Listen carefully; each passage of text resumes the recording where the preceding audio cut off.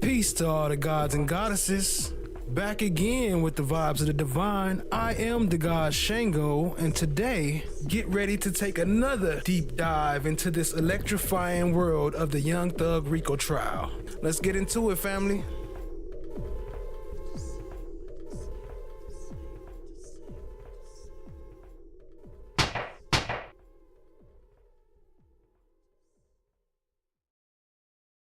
We believe he is one of the co-founders of the YSL criminal street gang. After the judge's bond ruling against Walter Murphy, a defendant in the YSL case, I'm going to deny bond at this point in time. his lawyer, Jacoby Hudson, admits he went off. He's changed, Judge. He's crying. He's doing the right thing. The defense lawyer says Murphy's situation is tied to a high-profile co-defendant in the YSL case, to the gang and RICO conspiracy charges against famous rapper Jeffrey Williams, a.k.a. Young Thug, whose lawyer Brian Steele has said, Mr. Williams committed no crime whatsoever. The whole case is about Jeffrey. At which capacity? Okay, was there ever a time that you served as a crime scene technician? Yes. And can you describe to the viewers what your duties and responsibilities? Now I see you running, coming for my come up. Broke out all your shackles, turned it to some armor. Used to be the judge, but now you have no honor. To die with your pride is to live with all your karma. Now you understand. The first thing clicked in my brain, man, this shit had to be talked about. Like, it had to be set up like this. Yeah. Until I got my real full intel and a real scoop from some real valuable people, and I realized that, hey, but he wasn't informed on that, but in other words, Might that be valuable people? Might that be valuable people like Fonny? My bad. everybody know who got sense. If you got sense, you're a real street nigga. Niggas know what's going on, bro. You basically just told. It's telling still, regardless. Yeah. No matter how you put it, no matter how a motherfucker try to put it, no type of way, that's still telling, bro. You told. That's what she do. What she do, Thug? That's what she do the most. Your Honor, I just learned of this because I'd been inadvertently left off of a lot of email correspondence from the state this week. But exhibits that those witnesses would be testifying, would be used with those witnesses. And I believe that Mr. Murphy is next, and we did not receive last week the list of exhibits that would be used with Mr. Murphy. In fact, I personally... You didn't, or? No, we. I believe I can say we did not. I did not, and I do not believe any of the other defendants received the list of exhibits for Mr. Murphy last week. I just learned that there was some email correspondence this week that included exhibits for Mr. Murphy, and I just received for the first time the exhibits that are going to be used with Mr. Murphy. But regardless of my being left off of the email chain, I do not believe any of us received these exhibits last week as ordered by the court from the bench. And I do not see how we are going to streamline and move this case along if your efforts to do that are not being followed. And assuming I am correct, and I think I am, I just have to say that this is just part of the continuing pattern of discovery abuse in this case, and I do not believe that this should be trial by ambush, Your Honor. Okay, what specifically didn't you get, Mr. Weinstein? I did not get what the court ordered, which is a list of exhibits that are to be associated with the presentation of Mr. Murphy's testimony. Okay. Now, I'm sorry. Go ahead. No. If you received that last week and I was simply left off of last week's chain, perhaps that happened, but I've tried to check with co-defendants counsel whether they received, I mean, I could be in error, but whether they received this. Did you talk to Ms. Hilton or Ms. Love about that? I just learned about this, Your Honor. I just learned about it. Did you talk with them before I came out to discuss them once you learned about this? I asked them to please include me on the emails that I did not receive this week. Sir, just answer my question. Here, tell me your specific question. My specific question is, did you talk with Ms. Love or Ms. Hilton about these particular exhibits? No. Okay. That's the first point of contact. So why don't you do that right now? And maybe they'll be able to tell you, hey, we sent it out in this date or it's an oversight. Then I can take it up. Okay? Okay. So Can I why have don't a you moment? why don't you do that right now? Thank you. He said that was on my back, which has the link to all these finish. I'm sorry. In addition, some pictures are actually included in what was our last group. So it is 9.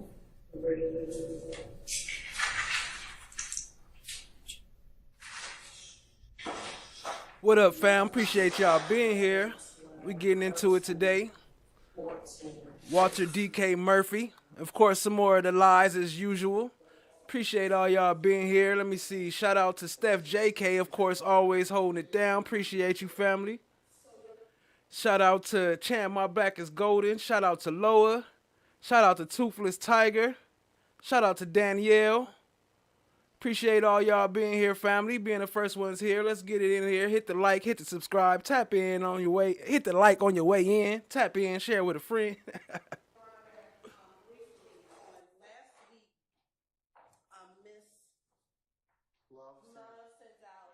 Monday, the 8th of April. Correct. So on Monday, I do see that, Mr. Weinstein. And that was sent out, and there's an exhibit list. and Your Honor, on Monday, that exhibit list, while it did not have the actual pictures, it has a link to where all the pictures are, so they can know exactly which pictures we were referencing. And I believe in that email, no, I don't think it was in that email. At some later communication, I myself told defense counsel that I would send a PowerPoint as soon as the PowerPoint was ready with all of the exhibits, but they did have the links to where all of the exhibits were. Last week, Your Honor, Ms. Love, when she sent out the PowerPoint with the exhibits for for Dexter Montgomery to include the pictures with Mr. White, some of those pictures that did not get in, given Mr. White's testimony, the state is going to try to get in through Mr. Murphy. So we just added them to the Mr. Murphy list of exhibits. But the majority of these exhibits that we sent on Monday are on here. The state did update this witness list multiple times this week, and every time we updated it, I sent the updated copy, and I highlighted what were the additional. I see another email on the 9th of April. Correct. I said same correspondence. I see a further email on the 10th in respect to those same exhibits. And I did not realize Mr. Weinstein was not on this list until Ms.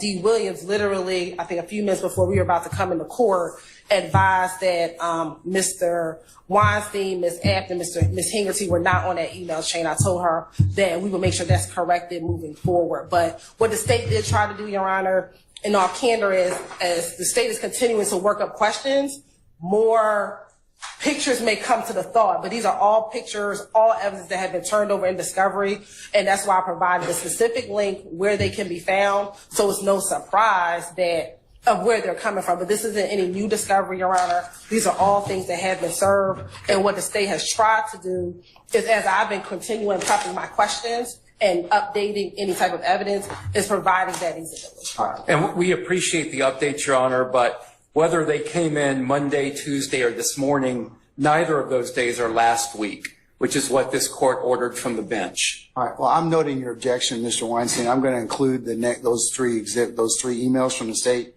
Ms. Weaver, as the next court's exhibits. Yo, Steph, I don't know where Chop been at, man. I guess she been working. She been missing lately. I might have to switch my days to catch back with her algorithm. Order, and I'll deny your motion. Call for our jury, please. But Mr. Weinstein has been updated on, and any other counsel have been updated accordingly. Make sure that the next set of emails. Let's do that and not make sure that doesn't occur again.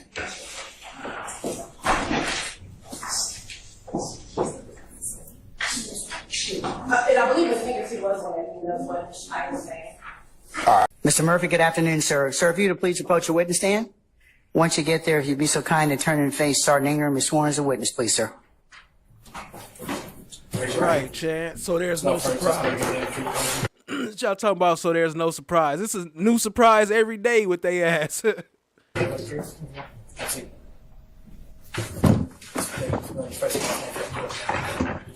Walter Murphy. WALTERMURPHY. And good afternoon, Mr. Murphy. What's up? How old are you? I'm 32. And when were you born? If you were born in 1991, would it say you were 14 in 2005? If the math, and then that's it. Okay. Even that you went to school on Cleveland Avenue, but I'm just talking about time frame. When did you think you first met him? While you were in middle and elementary school, or a little bit older than that? I can't remember. Okay. At this point, about how long have you known Trontavia Stevens? It's been a minute. I can't like put a time on it. All right. And what, if anything, did you call Strike that? Did Trontavia Stevens have any nicknames? Little Tick. Little Tick? Is that the only thing you called him? That's what I call him. That's what you call him? Okay. Now, you said you think you were looking now, Susan, 7 Charlie. You said you were out of town. Do you recall where you may have been out of town when you took this picture? No, I've been to a lot of different states. Okay, so you don't remember where you were? No. All right. If it's easier, there's a stick. Permission for Mr. Murphy to stand, Your Honor? You may. Mr. Murphy, can you take this stick, What please? am I want to do that? Because I'm asking you to. Like, what if I don't? I'm asking you to take the stick, please. Thank you so much. Can you point yourself out in the picture? Yeah, I'm at the bottom left. All right. And you said that Mr. Williams is in that Right picture? beside me to the right. Okay, and where is Mr. McMillan? To the left of the guy on the far right with the glasses on and the red shirt. Mr. McMillan. Can you stand up, sir, please, and just point on the screen? Thank you. I appreciate it. You got to see. Thank you. Something else besides a group? Not to my means of knowledge. Not to your means of knowledge, okay? Do you still have a copy of 1 Charlie in front of you? YSL, otherwise known as Young Slime Life, began as a neighborhood group but evolved into a gang. Okay. And did you initial number 1? What up, OG? OG Cappy, I see you. What up, Snapper Slapper? I see you. Appreciate y'all being here, family.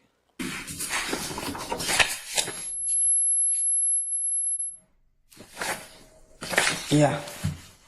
Did you not acknowledge that in this document? Yeah, but it say evolve. I don't know when it evolved into a gang. Miss Mama, I see you. I know when we made it, it was a neighborhood group. It was a group of guys from the neighborhood. I made a music group. And in this acknowledgement that you initialed, you said it evolved into a gang. That's what you initialed. Yeah. Okay. So YSL. I don't know when it evolved into a gang, though. I didn't ask you when. I just asked you, did YSL become a gang? Yeah. All right. Remember that year. Who were the individuals who founded or formed YSL?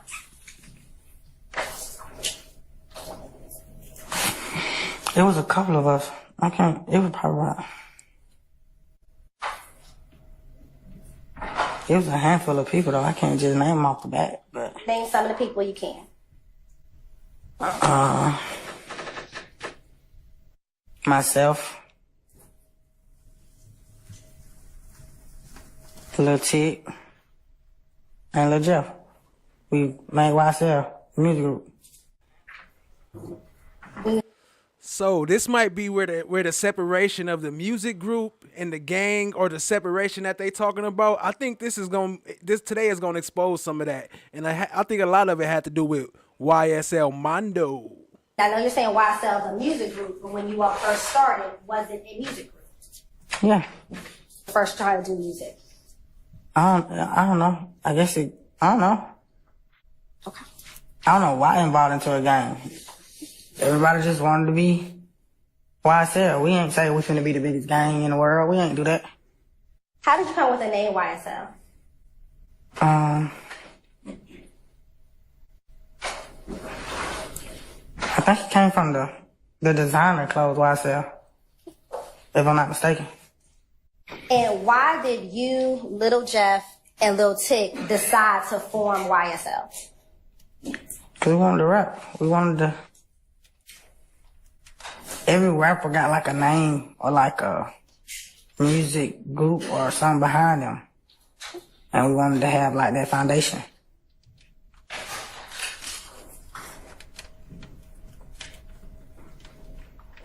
I want to direct your attention back to page 2 of State's Exhibit 1, Charlie Charlie. Mm-hmm. What does it say under number 2?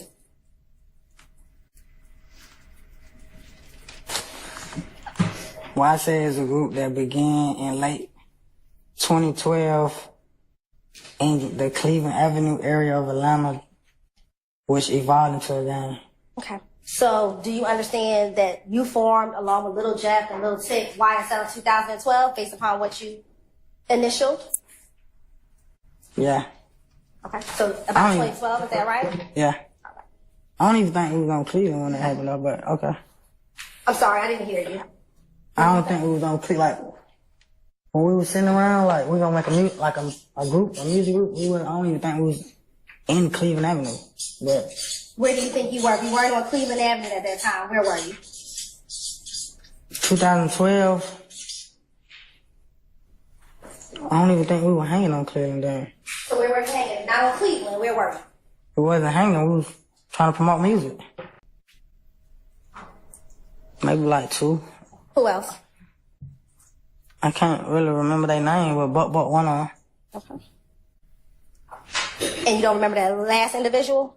That no? You don't remember the last individual? Who's missing, y'all? Who's missing? Who's always missing? Who's the last individual he don't remember? No. Okay.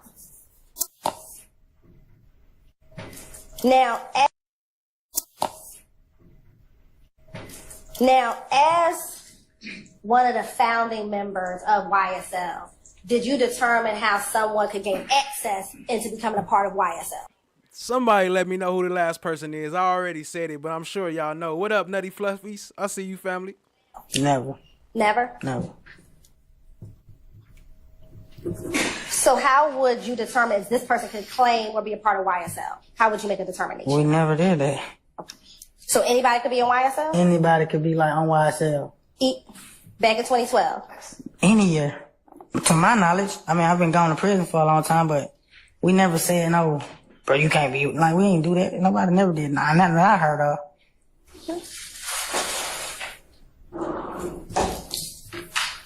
Do you recall back in, and so initially, although you were not born on Cleveland Avenue, at this point in time in 2012, had you been over on Cleveland Avenue for a good amount of years? Yeah. All right. And the other individuals, Little Jeff, Tick, Buck Mondo, were they from the Cleveland Avenue area? No. Did they live in the Cleveland Avenue area? No, not all of them. Who did not live off of Cleveland Avenue? Mondo or Buck. Okay. Where did Mondo or Buck? Where was Mondo from? The west side. I don't know exactly where, but he's from the west side. Okay. And what about Buck? The west side. Both from the west side? And when you say the west side, what do you mean? Where you from and shit, bro? What you reckon? I'm from the west side. I'm from the west side of Atlanta. That's my YSL window, man. That's what it is, man. That's what it is. Man. Slime gut, by the way. Man. Yeah, y'all definitely looking drippy as hell, though. You feel me? Yeah, these my twins, man. This is Young Slack. My boy D kills him. My boy Buck in the cut. Okay. Originals. These my originals. These my originals. Day ones. But in other words, everybody know who got sense. If you got sense, you're a real street nigga. There you go right there, the original slime, huh? Niggas know what's going on, bro. You basically just told. Still, it's telling still, regardless. Yeah. No matter how you put it, no matter how a motherfucker try to put it, no type of way, that's still telling, bro. You told. You throwing your mans on the bus, bro. Y'all know what I'm saying? Like, just throwing your mans on the bus. No matter if it's true, if it's some truth in it or it's wrong, you still throwing your mans on the bus by doing what you did. Yeah. For sure. He got blessed, or maybe bro wasn't around, or maybe why the first thing a motherfucker say is some negative shit, or why he ain't locked up, or he would. First and foremost, ain't no mystery in my no history. Ain't no funny style shit on my name, so the motherfucker can't say what you gonna say. You can't say nigga rap, nigga farm, what you gonna say? Well, ain't no mystery in my no history from the chain gang to the street. So nigga blessed. That's all I'm saying, bro. Nigga blessed. And get what, bro? Nigga I am, and I was one of the founders, bro. Like, we started this shit together from the ground up. Everybody know that. My whole town know that. So that ain't no secret. That's just for motherfuckers who ain't from the town who don't know that. The internet motherfuckers, they don't know, but I was. So like the lingo and all that, like drip. Yes, man. This shit came from the guys, man. It came from us. We didn't want to start this shit. We started this shit together. So who you know gonna do an interview like that while they on trial though, just freely? He don't care. You see DK, he quiet. He over there quiet and he's scared to say anything. But who you know gonna sit there and just expose all that out in front of everybody? It's making me suspicious, Holmes. It's making me think a lot. The West Side, I don't know how to... What neighborhood is it? It ain't a neighborhood, it's a part of the city. Do you know what streets are over in the west side of Atlanta? Zone 3. Do you know what zone is the west side of Atlanta? Zone 1. Zone 1.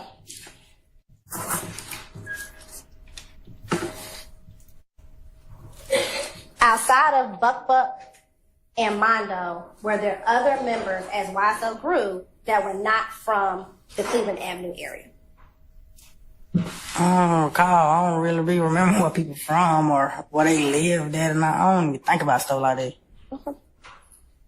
Recall being here in the Fulton County Jail, giving a statement to Investigator Gaither again, Investigator Dennis, your attorney was present, and a prosecutor with the Fulton County District Attorney's Office. Siri shot at him.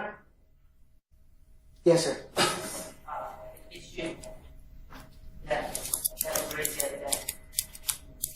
You just, okay. Can y'all approach, please?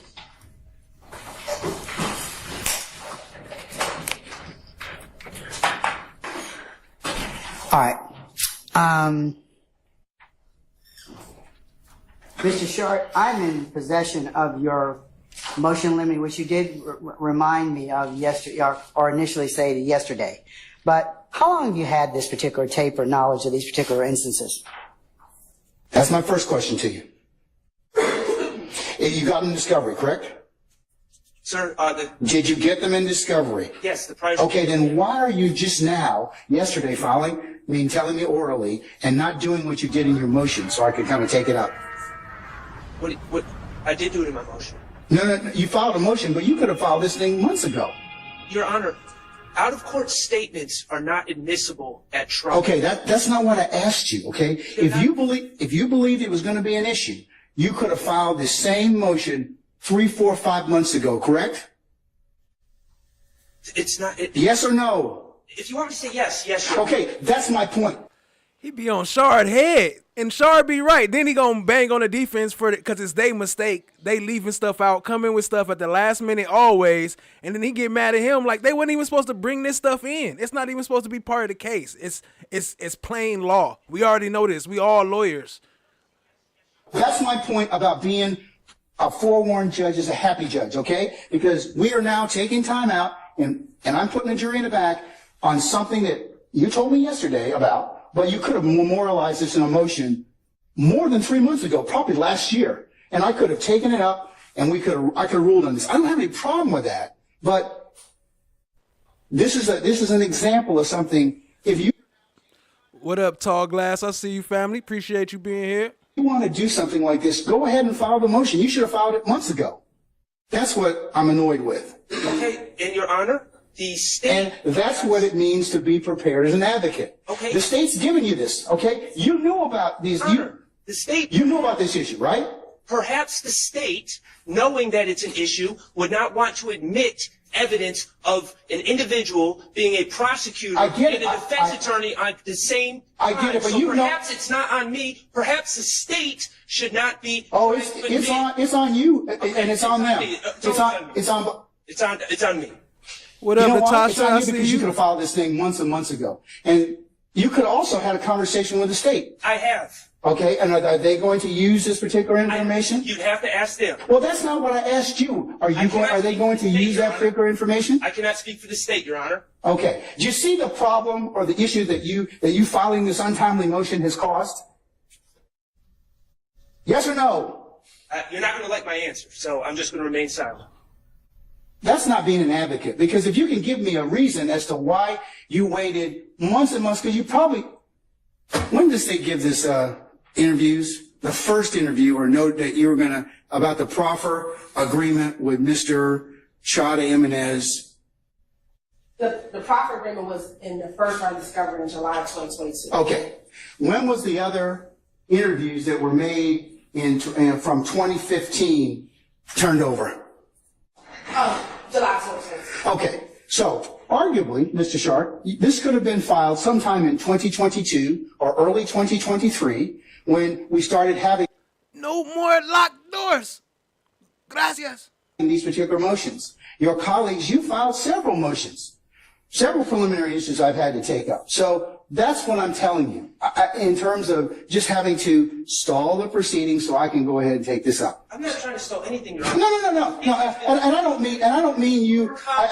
Listen. I don't mean you like just filing this to stall it. Okay. Okay. All right, but The state has. but you filed it. But my angst with you, I don't have any angst with you filing a motion. I don't. I'm just annoyed that you didn't file it in 2023. The state has been fully aware that their colleague, who was a gang prosecutor, was serving as a defense attorney on this case. And Okay, but that's I understand why it's my job to flag that issue. But I have flagged the issue. Okay. And so if I'm going to take now I will. you flagged the issue now on the 10th of April of 2024.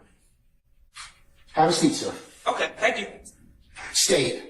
Are you going to be using this recording involving, I'm going to mark Mr. Sharp's motion in limine as the next court exhibit, but are you going to really use this motion, use the proffer agreement or proffer that was held on or about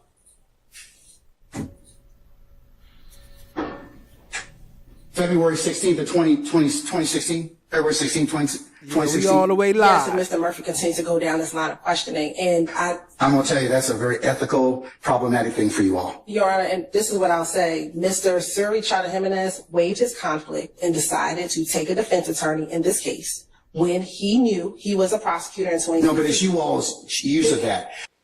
Okay, real quick, Chata Jimenez, he gonna come up later. He used to work for the DA office, so he used to actually investigate, and he's one of the ones that interviewed Walter D.K. Murphy. So he come up a little later in one of the interviews, but he ended up being a not defense attorney, but a public defender. So now he was on the case as a public defender, and he ended up getting severed from that because of some extra stuff that we ain't gonna get into tonight, but we will be getting into it. But that's who that is. Just a heads up.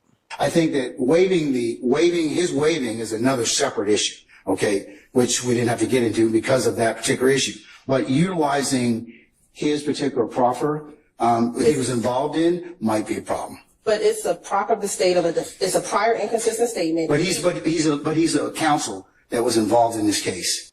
Judge do low key be looking like Keefe D.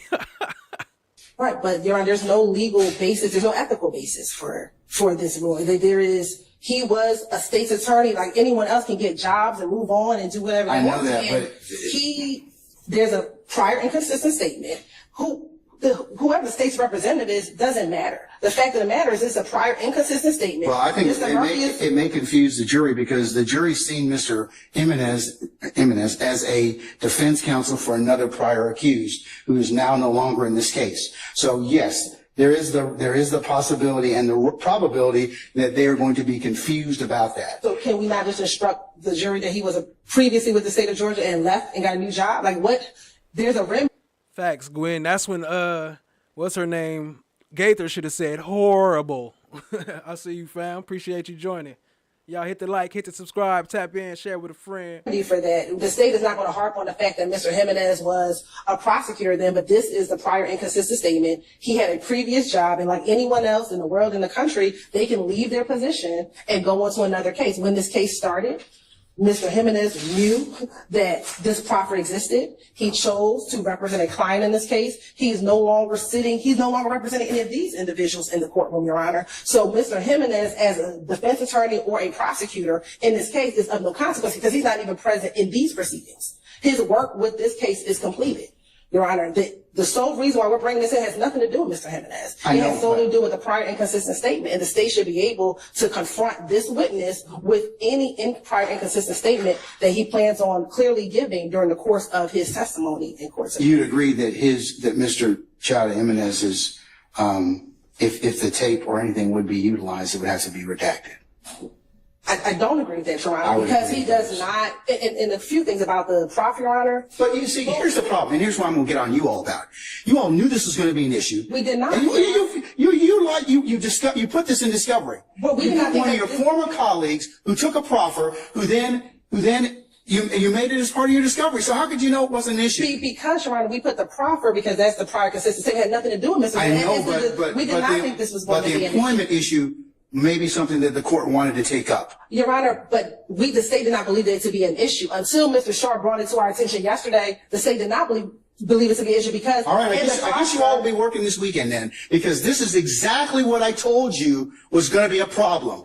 You bring this stuff up, I got a jury sitting in a box, and you got a witness that you're probably going to have days of examination with. So let me go ahead and decide. I'm going to recess for about 10 minutes. We'll make a decision on that. And you, Mr. Sharp, no law in your motion, or motion in limine for me to consider. You probably need to supplement it with some law. So I'll let you all think about that. I'll be back in 10 minutes. We're in recess. All right, and what is your agreement? This is all counsel had an opportunity to consider this? Mr. Sharp? Okay, all right. What's that agreement?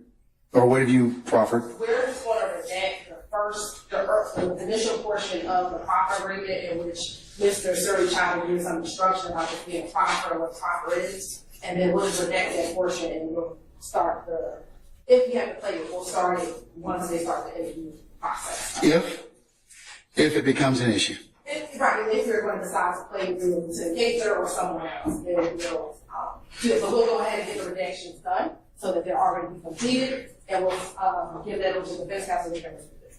All right. Mr. Sharp? So, if I understand the proposal correctly, that would, I think, take out from the start to about the 10-minute mark. That's where Mr. Chávez recognizable involvement is, I would, and that would be suitable. Now, Your Honor, you have my motion in front of you. There's other objectionable parts. Again, this is an out-of-court statement, so it should not be played for the jury unless certain things occur in Mr. Murphy's testimony. Noah said Love claimed that Chada Jimenez spied on her through a printer. He was doing printer spying. Like, these are prior statements, and so I'm not going to assume that his out-of-court statements at different times would be admissible at trial. All I'm saying is if it becomes admissible through the testimony, then there's certain redactions that need to take place. Mr. Jimenez's involvement was one. There's also talk about separate crimes that are irrelevant to this case. What's up, Kim Burr Lee? Thanks for joining, family. There's confrontation clause issues with certain things that the detectives say, certain things that they say they've learned through their investigation, through other witnesses that are hearsay. This is basic stuff, and I assume that the state is going to adhere to the rules of evidence. But okay. My whole point was just to identify some of those issues. I don't have an issue with that. I'm more irritated that you didn't do it a year ago. Have no issue with you identifying those things. Certainly the things you've mentioned would have some merit, and you could have identified them a little bit more timely than now, and just because short of agreement. What up, Brandy P? Appreciate you joining. You could have identified them. They shouldn't have been brought this up if they knew they was gonna pull in some bullshit that they ain't supposed to be pulling in. Like, why y'all always blaming it on the defense? They require my unraveling them and making evidentiary rulings. Like you've identified 3 out-of-court statements. What were the statements? That's just one thing. So like I said, I'm not in any way saying that you filed this motion to just upend or delay it. I'm more annoyed with the timing of it because you had it over a year ago, and your assertion to me, the state was, you don't know that they should be not presenting certain things or evidence that you believe should not come in. That's why you file a motion, and that's what, just to make it the obvious and go, hey, listen, y'all are not going to be getting into these particular statements. And like you just did just a second ago with you and Miss Filton, you could have, by agreement, just kind of merited out, or I should say edited out some things that I didn't have to take up and left me with just the corpus of whatever else I needed to kind of take up. Yes, sir. Yeah, So I'm just telling you that there may be other statements and everything else, and that's where I still don't know, and I still am going to have to take those up, short of agreement. And those are the... There's three trial statements that Mr. Murphy made. One on, I believe it's July of 2015. One on, there's discussion about a separate murder that's not charged, that has nothing to do with this case. I was just flagging that. I don't know why the state would want to present that. There's conclusory statements by an investigator saying, for instance, I know it was YSL that committed this crime. That based on nothing other than her just saying, she knows. That's the type of thing that obviously would not be admissible at trial, and I would think that the state would not. Okay, but you still have to file the motion and flag it like you did now, because we could have done this a year ago. We really could have done this a year ago. We really could have. I understand. Hey, it's Two T's. What up, family? Appreciate you being here. And I don't think that, based on the testimony so far, I see no reason why these statements would even be played. A suggestion to you is I discharge the jury for tomorrow, not have them come in, and we'll take this up on Friday, though you'll come in on Saturday. I told you this was going to happen. And I don't want to have to do it, but this is not what we signed up for, what those jurors signed up for. I'm not saying, Mr. Sharp, the motion isn't of merit. I'm in no way saying that. It's the timing, and it's just, we just cannot keep doing this. So it's going to take me the better part of a day to go ahead and do this. You got 13 statements. I got to rule upon. Unless you all tonight work out something in terms of the admissibility of those statements. If you do that, then I won't have to take them up. That's my offer to you. But short of that, I'm going to excuse the jury and go ahead and do that. So do y'all want to have a couple minutes to chat? Yes, sir. All right. Yeah, bees on Mars, I see you. There's allegations throughout this case that an APD officer who's still on the force, I'll point out, to my understanding, is corrupt and on the take. I wasn't planning on turning that into a mini trial about corrupt police officers. Not really relevant to our case, so but why would it be admissible? Your Honor, there might be some parts that are relevant, so we would just ask to hear. Such as? I need to look. John, the officer, there are certain things that happened within the Dexter Montgomery investigation that pertain to that person. That's why we're asking to allow us to argue it tomorrow. The Dexter Montgomery investigation was conducted by the particular person that they're talking about. That's me. Hey, Snapper Slapper. Yeah, we got him coming up today. We got Mr. That's Me. Pooh. Halftime. He coming up today.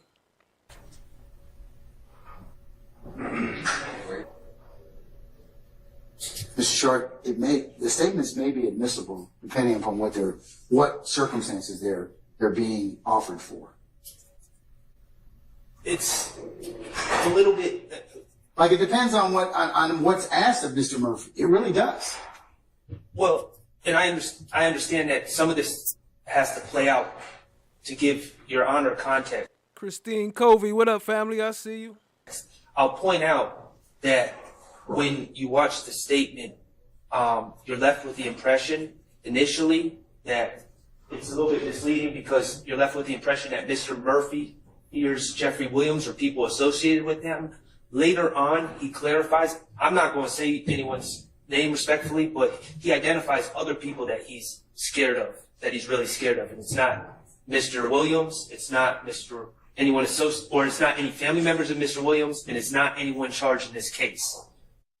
But I think that's grounds for cross-examination. If the state doesn't ask him that question, then defense counsel can cross him on, weren't you referencing these other individuals and that's if we go down that line of questioning. Again, this is all premature because the line of questioning might not be as to a specific person. What up, Lady Chameleon? I see you. Hey, shout out to TSC real quick for the gifted membership. We appreciate you, family.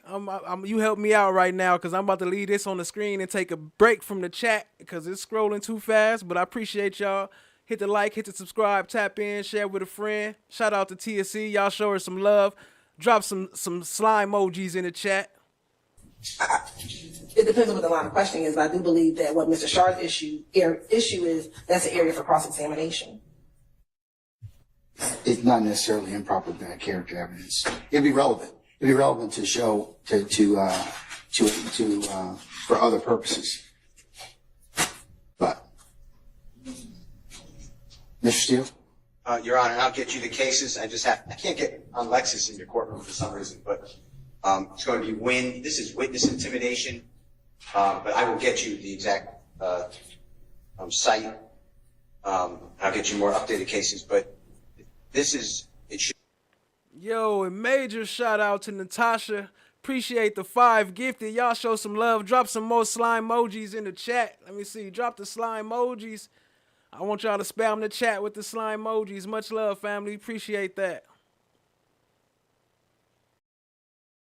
Should not implicate Mr. Williams. Nobody should not be his name if it's in the mind of the person who's intimidated. I said slime emojis. I mean slime brellas. The slime brellas.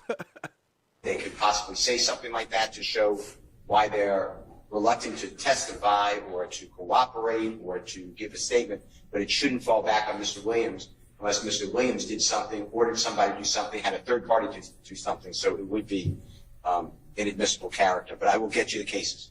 Is there any discussion in this tape about any underlying reason or rationale?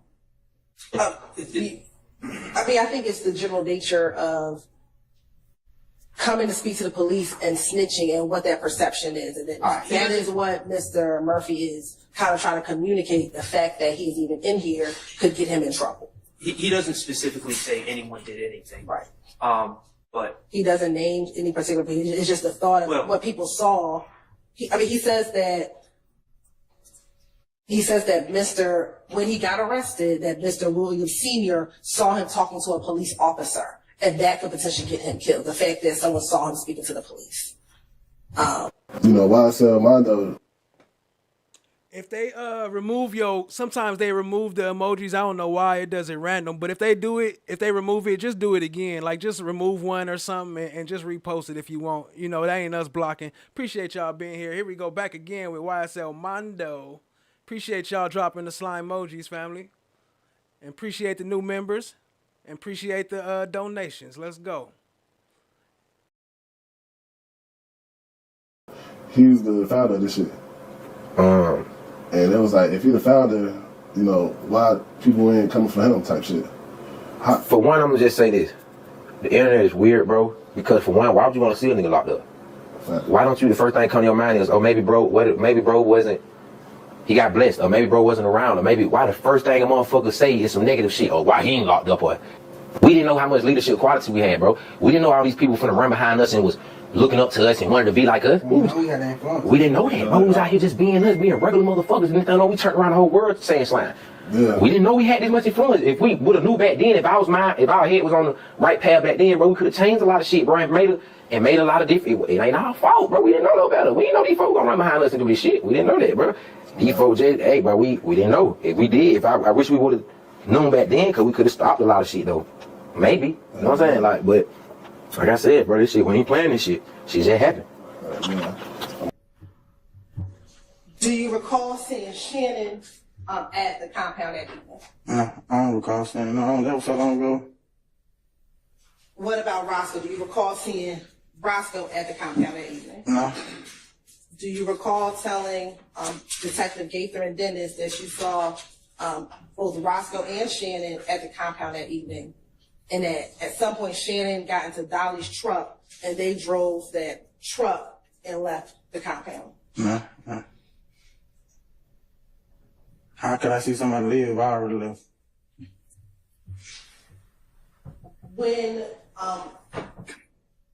But I have put on your radar already the 25th and 26th of April are administrative days. So I hope you've booked those already. They'll do. So I Hadn't dropped off the plate. We're working on it. So, what are your questions of me at this point, if any? There's always somebody. I'm just being polite, right? Okay, all right. So, ma'am, what is your question? I just want to clarify for May, you said the 22nd and the 23rd. For May, you said. He was serious too. Like, I'm just being polite. I don't really want y'all to ask me questions. I'm just supposed to ask y'all that. The 22nd and the 23rd. The 22nd through the 24th. You're absolutely right. It will be that. We will work on the 22nd. So it's actually the 23rd and the 24th. So thank you for that clarification. You're welcome. You're very welcome. She's probably thinking, oh, you just cheated yourselves out of the day. Thanks a lot. Okay. All right. Yes. I would have clarified later on. I would have been, I can't get my stuff together. Is it 10? I'll be wondering about that. I don't know why. I got it turned off. I don't know why they do that. Let me try to go in the settings. But is it 10 emojis? Is that the limit? No, because Toothless Tiger got more than 10 up there. Anyway, appreciate y'all being here. Hit the like, hit the subscribe, tap in, share with a friend. My bad if you got timed out. You'll be right back in. I'm going to try to get that fixed. All right, any other questions? 10 years, serve 1 community, time served with the balance on probation. All right. And were there some special conditions of your plea?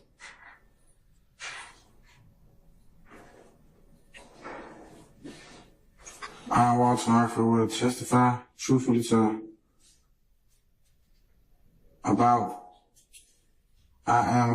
all matters about what I'm questioning. Okay. What was the second special condition of your plea? Your Honor, You got an objection? speaks for itself. She wants to ask if he needs to refresh his recollection. That's fine, but I don't think it's appropriate. So what is your objection to obligation? Speaks for itself. The document is in evidence and he can be read from. I will rule the objection, sir. Thank you, Your Honor. Continue. What's B? Possess no gun during the terms of my sentence or anything thereof unless my right to do so are restored. Okay. And does it say or anytime thereafter? Yeah, I just said it. Okay. What's C? I will commit no criminal acts. Okay. What's D? I agree to perform 300 hours of community service. A portion of which will require that I speak to the young men and women about the hazard and immortality, of gangs and gang violence. And decay it causes in the community. I agree that the community service location shall be determined by the Office of the Fulton County District Attorney. All right. Action will be suspended upon successful completion of all special conditions and after the service of 5 years probation, provided that I committed no violation of law greater than a higher and aggravated misdemeanor.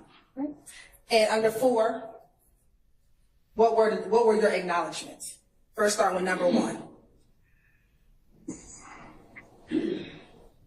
Well, I said otherwise known as. I don't know, Steph. I got the setting off, so it shouldn't be deleting them, but I don't know why it did that. Jump Sign Lock began as a neighborhood group, but involved into a gang. And what was number 2? Well, I said it's a group that began in late 2012 in the Cleveland Avenue area of Atlanta, Georgia, which involved into a gang. Okay. What's 3? YSL associates are predominantly active in Southeast Atlanta and the Cleveland Avenue area. What's 4? YSL claims affiliation with the. That's what I stopped there. Okay. And did you scratch that out? Yeah, Why? because I felt like that wasn't true. So you understood and you changed it because you wanted to make sure that you had a correct acknowledgement? Yeah. Okay. What's 5? was a founding member of YSL. What's 6? Some of the identifiers of YSL: wearing green, red bandanas, wearing clothing with words YSL smile, wearing pendants, displaying the letter YSL or the word slap. What's 7? Some colors of YSL are red for blood, green for slime. What's 8? YSL use several hand signs, some of which are wiping the nose, index finger, curling the ring, pinky finger inward towards the palm while extending the index and thumb with the middle finger slightly curved. 9. Some of the language of members of YSL use is black, which means blood love all the time, slack, which means slime love all the time, calling Cleveland Avenue, Cleveland, replacing the C with the B, calling each. See how they be setting them up with this paperwork? Crazy. But don't worry about that. We gonna still hit the emojis. They gonna get used to it, and then they'll stop blocking it. They just they doing that, but they don't know. Once they see I'm cool with it, they'll stop doing it. Each other's blood or slime. What's 10? I acknowledge that some of these symbols that YSL use are green heart, green snake, blowing nose, green vomit emoji. Okay. What's 11? Members of and associates of YSL have committed crimes in furtherance of YSL, and these crimes included, but are not limited to, the following: murder, attempted murder, aggravated assault, robbery, theft, illegal drug possession, and illegal firearm possession. 12. I have personal knowledge that members and or associates of YSL participated in or contributed to YSL by committing at least one of the acts listed in 4A12. What's 13? In 2016 year, the age of 20, I became affiliate associated with YSL. And did you scratch that out? And initial? Mm-hmm. And did you change 2016 and wrote something else? Yeah, they look like my hand. I might have made a mistake and wrote 2016. Okay. But you knew to correct it? Yeah, that wasn't. That wasn't I was right. locked up. And so you corrected it? Yeah. Okay. And you corrected it because did you want it to be accurate? Did you correct it because you wanted it to be accurate? I corrected it because I thought I was locked up. Like, dang, I can't remember why I corrected it. But I put it 2012. And did you correct it because you wanted to be truthful on this document? Yeah. What's number 14? In the year 2016, I was YP Com Chip, what up, family? I see you. convicted of Fulton County.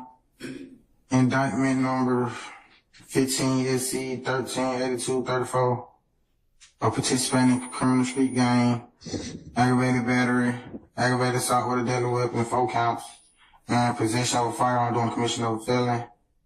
The victim in the case was Dexter Montgomery.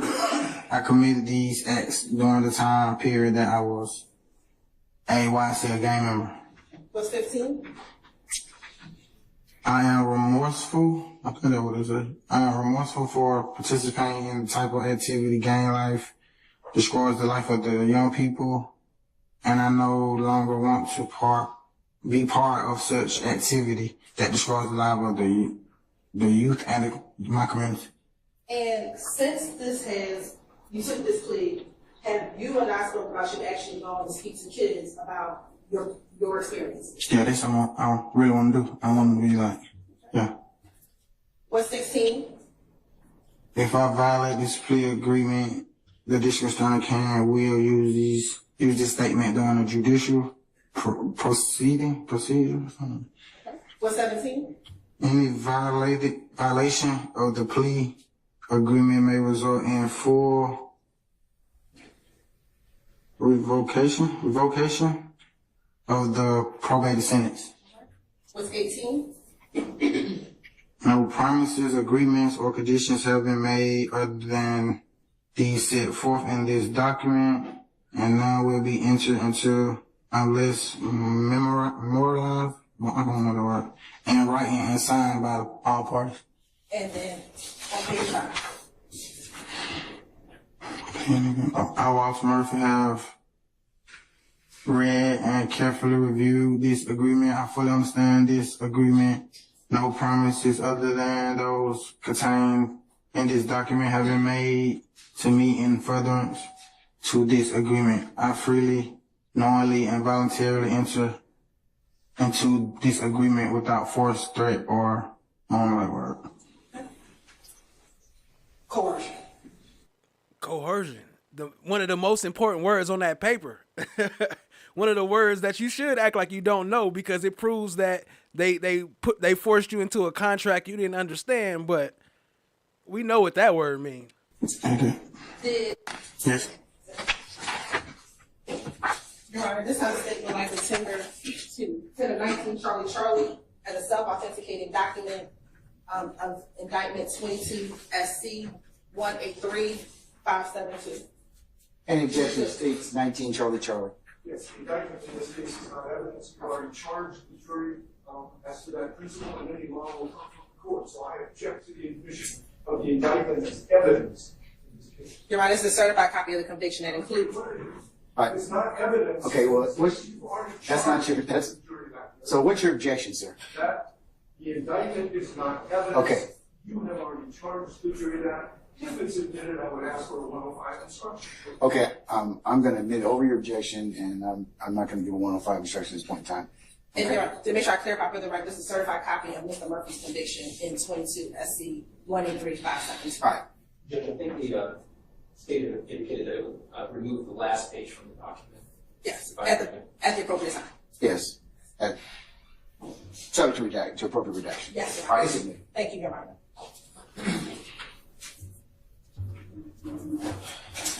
Now, Mr. Murphy, earlier, about 2 days ago when I said earlier, you said you got out of prison around COVID. Is that fair? Yes. And that was when you were in custody for the shooting of Dexter Montgomery. Yes. While you were in prison, did any members of YSL come and visit you? You mean like a visit? Like Did anyone come and visit you? like my family came and visit me? That type of visit? No. Did any members of YSL give you money from that red box that you talked about in your interview? They didn't give me money from nothing. This thing has no further questions. Cross. Hey, shout out to Tia C for the super chat. Drop them slime grillers in the chat. Appreciate y'all, family. Okay. Spam the chat with them slime grillers. Only do three to 5, so we don't get blocked. I do. Okay, all right, okay. Okay, all right. Whatever you're ready, madam. Thank you. Good afternoon, Mr. Murphy. I'm attorney Angela D. Williams, and I'm a prison advisor. So I know I'm going to talk about your prison life, because I know that you went to prison. You testified you went to prison. And when you were in prison, you saw a lot of different gangs in jail, right? Yes. In fact, gangs were so prevalent, you knew who was in a gang and who wasn't, right? I can tell by posture. You could tell by posture? Okay. And you saw non-gang members get robbed? Objection, baby. I'll sustain the objection. Just rephrase, madam. You noticed non-gang members have things taken from them? Yeah, I've seen it before. Okay. Yes. You saw non-gang members get stabbed? Yes. You saw non-gang members get assaulted? Objection, B. In prison. I'll sustain the objection. Just to form. Yeah, you rephrase it. Rephrase. You saw, in prison, you saw non-gang members get assaulted? Yes. In prison, you saw non-gang members get killed? Yes. And you noticed it was safer to be in a gang as a matter of self-preservation? Objection, speculation. I'll sustain the objection. Why don't you just rephrase, madam? Okay. Tia C says that signature. When you were in prison, Facts. you knew it was safer to be in a gang, to be safe. I felt like it would have been safer for you. And you were charged with criminal street gang charges before, right? Yes. And you understood through your attorney what a street gang is. Yes. And you know that being in a gang is not by itself illegal? Objection, Your Honor. basis. No question. Illegal conclusion. I sustain objection. No further questions. Thank you, Mr. Murphy. Okay. Of course, he Anybody, Mr. sustained Short? all the All right, go ahead. objections. Sustain. Matter of fact, let me pull up my sustaining objection, Glanville.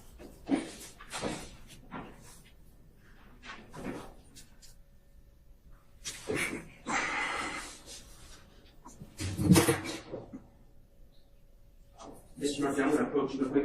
The judge allows me just to get You may. Thank you.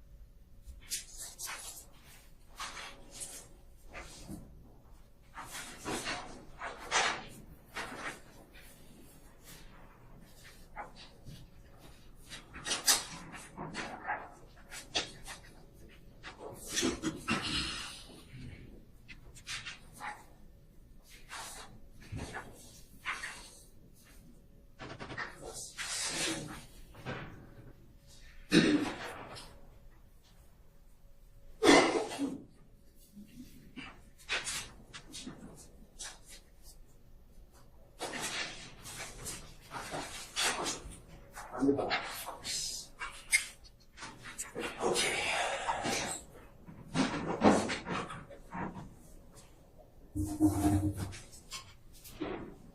Mr. Murphy, how you doing today? How you doing? I'm all right.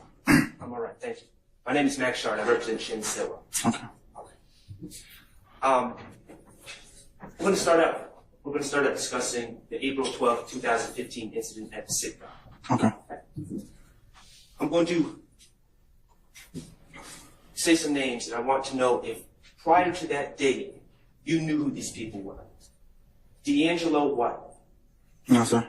How about a Christian James? No, sir. How about Dexter Montgomery? No. May I approach? You may, but just keep your voice up, please. Oh, yes, sir.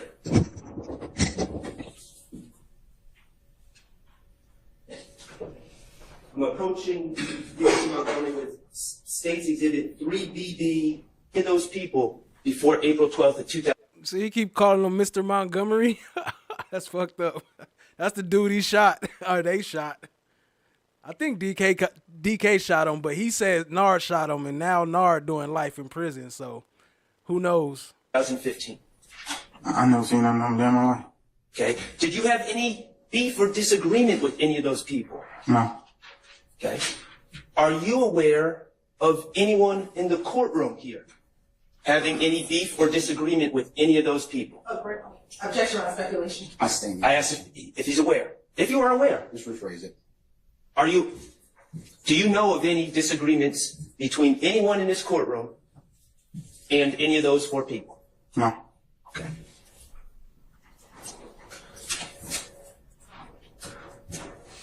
Okay. Mr. Montgomery, Mr. Murphy, we did not speak in court yesterday, did we? Okay. Called him Montgomery again. Not in my head. When I sent you, but we didn't talk. Okay, we didn't talk. How about after court? No, sir. Okay. Did your lawyer ask you to come to court a little early today? He made sure I've been here every day. He called me, make sure I'm up where you at. Okay. And yesterday, you were asked questions about statements you made in 2015 and 2016, correct? Yes, sir. And those would be statements you made about 8-9 years ago. A long time ago, sir. Okay. Did you have an opportunity today, before court began, to review the proffer statement you made in February 16th of 2016? Yes. And did you do that with Mr. Kokomo? I don't know his name, but it was... Mr. Kokomo, will you please stand? Yeah, that's him. Okay. Yeah. Was I present? No, sir. Were any other individuals present? It was just me. I can't remember how you pronounce his name. Kokomo. Mr. Kokomo. It was just me. He's world famous now, Mr. Kokomo. So, did Mr. Kokomo tell you anything about what you need to say or anything like that? No, I asked him, so I can't answer that. You tried to ask him a question and he said he can't give you any answers. Yes, sir. Okay. And was he able to play for you the proffer that you gave in 2016? Yes, sir. Okay, and watching that proffer statement, listening to that proffer statement you made in 2016, did that remind you of some of the things that you said in 2016? Yes, it reminded me I was mentally ill on drugs too, but yeah, it reminded me of what I said. Did it remind you also about the incident? Yes. From April 12th, 2015? Yes. Okay. And Mr. Kokomo, if you would please approach, if Your Honor would allow, to and show Mr. Murphy. Puerto Rican Gloria, what up? I see you, family. On your screen what you reviewed.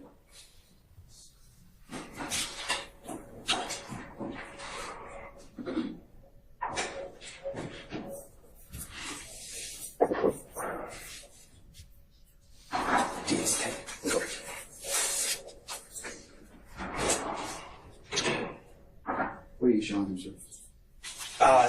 DS10, which is first. No, I'm not. I can play it. Shout out to Steph JK. Appreciate the moderation, family. I tried to include a little Kokomo for you today. A little bit. Oh, I'm on. You're playing. Yes. I'm gonna do how I want to do. She's showing.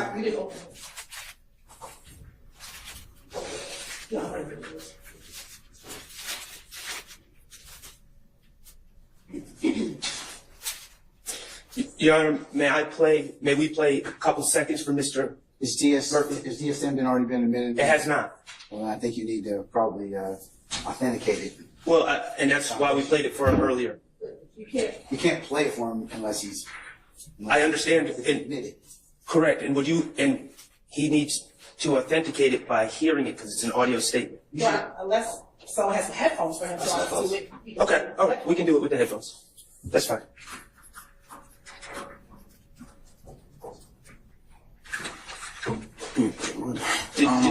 Did you hear enough of the statement to know what that statement is? Yeah, I remember. Yeah. And is what will be submitted as DS10A. Is that a fair and accurate representation of the proffer statement you gave on February 16, 2016? Yes. Okay. Your Honor, subject to previous discussions that we've had. Shot Diggy in the house. Hey, what up, family? Appreciate you being here. Steph JK must have went and scooped you up. She like a parole officer. She go grab them up when they not. Appreciate you being here, family. What up, though? I would move to admit DS10A into evidence. Is DS10A the entirety of it, or just part 1 or part 2? It is part 1. Then we would object because we believe that the entirety of the statement I have no problem with that. Other than DS10 is admitted and can be published as you see fit. Subject to the appropriate early objections and direction of the court. And Your Honor, say this was clarity, will DS10 actually be A and B, since A is on part 1 and B is part 2? If we're going to admit the whole thing, then we can just do DS10. Okay, then any further objection to DS10? No. All right, DS10 is admitted. First of all, April 12, 2015, you were in a house before you went to the gas station, correct? Yes. Okay. That house belonged to someone you call Hot Rod, correct? Yes. Okay. That house was off of Bromack Road in Atlanta, correct? I can't remember the road, but it was in Atlanta. That house was with... All right, Steph, it's one more missing. Where FFS at? We can't get the party started just yet. Well, we could get the pre-party since Cha here, but where FFS at? Within a couple minutes drive of the Sitco. Yes. It was close. Yes. The house was off of Browns Mill Road, is that correct? Would that be the main road that would take you to the house? Yes. Okay. Okay. That house that you were at on April 12, 2015, you used to go to that house to get high. Yes. Okay. You were a drug addict on April 12, 2015, correct? Yes. Okay. You used to pop pills, correct? Yes. And specifically Percocet? Yes. Did you also pop other pills? Yes. Tell me what other pills you would pop at that time period. Xanax, Seroquel. Okay. And you would also take Molly, correct? Yes. Okay, and can you explain what Molly is? It's I don't know it's MDAD or I forgot what it's the chemical. MDMA? Yeah, that. Okay. And how does Percocet, how would that affect you? It's supposed to make like pain go away, I think, but like if you. Well, I'm asking how it would affect you. Why did you take it? It gets you high. Okay, and when you say get you high, does it make you sleepy? Does it make you hyper? And that's what I'm asking. Okay. It just have you up like floating. Floating. Okay. What about the Molly?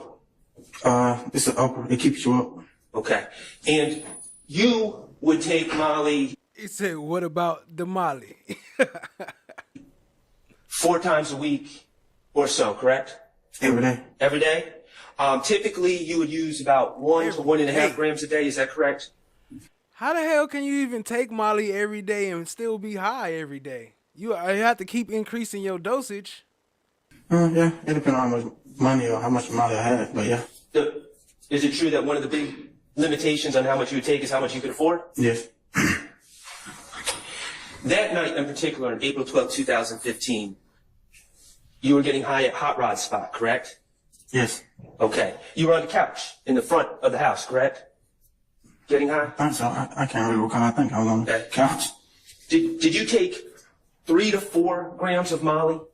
Did you take more than you usually take? Yeah, I think I remember that because I know I was up probably about a week straight, about 5 days straight. Do you recall saying in your proffer statement in February 2016 that you took 3 to 4 grams of Molly? I heard him say that on the recorder. Okay, and that would be about 3 times your normal amount? Yeah. Okay, and you also took Percocet that day, correct? Yes. 2 to 3 pills? Yes. Okay. And you recall saying that in your proffer? Yes, I heard that record. Your recollection, to the extent that you have one, on a scale of 1 to 10, 10 being the highest you've ever been, 1 being sober, where were you that night? 11. Okay. Steph JK went and snatched up Cha Diggy from work. Officer Steph JK, she called her.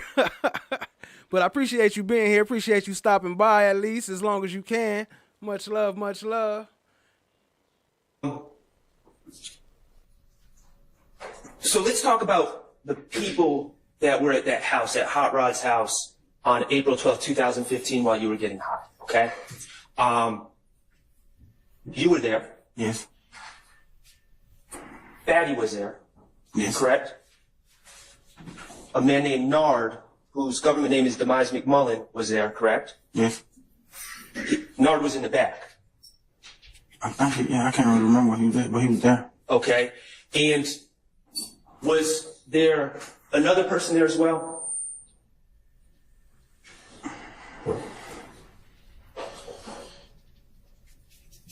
Do you recall? Oh, I can't really remember. Do you recall in your February 2016 agreement saying that a J was also present?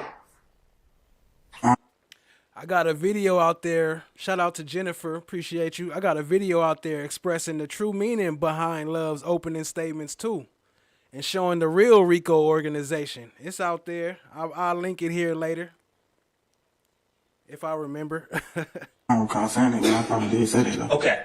Well, could you explain to me, and you might not use that term anymore, and I don't like using that term, but could you explain what a J is? Somebody who like homeless, somebody on drugs. Okay. When you said a J was present in that house, J is short for junkie. Yeah, correct? junkie. Okay.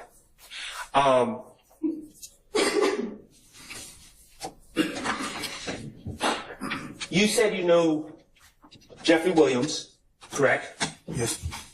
Jeffrey Williams was not at the house that night, correct? No. Okay, you said you know Shannon Stillwell. Yes. He was not at the house that night, correct? No. Okay, I believe you said you knew Diamante Kendrick, correct? Yes. He was not at the house that night, correct? No. Okay, now these other gentlemen that you do not know, or said you did not know, I want you to look at them. Were any of these gentlemen in the house that night? No. Okay. Your relationship with Nard, who was in the house that night, how long had you known Nard? Do you remember? Probably like a year before that. Okay. Is it true that Nard had recently been released from doing a bid? Yeah. Yes. Okay. And your relationship with Nard was essentially one that you would get high together, correct? Yes. Nard was an addict too, wasn't he? Yes. He would pop pills, correct? Yes. He would use Molly, correct? Yes. Was he high that night? Yes. Okay. Your understanding is a phone call was made to Nard, correct? Yes. Okay, and Nard came from the back, went to the kitchen, and handed you a chop. Yes. On April 12, 2015. Yes. Okay. And he said, let's ride. Isn't that correct? I think it was something like that. Okay.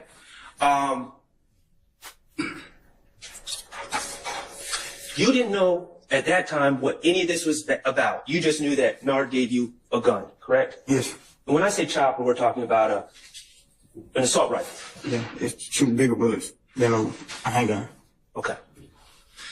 And after Nard handed you that gun, Nard, yourself, and Fatty left in a white truck, correct? Yes. A white nitro. I don't know what kind it was. It was white though. It belongs to who you call OG Bentley. Yes. Okay. And Nard was driving, correct? Yes. And he had a assault rifle. Yes. You were in the passenger seat, correct? Yes. And Fatty was in the back. Yes. And you drove to the Citgo. Or I should say Nard drove to the Citgo. Yes. Okay. And that took a minute or two. Yeah, no time. You said no time? Yeah, no time. Okay. And in that ride to the Citgo, I see y'all talking about the sheriff arrest. Y'all talking about with Huey mom and his sister, and the sheriff or one of them got arrested for accepting bribes. at that time on the ride, did you have any conversation with Nard to the point that you understood what this was all about? I don't recall. I did.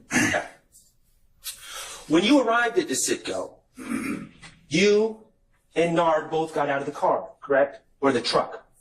Yeah, yeah. Okay, the truck parked in the Citgo parking lot and both of you got out. Yes. Okay, and both of you were armed with assault rifles. Yes. Okay. And when you arrived, you saw OG Bentley and Hot, correct?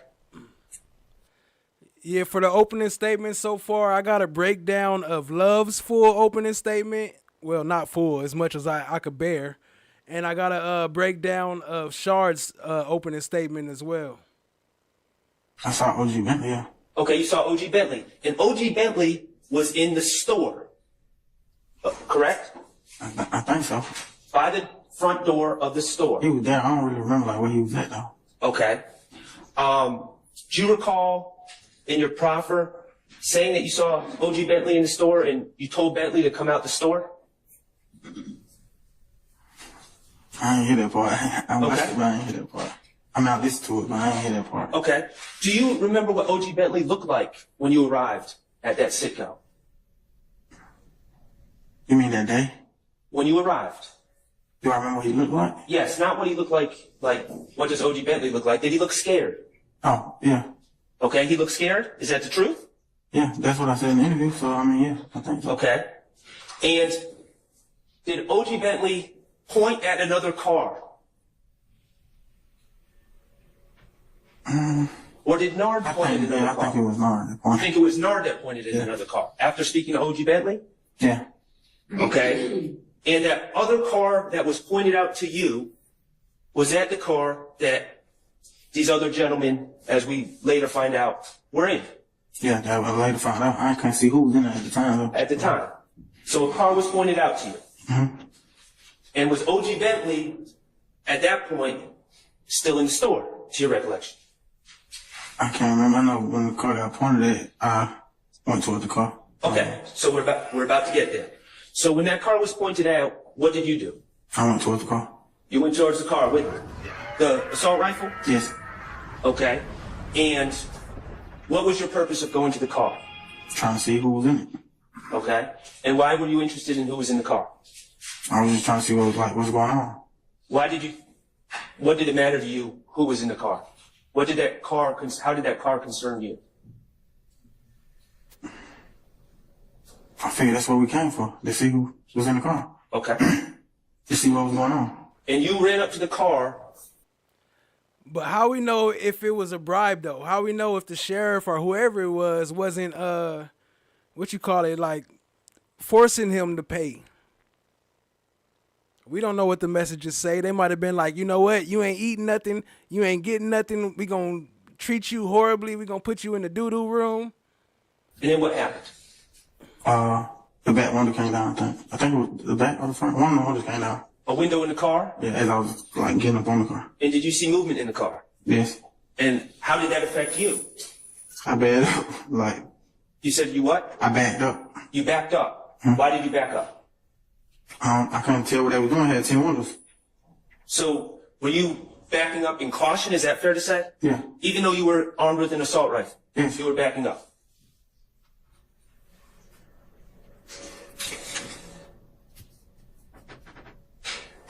Is it your understanding at this point that Bentley called y'all to the scene because they were scared that the gentlemen in the car were plotting to rob them? And that's why they wouldn't exit the store. Objection, speculation as to what the other men were going to do. I sustain the objection. Were Hot Rod and Shoot, YP Comp Chick, I didn't think they could do a lot of the stuff they doing. I didn't think this case could still be going, but apparently they do what they want to do out in Fulton County. Court system, at least. Bentley refusing to exit the store until you arrived? Yes. With guns? Yes. Did Hot Rod and Bentley have any guns on them? I'm not sure. They already added more charges onto YoungThug. That's why I keep that posted at the top, because those wasn't his original indictment charges. That's the re-indictment. His first indictment was only 2 charges. Did you ever see them with guns that night? No. In the store? Okay.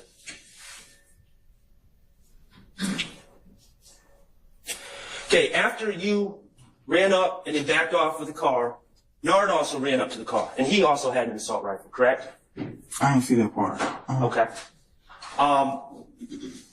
Let's just, with what you saw, you know you ran up to the car with an assault rifle, and as a result, the car that you ran up on sped off, correct? They left the parking lot. They did. Objection, speculation. I sustain the objection. It's not speculation. You saw them leave the parking lot. Okay. And once they left the parking lot, and let me back up. Where that car was right next to the car that that Bentley and Hot Rod had come to the gas station in, correct? Yeah, I found it after they pulled off. Okay. So once the car left. Damn, YP Com Chick say the indictment say his mom and brother, but his image looks like a girl. So everybody been saying sister, but it's not his sister, it's his brother? Let me find out. I didn't know that. The parking lot that you ran up on, Bentley and Hot Rod were able to exit the store and get back to their car, correct? Yeah. Yes. Okay. And that's what they did once that other car left? Yes. Okay. Now, the car with the other gentleman in it that you ran up on left the parking lot and went down Jonesboro Road, correct? I couldn't see where they went from the video, but they pulled off from right there where they was at. Okay. Isn't it true that in your proffer statement you said that the car with the other gentleman in it went down Jonesboro Road towards the cemetery? Yeah, I heard me say that. Okay. And then once that car left, you and Nard were able to get back in the car that you came in, and Bentley and Hot Rod got in the car that they were in, correct? Yes. And there was also a woman and children in their car, correct? Yes. So that car that they were in, that was right next to the car you ran up on, had a child in it, 2 children in it, correct? Objection, speculation. I sustain the question. You can rephrase it. Did you see the children? Yes. Okay, did that car have children? How's it speculation? She keep on calling out them speculation objections. In it. Yes. Okay, so you scared a car off and got them away from the car with the 2 children in it, correct? Yes. Okay, so the car you scared off went down Jonesboro Road by the cemetery, is what you said in your proffer, and you all went down Browns Mill Road, correct? Objection speculated that he scared the car off. I stand the objection. Right. Okay, the car that left after you ran up on it went down Jonesboro Road towards the cemetery, correct? Yes. And you and Nard and Hot Rod and Bentley and the 2 children and the lady went down Browns Mill Road, correct? Yes. Okay, Mr. Kokomo, could I have you come up here for a second? Are you familiar with the area? I grew up around that area. Okay. Well, let me ask you this. I might not need Mr. Kokomo. Headed south on, if I leave the Citgo and head south on Jonesboro Road, and you leave the Citgo and head southwest on Browns Mill Road, as long as both of us stay straight, we're never going to meet up, are we? Hey, yo, shout out to Natasha. Appreciate you, family. Y'all drop them slime umbrellas up in the chat one more time. Making it rain up in this mug. Appreciate you. Y'all show some love to Natasha. There's no way. It's not going to intersect. Okay? But your cars eventually did intersect, correct? Yes. And the cars intersected.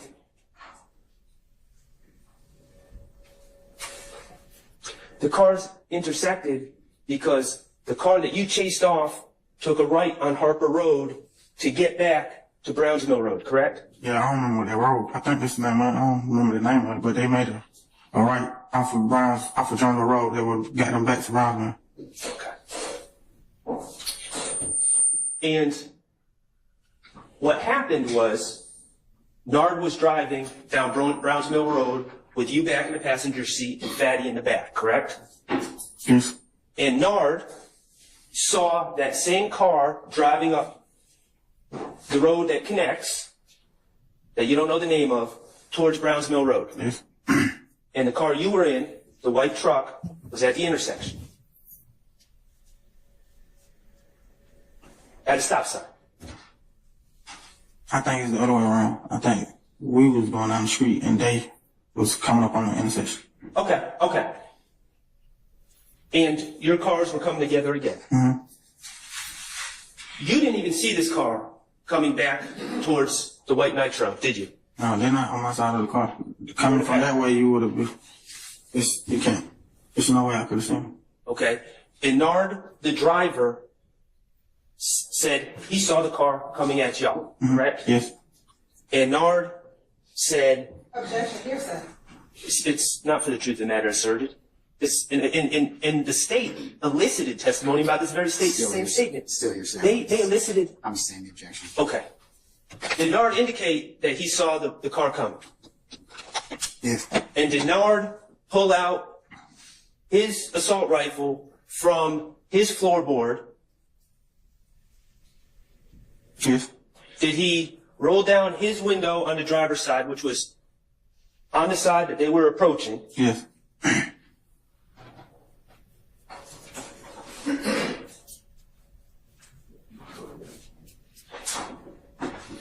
Mr. Steelman? Oh, I mean, I'm sorry.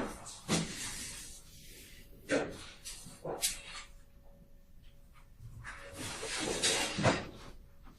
May I approach the... Can you and Miss Elton come up for a recording, please? Yeah, I should give it that. I heard that. A couple of acts, I served that. And if I said it, I can't take my word back. From Vietnam, radio, old Mac. How does it feel to make a meal when you ain't even signed yet? I'm sitting here like fuck a deal, cause it ain't even crossed my mind yet. I know that I gotta feed my family. Kokomo, pause, please. And that's crazy. They making it like they was beefing, like Rich Homie Quan and Nut and them was beefing. Like you could tell their relationship was cool. Like that's some young nigga street shit who ain't got shit. Mondo and them, I think, and DK and them, I think they the ones separated all that shit. But I'll get into that part later. Appreciate y'all being here. Hit the like, hit the subscribe, tap in, share with a friend.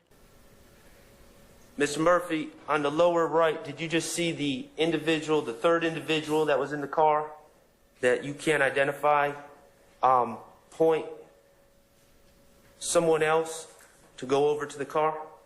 Objection, Your Honor, speculation. I sustain the objection. Okay. Did you see the third individual interact with a person that was not originally in the car with them? Yes. Okay. And is that individual on the top left screen now? Yes. Okay. Mr. Kokomo, could you play?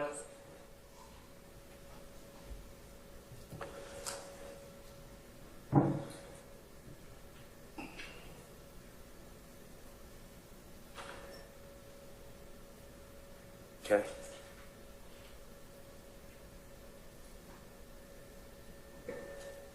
Mr. Kokomo, could you pause? Did that person that was not originally with them just go over to the car and take over the pumping of gas? Yes, that's what it looked like. And has one of the individuals that was inside the dark car exited the car and is talking to the female? Yes. Okay. Mr. Kokomo? Yep.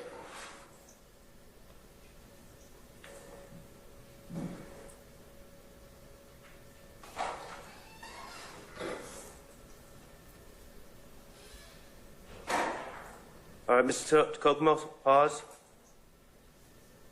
At 2143, is that the white Jeep that you and Nard and Fatty were in? Yes. Okay. At this point, when you arrived, I'm talking about you personally, did you have any insight about what was going on? I didn't know what was going on. All you knew was that Nard had given you an assault rifle, correct? Yeah. And he said, let's ride. Yes. And you... DK was in the car incident, the bean incident, but no, this is a different incident. This is half head. This is the halftime incident where they shot dude in the head. were very high. Yes. Okay.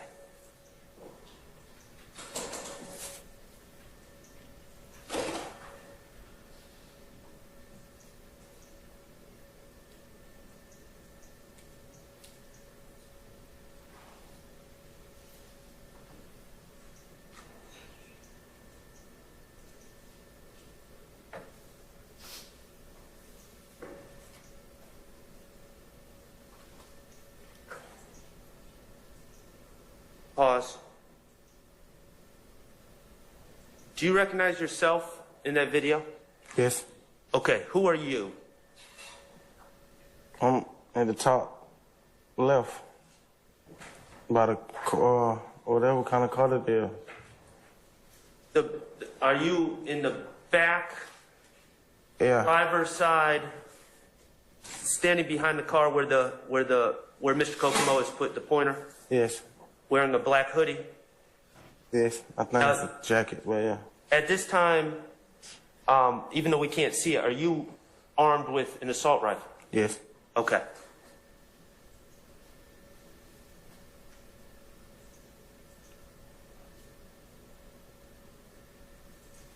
Pause. Mr. Kokomo, okay. And did you just point? Y'all don't pay Vera no attention. Y'all know that's just love. Y'all know who that is. The assault rifle at the black car? Yes. Or the dark car? Yes. Do you remember if you said anything? I don't remember. Did you shoot? No. Okay. And then you retreated? Yes. Okay. Now, on the top right, standing by the door, who is that? They're not. That's Nard, and is he standing by the front door? Do you see on the bottom left, him in the doorway? Yes. And that's the store that Bentley and the gentleman with the red shirt. Do you know who the gentleman with the red shirt? Have you seen enough of the video? I can't see his face. Oh, okay. They're in that store still? Yes. Okay. They're in that store still? And just to be clear, Nard is also armed with an assault rifle, correct? Yes. And is that you running up on the car again? Yes. Okay. I honestly didn't even see it, but I'm glad I got some great moderators in here to help me out. Appreciate y'all, family. And you just saw the car speed off. Pause, please. And is that the car going down Jonesboro Road? Yes. Okay. Go ahead, Mr. Kokomo. And the car that you arrived in is still in the parking lot, and the car that Bentley was in is still in the parking lot, correct? Yes. And Bentley has now exited the store and is actually re-entering, correct? Yes.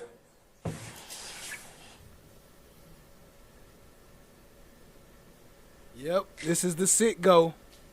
This when they was at the sit go. This the one. And Gaither, this what she was talking about too. When we was on Gaither video And now last the week. gentleman with the red shirt is exiting the store, correct? Yes.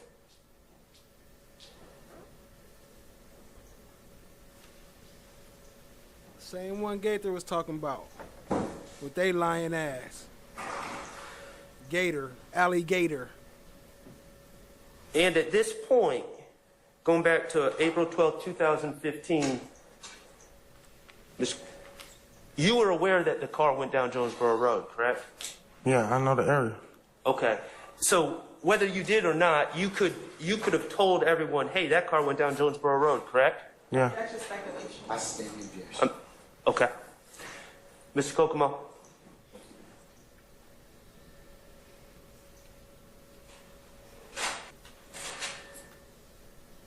Okay, and the car with Bentley in pulls out, and it heads down Browns Mill Road, correct? Yeah, That's what we're seeing right now. Make a slight right, yeah. Yep. Okay. And the white truck that you're in, we're seeing it head down Browns Mill Road, correct? Yes. Okay. Mr. Kokomo, if you could put on DS8, Browns Mill Road, correct? Yes. And you all went down Jonesboro Road towards the cemetery, Yes. correct? Yes. And you all went down Browns Mill Road, correct? Yes. And these two roads, if everyone remains straight, are not going to intersect. Isn't that correct? No. And Browns Mill Road is the way that you would get back to the house that you were at earlier. Yes. Your understanding is you were going back to the house, correct? I just remember we were leaving from right there. We were trying to get away from right there. Could you repeat that one more time? I just remember we were trying to get away from right there. Okay. I didn't know where we was going till we got there. Okay. So, and if you could keep that up, Mr. Kokomo, I'd appreciate it.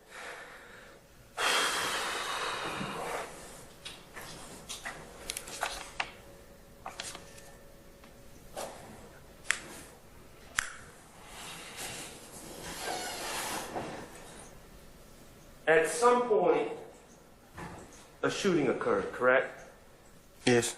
It wasn't that much longer after you left the gas station, was it? No. Okay. You were headed down Browns Mill Road in the passenger seat of the white truck. Yes. Nard was driving. Yes. Fatty was in the back. Yes. Nard had a assault rifle at his feet. Yes. You had an assault rifle in the passenger seat. Yes. They had them choppers. Fatty, do you know if he had a gun? I can't remember. You can't remember? You're not saying he didn't? You're not saying he did? Yeah, I'm not saying. Okay. Bentley, Hot, another gentleman, a female, and 2 children were in the car behind you all headed down Browns Mill Road, correct? Yes. Okay. Do you know if any of them had guns?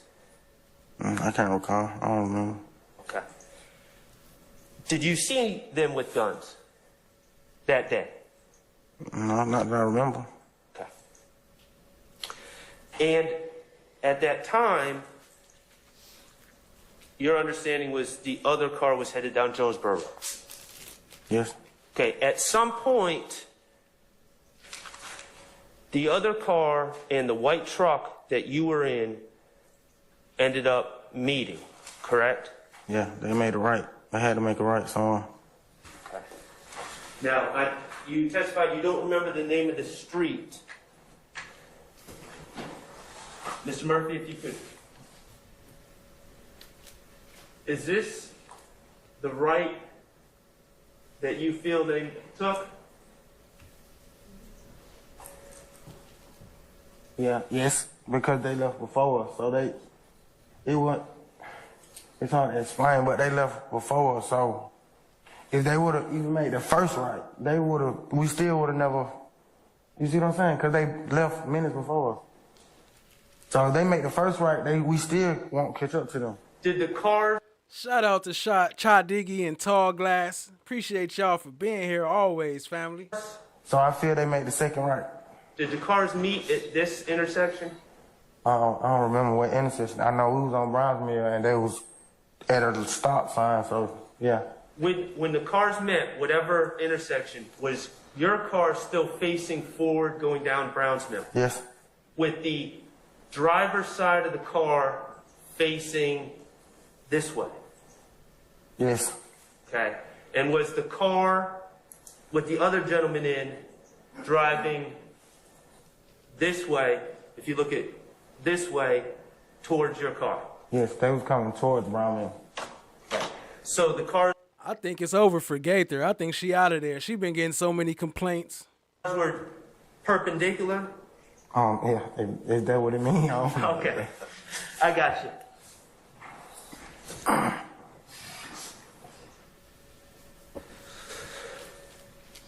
Okay. Did you personally see the car, the dark color car, approaching you all at that intersection? No. Okay. Did someone in the white Nitro see that car? Yes. Who saw the car coming? Objection, I see mischaracterization of the evidence of who saw the car coming. I stand the objection as to form. You can refer. Without saying what anyone said, did anyone indicate to you that the car was coming? Objection, Your Honor, again, as to the car coming. That's not the testimony. I stand the objection. You can rephrase, sir. Okay. You said the car was driving towards y'all, right? Which car? Okay, I understand. The dark colored car was driving towards the white Nitro, correct? Yes. Okay. And who was the first person that noticed the car driving towards y'all? I can't remember, but it was either Fatty or Nard. It was one. Okay. I wasn't on that side of the car to even see it coming. So. Right. The driver's side of the car was closest to the car that was oncoming. Yes. So the driver or the back passenger to the driver would have been able to see it. And what happened? What happened when the car was seen coming towards you? I'm the gatekeeper. We blocked it off. I think I remember we blocked it off. Okay.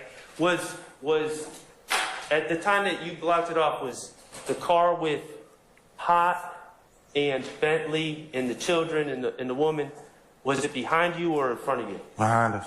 It was behind you, and then that car, what did it do? The car with Bentley and the children, what did it do? It went around us and kept straight. Kept straight down Browns Mill? Yes. As you blocked the car off? Yes. Okay. And then, once Bentley and the car with Bentley and the children got past, did the car that was coming towards you, did they stop? if you recall. Yeah, the car that's, yeah, they stopped. Okay. And then what happened? It happened. The shooting happened. Okay, well, I'm going to have to ask you about specifics of the shooting. Okay, so who shot? Nard. Okay, Nard was seated in the driver's seat? Yes. Okay, explain to the jury how he was driving and he shot. He stopped the car. Okay. Did he shoot through the window? No, he let the window down. He let the window down? It might have already been down. I can't remember, but it was, we definitely didn't shoot through the glass. And where did he get the gun from? He already had it. Okay, well, where was it in the car? I can't, it might have been in his lap, in the floor. He had it. Okay. Did anyone hand it to him? No. Okay. And when he shot, do you remember how many shots he fired? I can't remember. A couple, more than one. More than one? Was it less than 10? Yes. Do you know how What up, Poppy Cats? I see you, family. many shots a gun like that holds? It depends on the magazine. Okay. Do you remember telling investigators that you thought it was 3 or 4 back in 2016? I might have said that. Okay. And Nard shot. Do you know if Fatty shot? I don't recall. Now, did you shoot? How could I shoot? I'm on the opposite. Else I would have got out of the car. I didn't get out of the car. Lady Justice is blind. I'm asking. Everybody, did you shoot? No. Puerto Rican Gloria said, Unc T Gator gotta go. Unc T, what up, Unc T?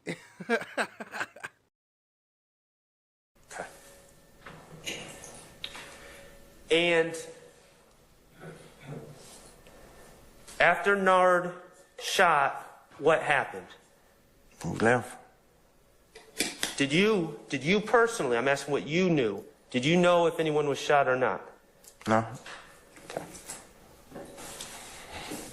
Video that we watched, and to your recollection, you said you know Shannon Stillwell. Was Shannon Stillwell at that gas station, that signal that night? No. You said you know Jeffrey Williams. Was Jeffrey Williams at that gas station that night? No. These other gentlemen in this courtroom, take all the time you want. Look at their faces. Were any of them at the gas station that night? No. Okay. On the ride. Her name is Lakia 8-inch Alligator. Alligator. To the gas station, phone calls being made. Were there any communications involving Shannon Stillwell that night? No. Were there any communications involving Jeffrey Williams that night? No. Do you know of any communications involving any of these other gentlemen that night? No. When you got back to the house, was Shannon Stillwell at that house? No. How about Jeffrey Williams? Was he at the house? No. Any of these other gentlemen, look at their faces. Were any of them at the house that night? No. No, none of them was there. None of them have nothing to do with it. Yo, shout out Steph JK. The Love Dozer is coming soon, family. I will have that on deck. I'm working on it. You know, it's a lot going on putting together these 4-hour videos, but I got you, family. It's coming soon.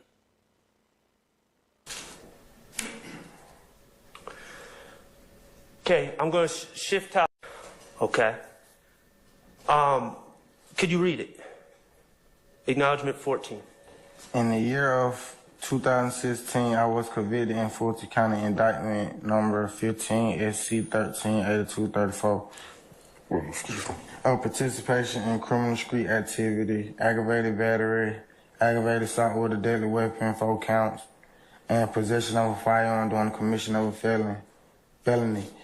The victim in the case was Dexter Montgomery.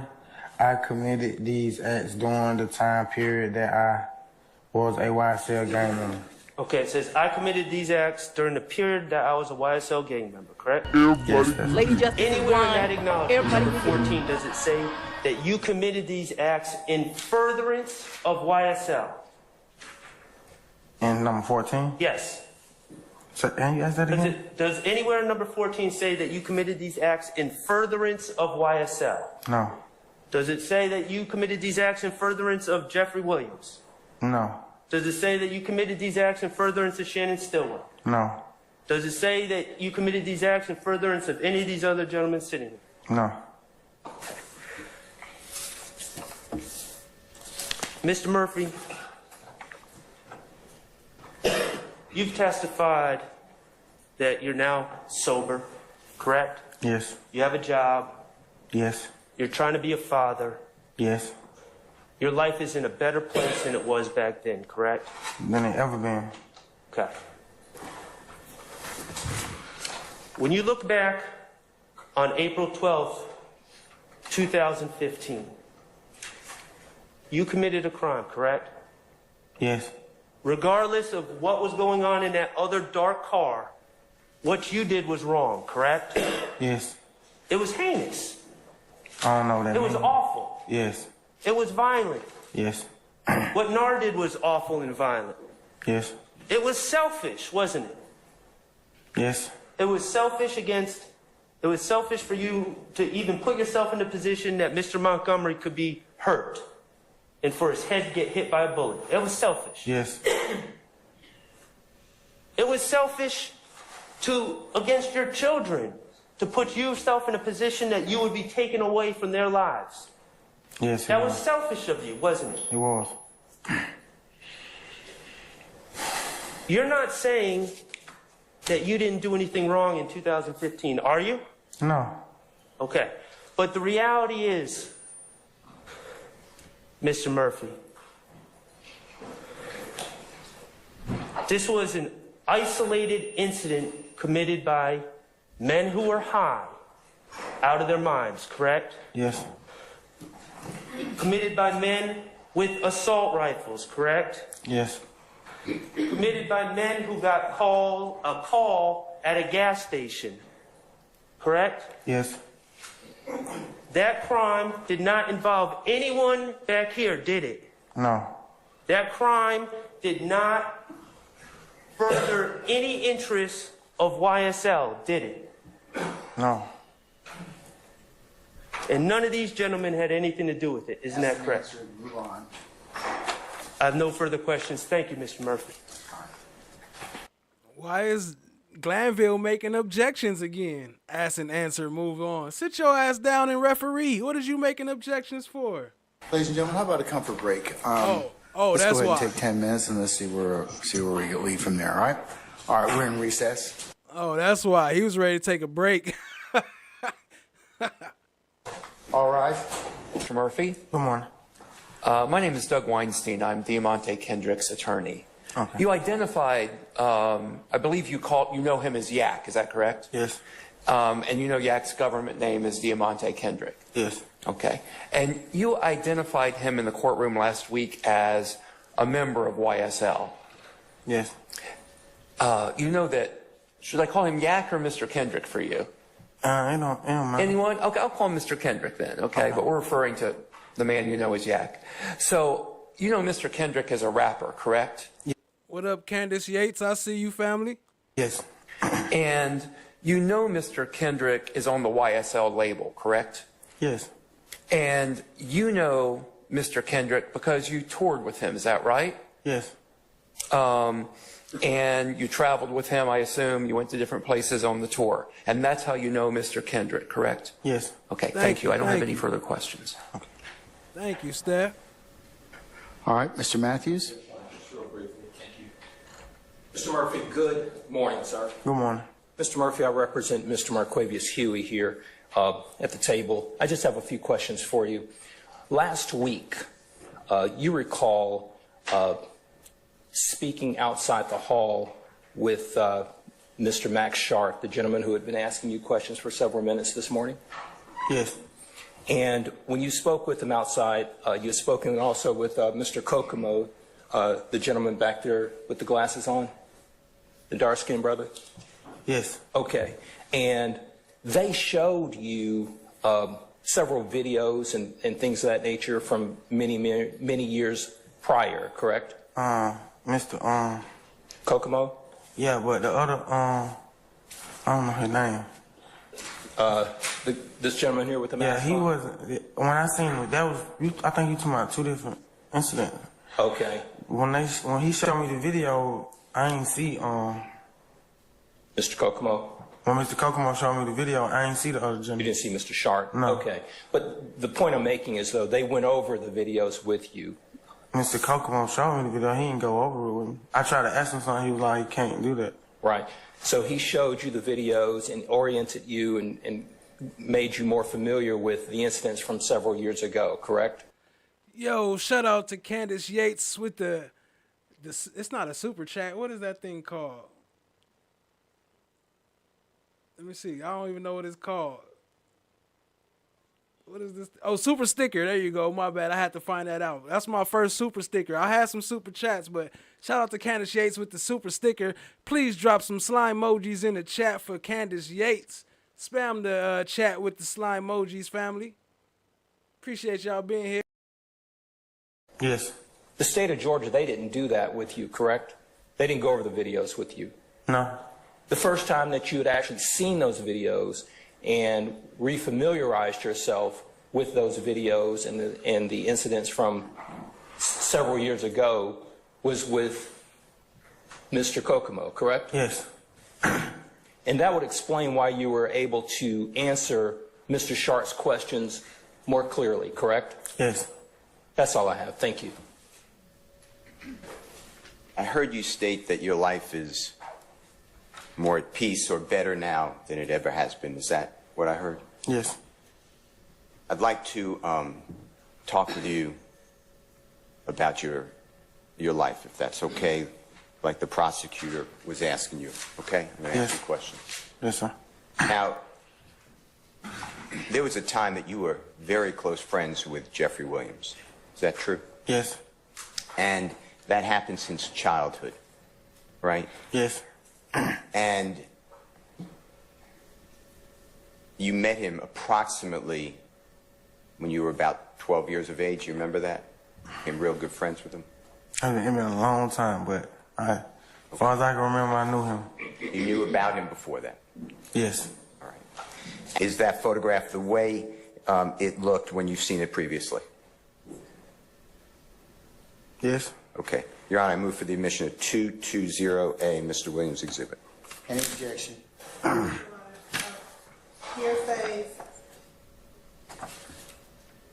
Hearsay. It's a photograph. There's no hearsay. I sustain the objection because it's got writing inside of it. You let me preview already. So. No. This is the poster. Let me see it.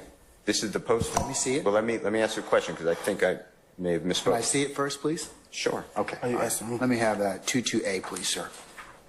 Thank you. Can I see it? Can I see it? Can I see it first place? Yo, shout out to TSC. Keep the slime brothers rolling. And if you ain't a member, yeah, drop some slime emojis. The snakes, the green hearts. Or shout out to the member, TSC. Appreciate y'all, family. The love is coming in. Appreciate the rains. The slime rain. May I ask a follow-up question? Hold on one second, Mr. Shield. Sure.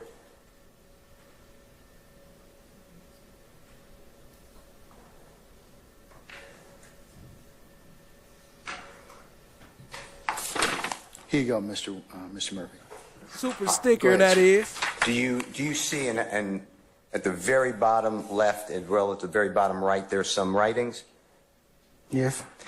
Is this how you saw the photograph with that writing on it previously? Yes. Okay. Your Honor, I move for the admission of 220A, Mr. Williams' exhibit.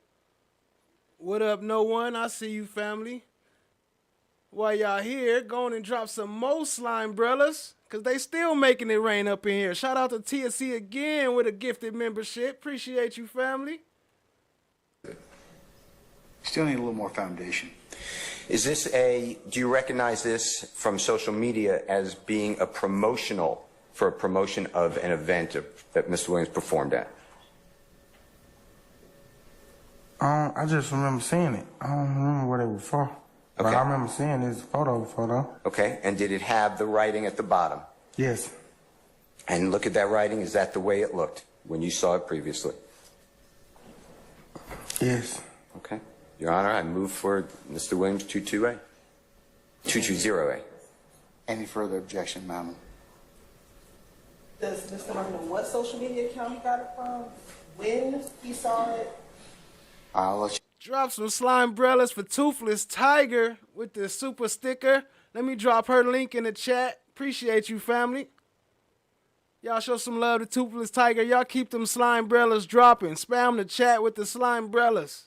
Your Honor, under Henderson, Henderson versus State, it's 317 Georgia, 66. It's in Division 8. 317 Georgia, 66. Just stop talking. 2023. Okay.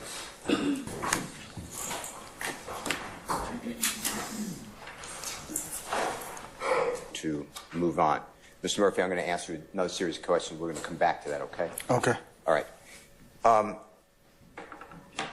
Since about 2010, you would have been 19 years of age. Is that true? I think so. Okay, that's fine. Okay. Do you recognize that? Yes. And how do you recognize that? It's all the tour dates, the hotels and stuff. Yo, I just dropped Toothless Tiger link in the chat. I'm kind of new to her channel, but I will admit she got some good content. I tapped in the other night, looked at a couple of her videos. Yo, y'all go check her out if y'all looking for some more content on YSL and also some true information about some other history that we have in the books. And she go through and break it down. So shout out to Toothless Tiger. I appreciate the super chat, the super sticker. Y'all show some love, family, and keep them slime umbrellas rolling because Steph JK over here dropping super chat members too. Just everything about the tour. Okay. And is that the tour? Do you know the name of that tour? The rodeo tour. And did you go on that tour? Yes. Or at least part of it? Yes. Your Honor, I move for the admission of Mr. Williams number 19.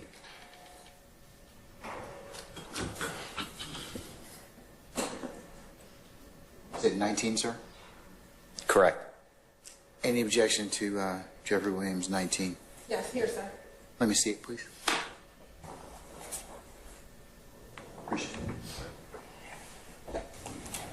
Dang, it's going so fast. I think I missed one. But y'all show some love to Poppy Cats for the donation, the super sticker. Drop some slime umbrellas for Poppy Cats. Appreciate you, family.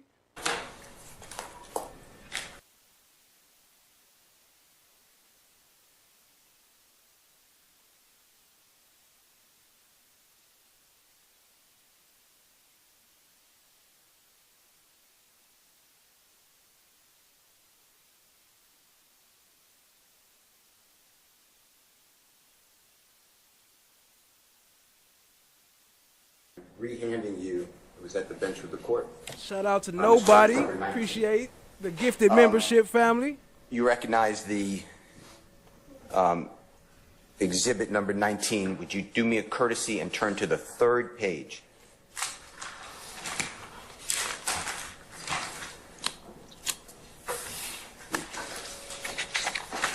Okay. And on that page, I'm not looking at the exhibit. Is there a list of cities and dates? Yes. Okay, we're on the same page. Did you go on that tour? Part of it? Yes.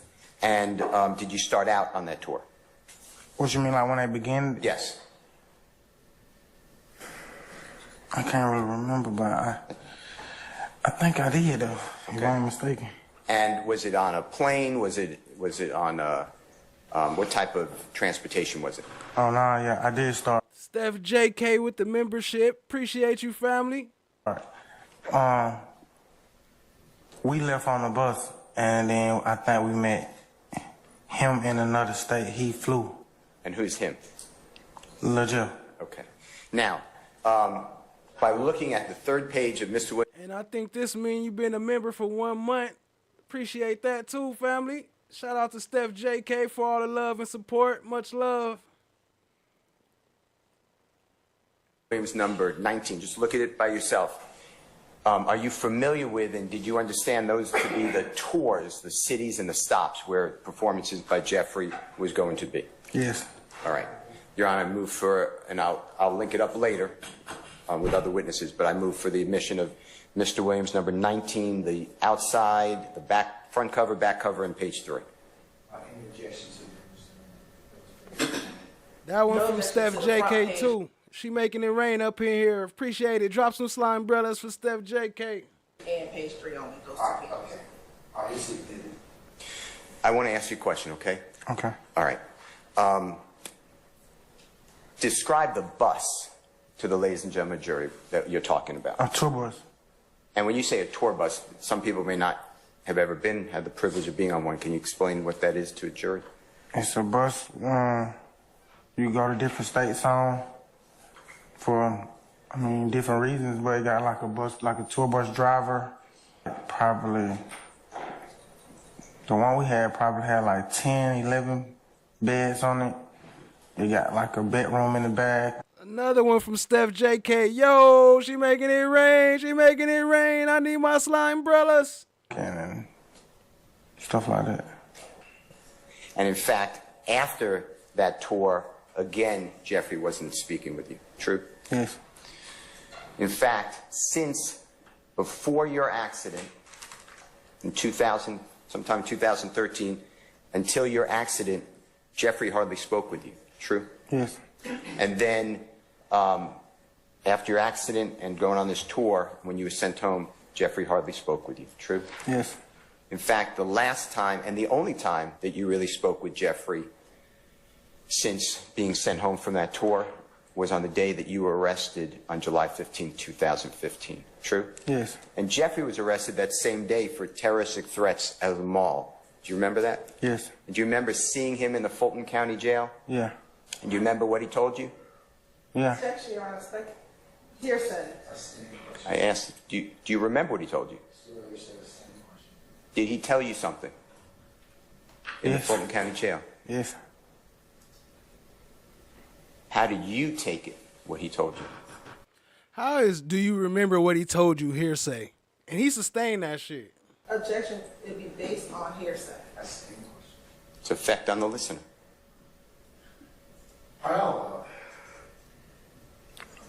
I'm confused. I'm lost now. What Jeffrey told you, how did you take that? How did you understand it? Wait, what he told me when I seen him when we was locked up? Yeah. What did you do as a result of what Jeffrey told you? Okay. I'm confused. Can you ask that again? I can't hear you. So what did you do, if anything, as a result of what Jeffrey told you? I took it upon myself right then to start doing better. Since that day in the Fulton County Jail, July 15, 2015, have you spoken with Jeffrey Williams? Ask that again? Yeah. Since the day that you were locked up, I'm not saying you remember the day that Jeffrey was arrested for the terroristic threat at the mall in the Fulton County Jail, after that day, have you spoken with Jeffrey Williams at all? No. Did Jeffrey Williams ever, directly or indirectly, pay for your lawyer? No. Did Jeffrey Williams ever, directly or indirectly, put money on your account in jail or prison? No. Did Jeffrey Williams ever, directly or indirectly, ever bond you out of jail? No.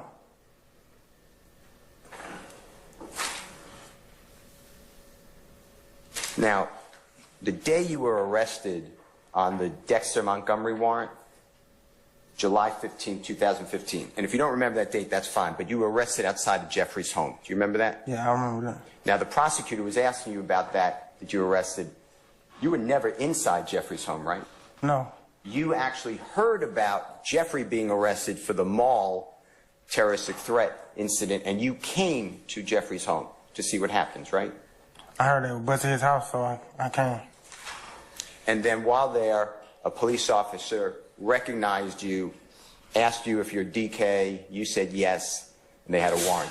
God bless you. They had a warrant for you. True? I don't even think they asked me who I was. They just threw me on the ground. Okay. The police threw you on the ground. And you were arrested for the Dexter Montgomery warrant, right? Yes.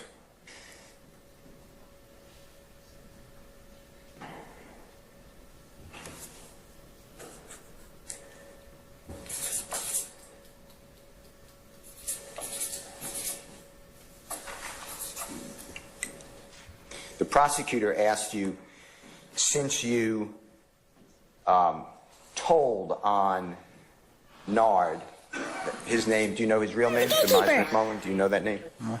Okay, you know Nard? Yeah. The prosecutor asked you, since you told on Nard, did Jeffrey cut you off? Remember something like that? Did he ever speak to you again? Yes. She asked you about other people too. I'm just limited to Jeffrey. Yes.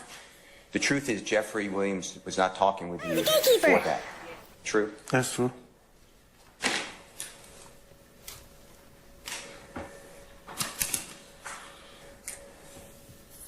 I want to talk with you about the bus, the tour bus of a performer known as Lil Wayne. His name is Dwayne Carter. I want to ask you about that, okay? Okay.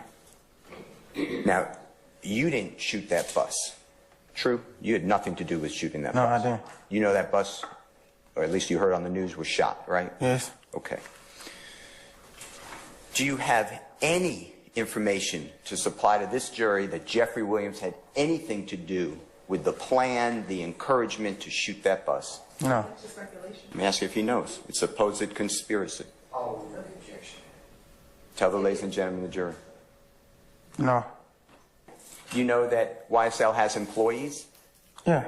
You know that it's part of a publicly traded company? You know what I mean by that? And if you don't, just... Or how about Glanville and the Squirrel Brains? I don't know what you mean by that. Do you know it's been bought by another record label? You familiar with that? Objection, speculation, who doesn't know? I sustain the Are objection. you familiar that Jeffrey signed with another record label at all? A major label, yeah. A major label, Yeah. right? And there are people who work on that, lawyers, right? Work for the label? Yeah. Business managers, right? Yes. Accountants, correct? Yeah, all that. And people who run studios, own studios, and the like, right? Yes.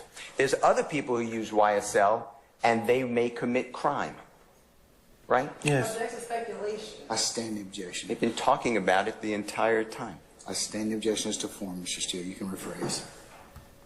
And does the part that includes criminality, YSL, does that have anything to do with Jeffrey Williams? Objection, Your Honor. That'll be speculation and I sustain legal the- conclusion. I sustain It's the not a objection. legal conclusion. He's allegedly a member of a conspiracy. I sustain the objection, sir.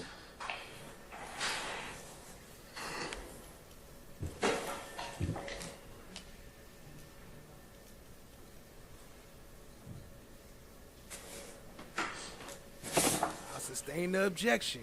Shut him down.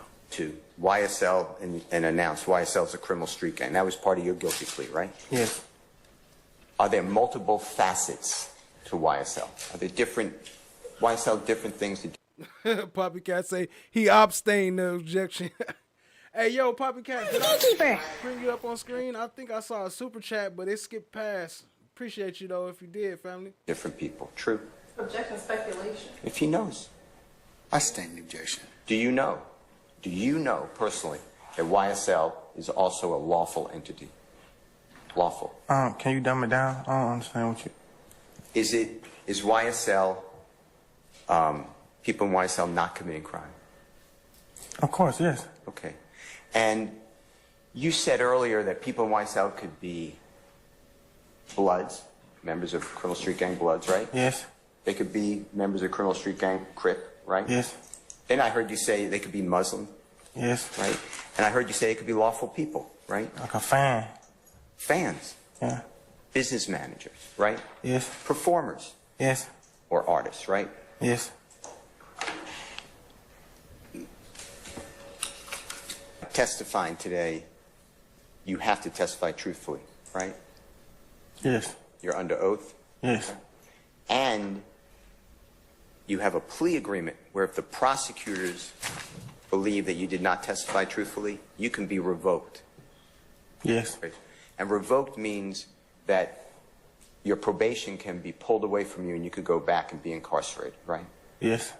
And up to, I believe, 9 years. And if I'm wrong, I think it's more.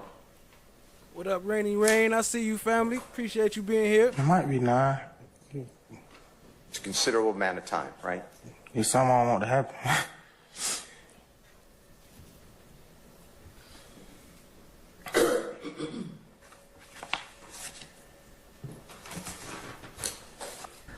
All right, ladies and gentlemen, how about some lunch? Among other things.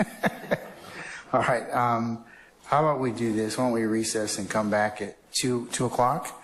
And we'll see where the rest of the afternoon leads us at this point in time. 34 minutes and 10 seconds through 34 minutes and 50 seconds, where Michelle Corley, what up, family? I see you. you can visually see Mr. Chada. That portion will not be shown to the jury either. Your Honor, so basically, we had a hearing about this last week. We all discussed it. You ordered the state to do something. Instead, they did what they wanted to do. That's basically where we're at. I'm going to omit the first 12 minutes, still. That's what I told you last week. Your Honor, would we be allowed to ask him, was he told certain things? I told you that last week. We could have had this discussion earlier. I'm going to admit it. When I tell you, I told you last week. Look, we've been taking up 15 minutes in this. You said, and I told you last week, because Ms. Hilton said she's going to take out the 12 minutes. We're going to take them out. Your Honor, given what was said on cross, and given that I did provide this to the defense, I sent them the copy with Mr. Chada's name redacted. But you changed materially what I told you from last week. You're telling me something that you think is relevant at this point in time. I'm excluding it.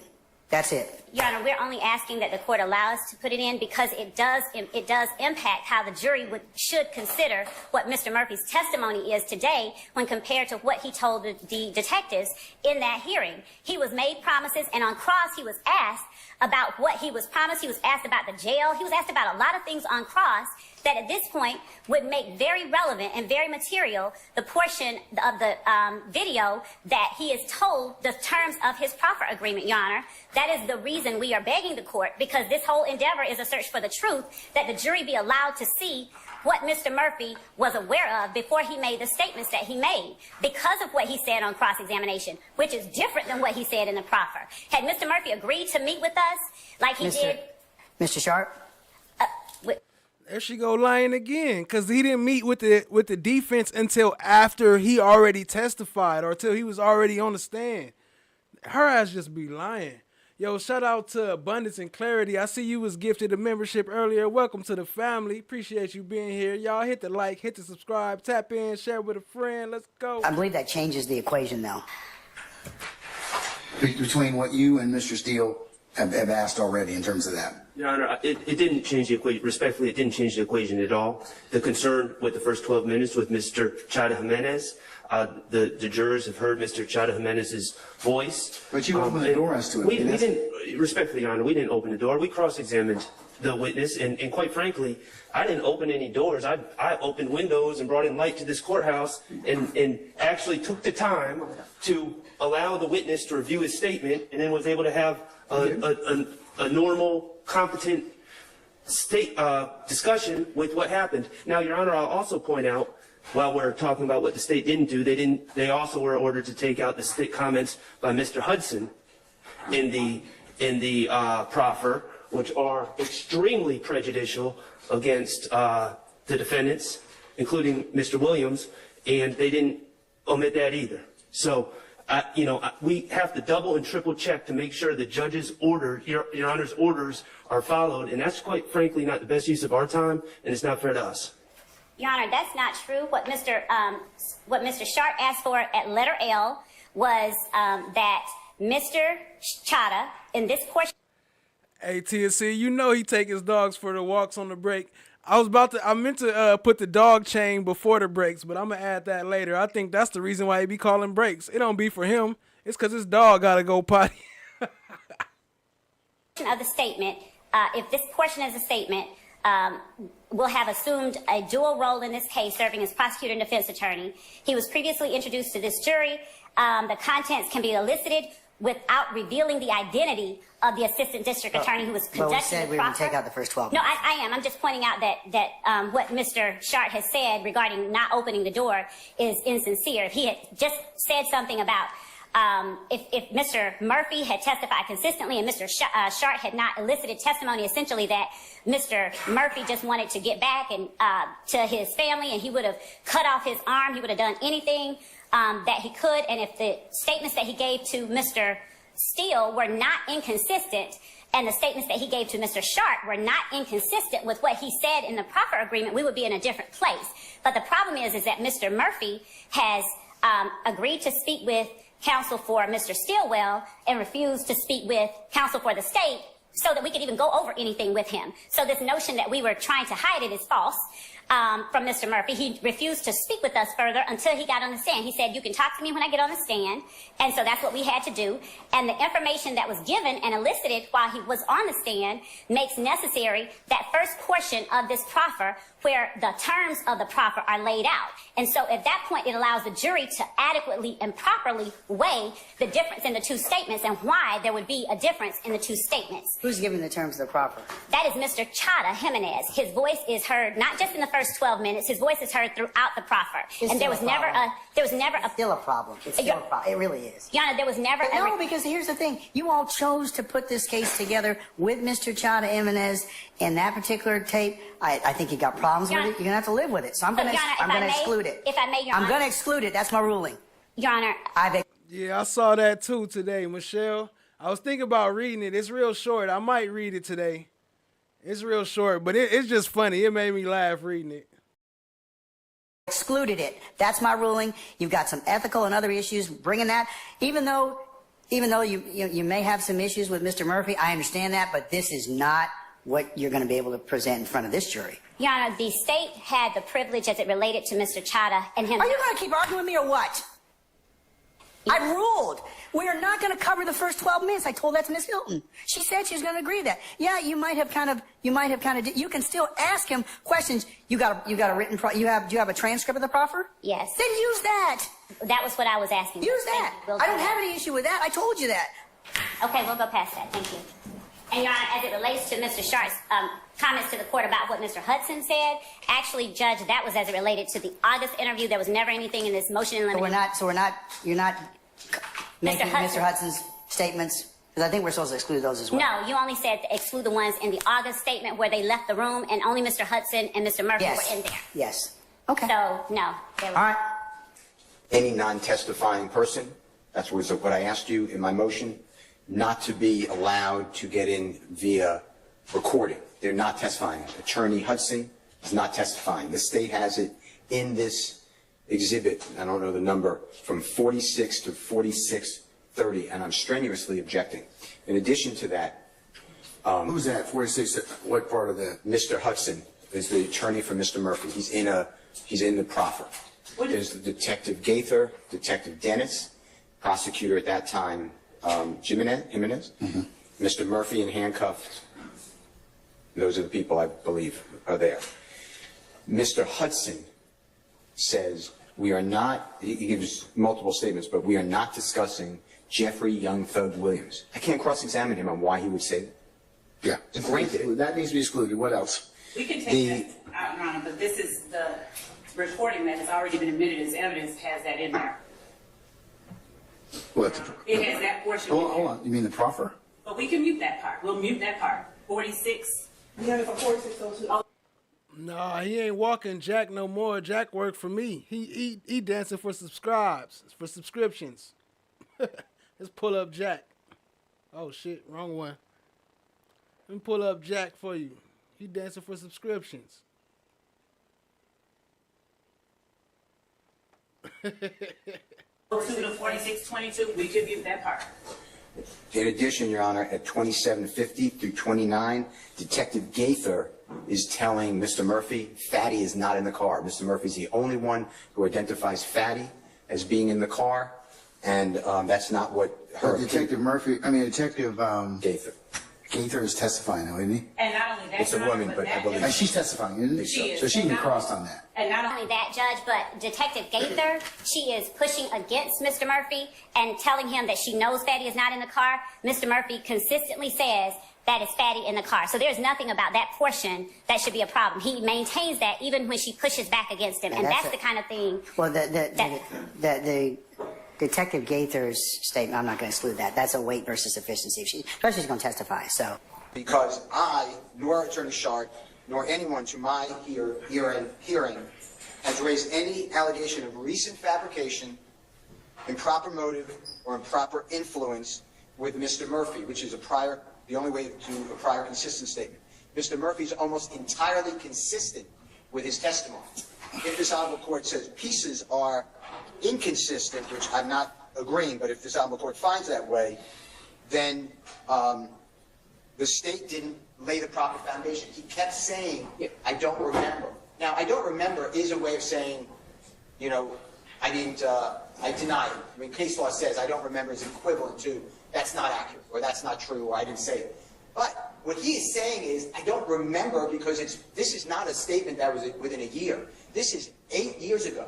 This was a 2015/16 statement. And the state never pointed him to it, showed it to him, and said, isn't this your voice? Isn't this what you said? And then on cross with Attorney Sharp, I didn't do it. Attorney Sharp went through almost every bit of that interview, and he agreed with every bit of it. So I don't believe that it's a prior inconsistent or consistent statement. So I don't understand, unless the state has a specific, piece, I don't understand how we're listening to it again. Your Honor, if I may, we did not listen to it the first time, and Mr. Sharp entered it as evidence under no objection from the state. So it is already those words are already in evidence. Number one, there was no objection when they tendered it. There was no objection. Mr. Steele could have objected. He could have said, no, it's not a prior inconsistent statement. It's not a prior consistent statement. He did not. And in fact, what words are on that CD are in fact inconsistent with what the witness testified regarding on direct. And the reason, first of all, I'm certain that Mr. Steele is not asserting that we have to refresh his memory before we confront, and that's the way that we have to confront him. We paint. Shut the fuck up! At which capacity?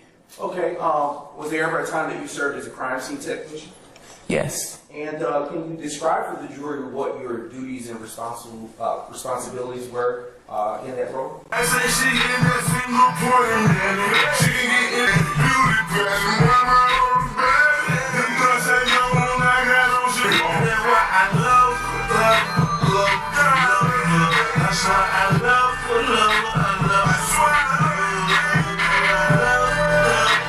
But some people was like, Mondo, there was like Mondo, but some people was like, Mondo, there was like Mondo, he kind of making it hard on Thug by speaking up on it. How? Or they'll say that, They'll say that Mondo trying to get in that the Rico shit because he's speaking on it. Hey man, shut up. I'm a real street nigga and I'm not an idiot either.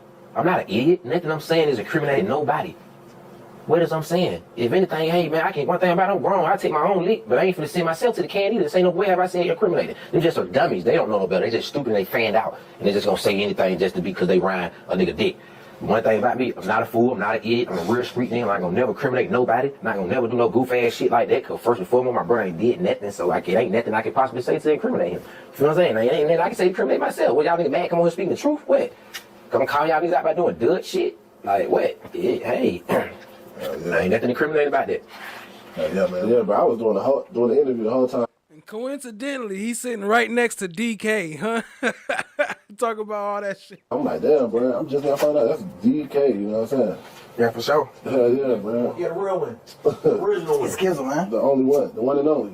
Yeah, man. It's Kizzle, man. Yeah, how you feeling today, bro? Man, oh, man, I'm better than ever, man. I'm with my bros, man. That's what's up. For the first time in 8 years, shit, I'm back with these boys, man. That's what's up, my nigga. That, you know what I'm saying? For those that don't know, you know what I'm saying, where you from and shit with it? I'm originally from the project. I'm from Pool Creek, but they tore the project down in 2005. We migrated to Cleveland Avenue. Okay, so you been out there for how long? I've been on 2005. 2005. So what was the difference between, you know what I'm saying, Cleveland Avenue from 2005 to, you know what I'm saying, like how it is now type shit? That shit watered down. That shit not the same, bro. It's a lot of bullshit going on, man. When I got there in 2005, I was a young nigga, but it was just a lot of love, man. Like niggas was getting niggas game, showing niggas how to move for real. Like, you ain't like that these days, you know what I'm saying? The old heads back then, they were showing us how to get money for real. Yeah, trying to keep us out the bullshit. Most definitely. So when did, you know what I'm saying, you went with Thug and shit, bro? Yeah. How long y'all? I always knew Thug, though. He stayed in Jungle South, I stayed in Pool Creek, but his mom, that's probably like 5 minutes away. Okay. It's all on Jungle Road, but his mom had an apartment in Pool Creek too, so when he would come over there for the weekend, out of school and shit on the weekend, I would see him at the basketball court and, you know what I'm saying, just running around playing. We was like really kids. Y'all buffering? All right, well, while y'all buffering real quick, let me pull this up while that stream catch up. I don't know what's going on with that. Let me pull up this file. So Love dropped something today. Oh shit, you motherfucker. Motion in limine. Yeah, we trying to hit a 3,000 sub goal. Appreciate that, Steph JK. So if y'all ain't subbed up, please hit the subscribe. Motion in limine. Let me see so I can see it better. Love says, motion in limine to allow the state to present all relevant evidence to the jury and deny the defendant objections to presentation of relevant evidence on the basis that said evidence is a waste of time. The state of Georgia, by and through who? Fonnie T. Willis, of course, district attorney for the Atlanta Judicial Circuit, and the undersigned chief double deputy district attorney, Adrian Haight, hereby moves this honorable court to allow the state to present all relevant evidence to the jury and deny objections to the presentation of relevant evidence on the basis that evidence is a waste of time. She want to block out the 403s, y'all. After all the time she wasted. She wasting time putting this motion in. This motion was another waste of time. Like, who's going to prove that? That's just wasting more time. Let me know if y'all back, family. We're going to get back into it if the buffering stop. Appreciate y'all being here, family. Hit the like, hit the subscribe, tap in, share with a friend. That was hilarious, though. That was a waste of time. Like 8, 9, 10 years old, playing throw 'em up, eat 'em up, and red dog, beat down, you know what I'm saying? Cops and rubber type shit, like real little kids together, you know what I'm saying? Yeah, see, I used to do, you know, little kid shit type shit. Yeah, for sure. You know what I'm saying? Yeah, bro. So, you know what I'm saying? How was it to see you, buddy, you know what I'm saying, your childhood nigga, go from, you know what I'm saying, y'all playing cops and robbers and all that shit, now y'all, they made it in this music shit. Shit, that shit was it was something that we always knew was gonna happen. I ain't gonna hold you, like, we knew it was gonna happen, but when it really popped, like, it popped, bro, like, I ain't gonna hold you to it. That was back in 2013, he dropped Stone and think like Danny Glover. Danny Glover, 2 Coach. Stone, but get what? I'm in the can. That shit was... I was in the can when he dropped all this. You had just went to the can. I had just went to the can. Nah, I got locked up. You were locked up for that other shit. Yeah. You mad? You mad? Hey, that's the perfect meme. I'm gonna have to link them together. You mad? If I popped out, what was you locked up? Matter of fact, he paid my bond. I got out. But he telling me on the phone, like, bro, it's up. You know me, I'm like, he's like, man, we wasn't even saying this up. Nigga like, bro, we turned. Like, bro, we flexing, bro. Yeah, we piped up. Yeah, on game, that's what we saying. He like, bro, we piped up. I'm like, all right. You feel me? But when I got out, man, we really piped, like, hundreds of thousands of dollars. Downtown, top floor condos. You go viral, babe. Me, him, and Thug. Yeah. Made a video. Right, we started getting real money for real. Like, we made a video. Yeah, for sure. Having motherfuckers on the racks. That when the Duncho lingo came around. Yeah. Having Dunchos on there. Everybody know that video viral right now. That shit serves on YouTube as motion. Yeah. Yeah, we got that. We was in the penthouse then. Fact. First penthouse we ever had. What was it like on Cleveland Ave after he made it and shit, bro? Was it a different type vibe? You know what I'm saying, around there? Like, it was still love. But, you know, you always gonna have niggas who salty.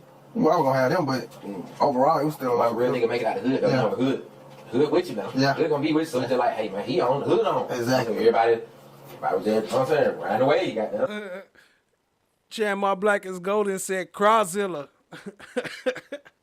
That's the craziest motion I ever saw. The audacity of this Crawzilla. Exactly. We scraped now. How I look at it, I really kind of supposed to be though, but no, I had a funny style. Crazy. I know, you know. My bad, it's a new word. I had to read that twice. Crazilla. I ain't asked you this in the first part of the interview, but I know you and Thug, y'all, you know what I'm saying, had disagreements type shit, bro. Like, what was, we just kind of me and my brother kind of let the internet blow it out of proportion. You know what I'm saying? It was like on some shit that we had already had some other personal shit going on, and it kind of, I thought he said some shit about me on the internet, and I go up and say some shit on the internet. It was on some, instead of sitting down and talking to each other, we kind of thinking too much, and it just kind of got blew out of proportion. It was some internet shit for real, but we done settled our differences in the end. That shit. Niggas grown now. Yeah. We both knew, then my brother, he a stubborn motherfucker too. I apologized a million times to his ass. If I know I did something wrong, but hey, it's not my brother. I know I should have. Man, shit, he's one of them on 40 on my man. I don't want to talk to him right now, man. That's how my brother is though. Like, he's a stubborn guy. Yeah, but everything since then. It was a little small, it's just the internet blew out porch. Like, oh, really beefing. They ain't no damn beef between my brother. It's just like you, when your real brother, your real brother might get a touch on them on the house somewhere. Like, that's how. Okay, you hear what he said, right? Wasn't no real beef, right? Let's see how he felt a couple years ago. I love me and bro got like real brothers for real. You know what I mean? There ain't never no real beef. I started YSL, nigga. I'm the founder of this shit, nigga. Y'all nigga went screaming YSL till I started screaming this shit first, nigga. I'm the founder, nigga. I made these young niggas want to be slime, nigga. These young niggas looked up to me, nigga. They weren't looking up to y'all goof ass niggas. I been dripping since my baby picture, nigga. The shit y'all nigga doing, nigga, I been did, nigga, without the money, nigga, without this rap shit, nigga. Y'all niggas stop playing, nigga. I been throwing sticks and 30s on me, nigga. Y'all niggas just started doing this shit, man. Nigga, I made this shit boo to be slime, nigga. I'm the founder, nigga. Mundo the founder, nigga. Let's get this shit clear understood. Y'all nigga ain't getting nigga no credibility. Y'all nigga getting on these drugs, go talking goofy, nigga. You mad? You mad? I don't want to start this shit, nigga. Don't get this shit misconstrued, nigga. I been dripping since my baby pictures too, little nigga. Y'all goof ass rap niggas, man. Y'all nigga funny, nigga. I'm the founder of this shit for real, nigga. Y'all nigga went screaming why I said I started this shit, nigga. Mundo, nigga. Fuck wrong with y'all. And April 12th, 2015, at 2110 Browns Mill Road. It represents APD case number 15102-2458. Incident time is between 21:30 hours and 21:48 hours. Mr. Murphy, if you would, tell me what you were doing just before this incident occurred, and where you were. I'll speak up so the camera can hear you. I was at the spot, at the spot, Hot Rock spot. Hot Rock spot? I forgot this name of the street, but off Broman. Okay, when you say spot, what do you mean? My house. Just a regular house? Is that where he lives? Or lived? My house where everybody hung out at. Okay.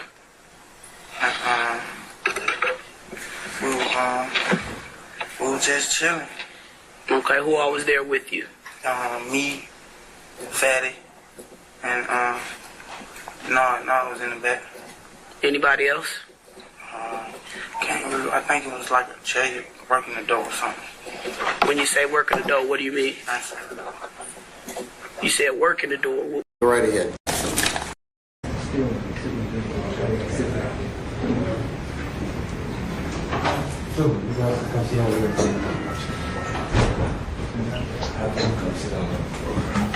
Arraignment and bond, is that Mr. Geary or I'm going to handle Mr. Smith? Okay, all right, Mr. Geary. Okay, good morning. He's now been incarcerated, I think, for minutes. Yeah, he turned himself, as I understand it, yeah. Did your client turn himself in this morning? Yes, sir. Okay, Mr.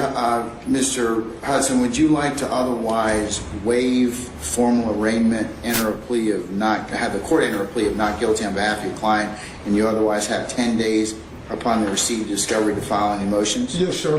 Okay, all right.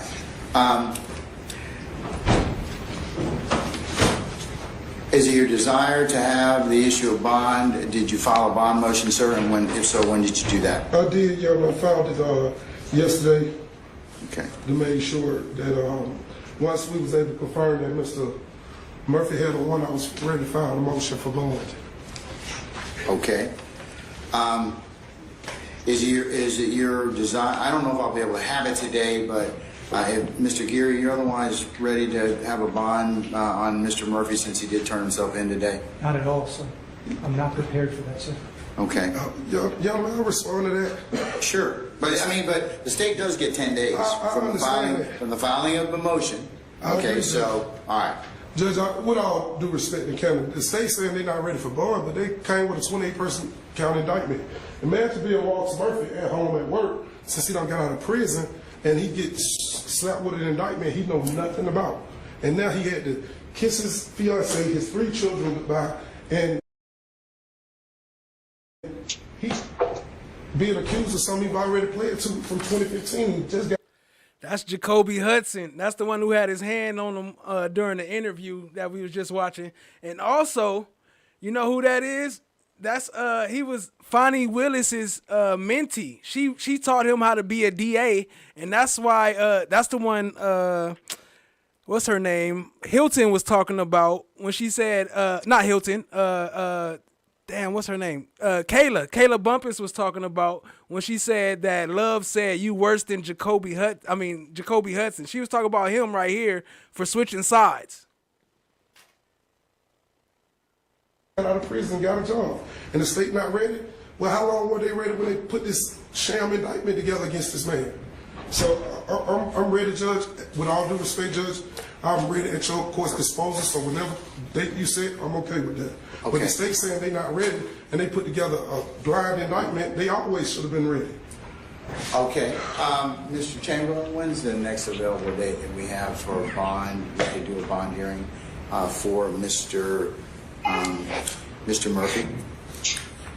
Unfortunately, it will be August 18th unless you instruct me otherwise. Oh, let's see if we can find something. And thank you, y'all. I waive his presence. Hey, that's a fact. At Nameless, they forgot to cover her face right there, right? She was clearly on the video. If need be. Hang tight. I trust my client trusts me. We're going to go ahead and let me see if I can find something, okay? Well, while Lieutenant Dooley is present. Blue Eye Hillbilly, what's up, family? I see you. Okay. June 14th, enough. Okay. And I add to Me, please. Will do. All right. Gatekeeper. Okay, we're going to wait one on that one. Folks, just give me a second. Thank you, And we'll see if we can get him on for the 14th.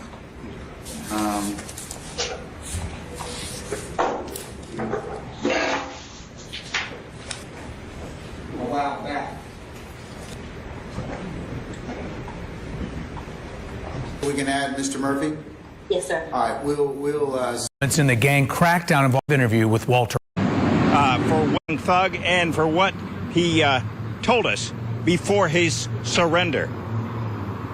We believe he is one of the co-founders of the YSL criminal street gang. After the judge's bond ruling against Walter Murphy, a defendant in the YSL case, I'm going to deny bond at this point in time. his lawyer, Jacoby Hudson, admits he went off. He's changed, Judge. He's crying. He's doing the right thing. The defense lawyer says Murphy's situation is tied to a high-profile co-defendant in the YSL case, to the gang and RICO conspiracy charges against famous rapper Jeffrey Williams, a.k.a. YoungThug, whose lawyer Brian Steele has said Mr. Williams committed no crime whatsoever. The whole case is about Jeffrey, YoungThug, Jeffrey Lamar Williams. That's who they want. My client don't want to talk about Jeffrey Williams. A prosecutor at the Fulton County District Attorney's Office says Hudson was told if Murphy cooperated with the DA's office, the office would cooperate with him, routine in such cases. Hudson says he acknowledges before Walter Murphy, who surrendered on the YSL racketeering conspiracy indictment, went to prison in 2016. I did my time like a man. He was a bad dude. He was messed up in 2012 and 13 and 15, but he has since changed. The purpose of count one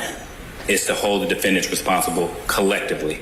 The YSL RICO conspiracy count alleges acts by Murphy, including an aggravated assault with a deadly weapon on or about September 11, 2013, an attempted murder involving 4 different victims on or about April 12, 2015. Hudson says Murphy had been charged in those incidents years ago, and he pled guilty or guilty in what's known as an Alford plea, basically to reduce charges, and until his surrender had been out on parole since early this year. We spoke to Murphy when he was free. I spent 7 years in prison. While I was in prison, I stayed out the way. And I just got my GED, completed all my classes, completed the transition center. I transitioned back into the world. I got me a job at the transition center. A prosecutor says a victim in one of the incidents in Murphy's past lost part of his head in the shooting. Hudson says Murphy was present, not the trigger man, in the shooting of a man who lost part of his head. He has an extensive criminal history. Defense lawyer Hudson acknowledges the pleas he worked out to Murphy's earlier cases, one negotiated and one non-negotiated, were sweet deals. But he maintains Murphy made the most of them.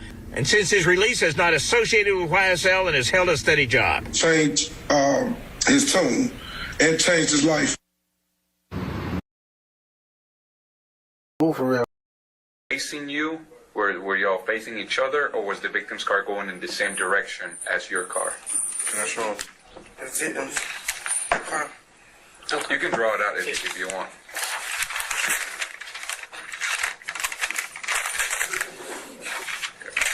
Yeah, I'm gonna write the streets. So if this here is Brown's Mill. Something had went down. Shit, bro.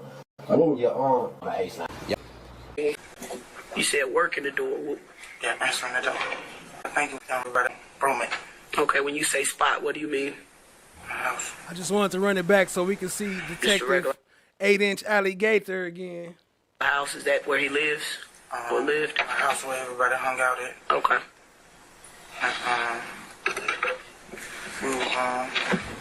We were just chilling. Okay, who all was there with you? Me, Fatty, and no. Okay, what's your girl's cell phone number? Why he got his hand on his lap like that? I guess say let's ride. Get your hand off my lap. Get your hand out my pocket. I'm scared from 1 to 10, like a 6 or 7. Why did you say that Bentley call? Like, did someone tell you that, or are you just assuming? No, I ain't assuming. I know Bentley. That's what Bentley do. Like, you know what I'm saying? Mm-hmm. Howard ain't gonna call nobody. He just gonna be like, hey, call such and such. Mm-hmm. So Bentley made the call to Nard, and Nard basically told you guys, yeah, let's ride. Okay. I never told y'all why. Hold on. I'm sorry. Pause that for a second. Here. You want to step out? No, it can't. I just want. You say pause that for a second. I just want to say some shit that I don't want y'all to hear on camera. Why is he touching him and pushing him like that? It is. If that was Fatty.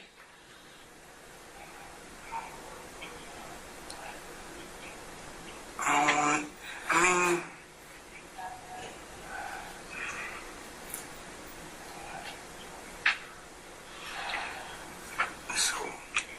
so many of us, and you know what I'm saying? I don't want to lie, but I remember Fatty being there though. You remember Fatty being in the car, or you remember Fatty being at the house? I remember Fatty being in the truck with us. In the truck with you all? Okay. How long you think you've known Fatty? I am a boy, Damon. I met Fatty like earlier, like when, let me see, I met Fatty like the summer before this happened. The summer before this happened? So you see him pretty often? 8-inch Alligator. No, 9. Hey, I guess it depends on what day it is. It depends on what strap she carrying. Neighborhood? Yeah, a couple times a month. Hang out. Tell me if that's Fatty. Yeah. Yeah. Yes. Right on there, who you recognize that as, and sign it. I'm sorry. Sign Right. and date your name. And look at that thick ass notebook. Oh, y'all can't see it. Let me move love. Look at this thick ass notebook she got. Do you right remember there what in front color of her. firearm Fatty had? Color is gun. No. So many guns get passed down. I don't remember the color.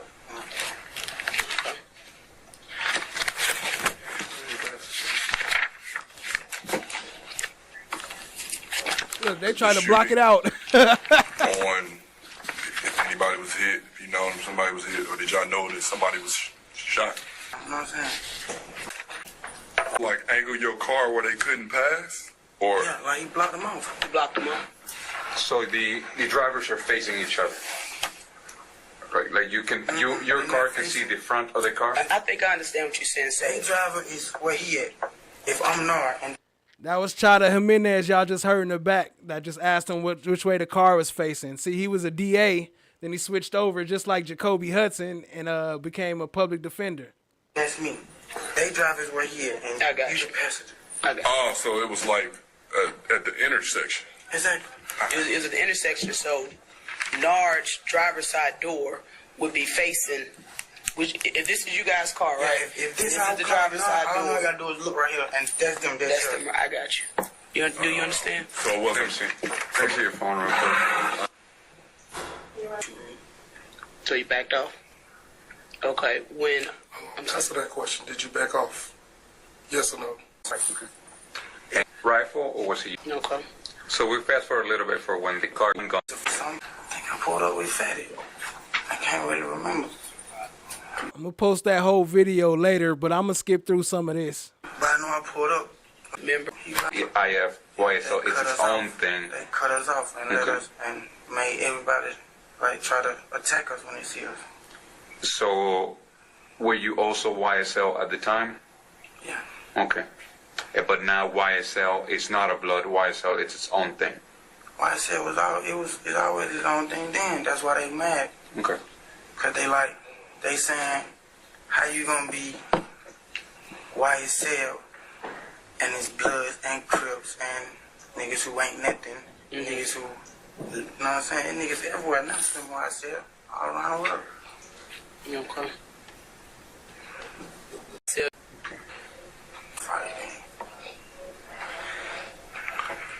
Does he have some type of rank, or was he YSL or anything?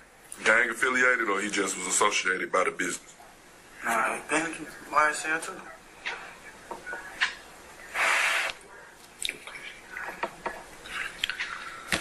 I think I'm done with my line of questioning. Did you have any more? Did you have anything, Dennis? In your role, you're having talked to us about going to the spot to get high, and also that there had been some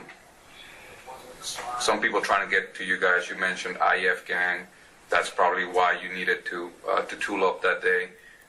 So how do you fit into this structure? Do you get paid by them? Do you just get free drugs? Do you get a cut of whatever money they get? How do you get paid as a member of YSL? You don't get paid. You just get how you live, man. Do you need to? You gotta get it on your own. Do you need to pay some taxes? Whatever you get, do you need to share it with the crew? Now, the home niggas who in prison. So how did you make your money at that time? I rob, stealing, whatever I had to do. So when you steal something, say you steal $1,000, is all of that yours, or do you need to give some back to YSL? Get some back. How much do you need to give back? At least $150. Okay, so every time you have a lick, you have to pay $150. Who do you pay it to? Jeff. Hold up. Snapper say he can't be talking about a fatty when his lawyer touching him like that. Diddy here in the room. The D Life's Jenny D. Look out, it's just look out for the homie called the Red Box. You just look out for whoever ain't got none. So somebody that might be in custody needs some money on their books. The Aider Gator. But who do you tell? How do they know that you are doing your part? How do they keep track of you actually paying your dues? The Aider Gator. Cause if I did it, they like something to brag about, and a nigga gonna check and see if you did it. I sent such and such some money. You know what I'm saying? How do you brag on Instagram, or how do you brag about it? However, just put the receipt on Instagram, show a nigga with the receipt. You know what I'm saying? I got the green dot receipt. Okay. So basically, since you've been in custody for 7 months, basically that same favor has been returned to you from other YSL members, basically, correct? Nah, you gotta be down the road to get a green dot. So not in Fulton County.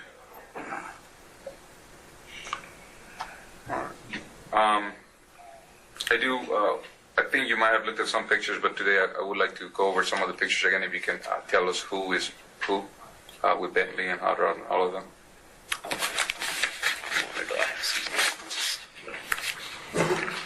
need a set of those? I think I don't have any notes on it. I got a question. Do you mind us asking about the robberies and the other incidents? No. Your lit days are over with. Once you're at it, your lit days are through. You'll never be lit again. Your fire have been distinguished. You through. Man, your fire has been put out, baby boy. Over with. Man, nigga hit you on these. Man, nigga put you out, man. Come on, man. It's over with. It's over with. Have you talked to Thugger? Y'all see, DK didn't find that very funny, huh? He wasn't laughing at that part. Whichever ones you want to use. I think I may have just regular pictures. So now with that said, with a very clear disclaimer from your attorney, have there been any threats made to you? About this right here. By who? Even with me. Even about a boatload. What type of threats have been made? I mean, before Nas got in custody, you know where your girl was, your mama's like. So who do you know who's saying that? He just saying to other niggas, and then like I call home and he's like, I think you're gonna tell, bro. It's like, you know where your baby, if you tell, you know where your baby mom stay, you know where your mom stay.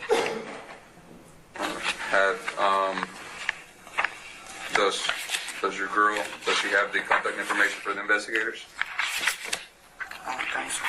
All right, well, if you want, after this, if you want to give us her contact info, they'll reach out to her so she has a person to call if something does happen, okay? Any other threats being made against you? With the IF, blood, I get threats all the time, man.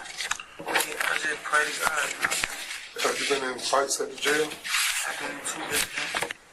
With who? With IF movement. So have all YSL members been targeted since you guys been in custody? It's just like a given, or? It's not, it ain't just me. Anybody label YSL, they hit you and they got us outnumbered because it's not a lot of us. So now tell me why does IF have problems with you? It all started by some rap, Rich Homie and YoungThug. That's how that started. And they... And the way he talking, he sound like he don't even know about the nut situation. Talking about it all happened from Rich Homie and YoungThug. But also he was hanging out with Bentley. And remember, Bentley got kicked off of YSL because he was his manager and got caught stealing money. And that's who DK was hanging out with from way back in 2015. So, you know.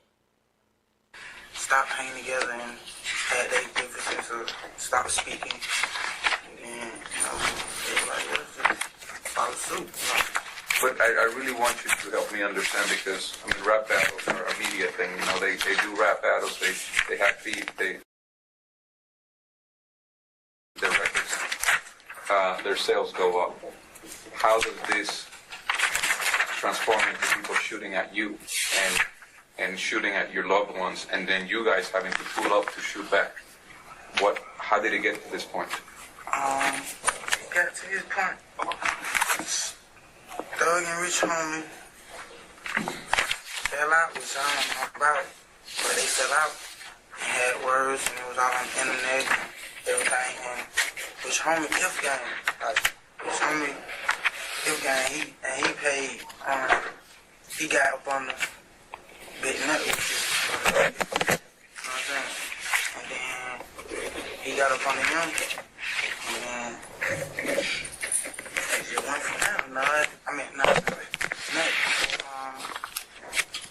Nut was in the shop, shit, Thug in the real blood, all that. No matter the circumstance, I gotta keep them happy.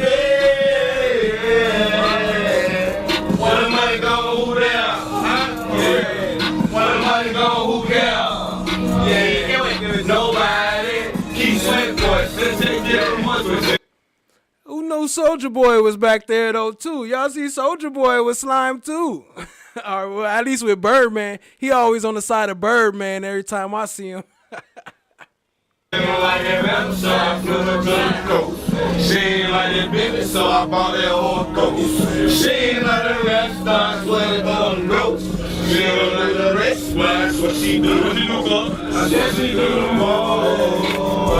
She do the most, she do the most. That's what she do. But crazy, my way, one word. She ain't like that pretty, so I bought that old ghost.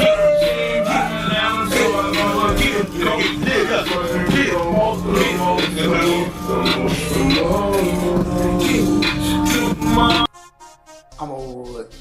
Are you the individual that we see holding the gun in what it says on the screen 16 Charlie Charlie, but it's actually 22 Charlie Charlie?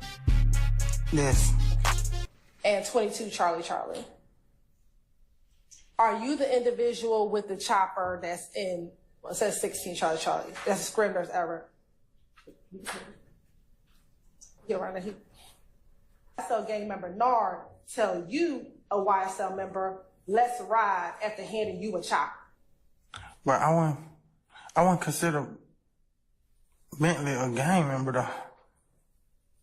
In that proffer agreement, when they asked you, was OG Bentley YSL, did you tell them yes? That's where it get confusing at, because I would have said yes, because I'm speaking on the label. That's tricky right there. I don't understand what's like how you putting it though. It wasn't, nothing had to do with YSL about that though. In the proffer agreement, when they asked you if family was YSL, did you say yes? I wasn't speaking on the game. At the point in time where they asked you about music during the process? They were just asking about YSL. They didn't. On and off from trying to be a rapper and be in the streets. But you founded YSL. I helped find YSL. I feel like me. That's my opinion. And that was you, Mondo, Thug, and Tick. It's a couple of us, yes. And that's before it was ever an actual record label. And was that before it was actually a record label? Yes. After the September 11, 2013 incident, did you ever talk with Adrian Bean? After you woke up from the hospital, did you ever talk with Adrian Bean? No. Did you ever talk with Frederick Prothrow? No. Did you ever talk to Mr. Williams afterwards? In 2013? The incident where you were shot twice. You mean, did I talk to him like after that? Yes. Yeah.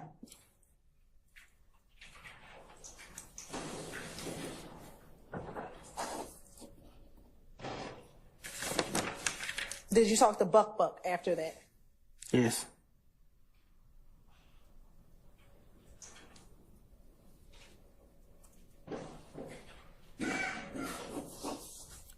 Do you know who Courtney Bean is? No. Oh, FFS ain't here. You know who Courtney Bean is, right? That's the Bean wife who Detective Quinn was smashing. Appreciate y'all being here, family. Hit the like, hit the subscribe, tap in, share with a friend.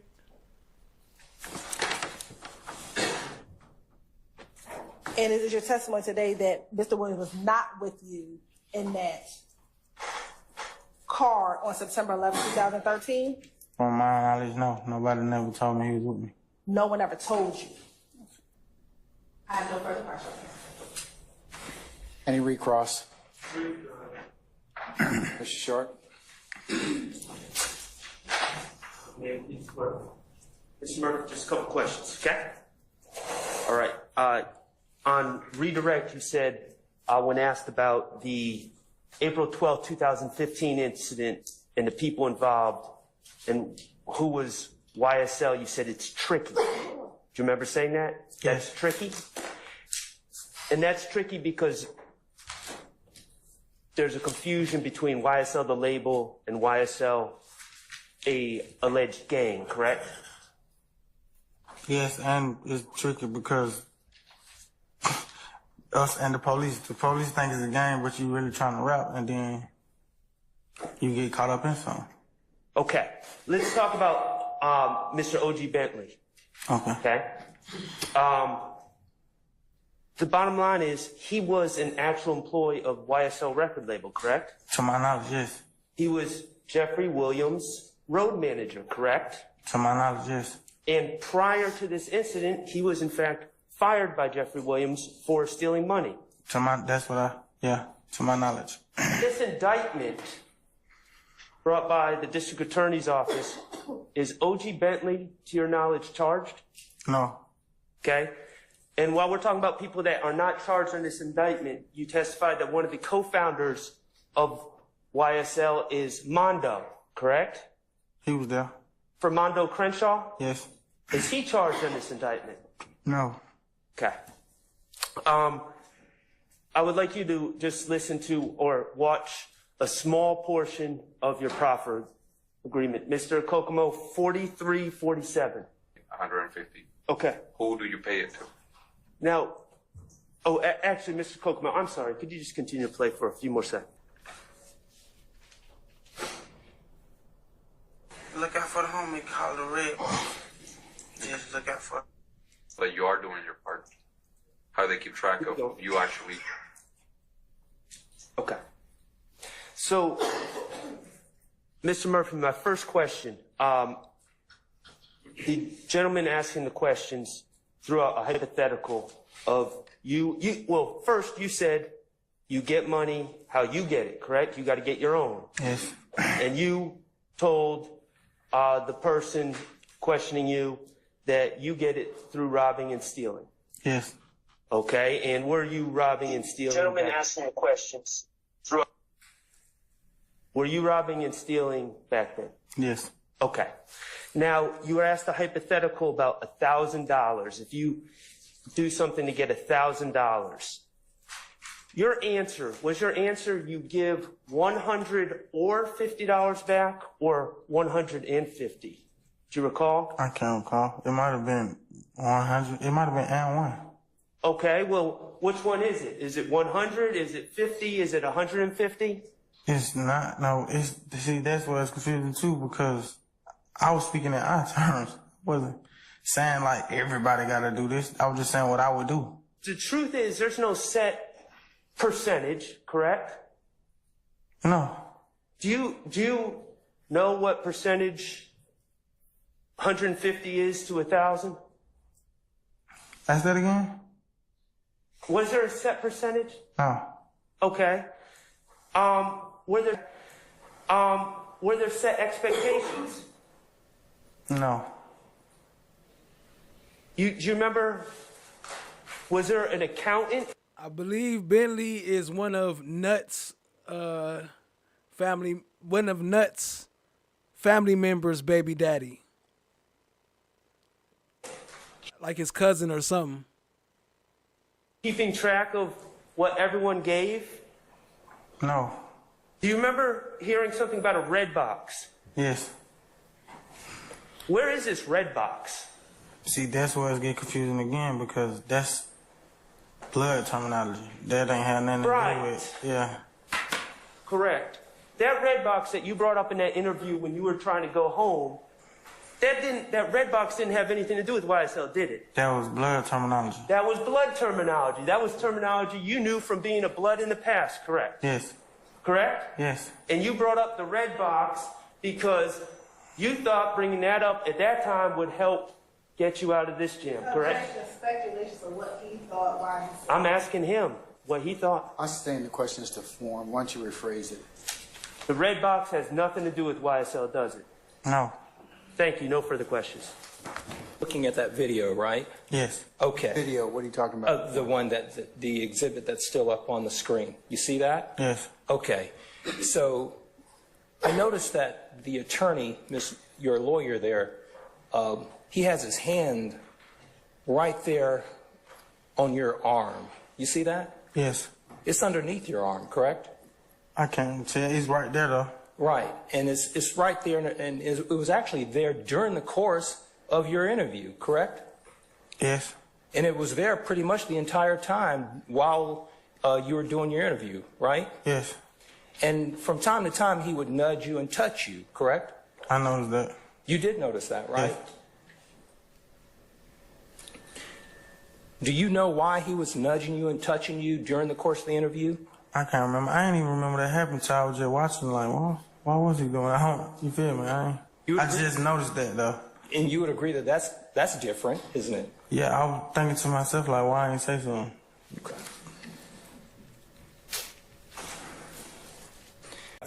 And Mr. Montgomery, do you have a nickname that you go by? I do. And what's your nickname? Pooh. Okay. The jury, why you are here today?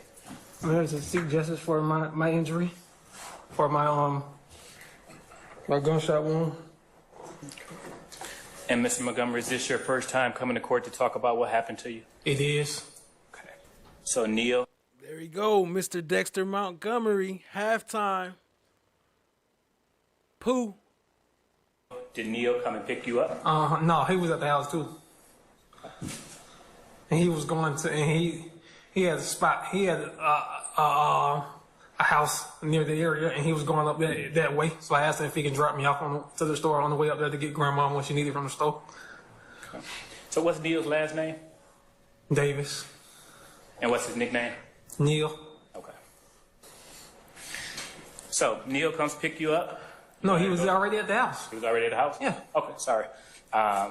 So you guys go to the store. Mm-hmm. What happens then?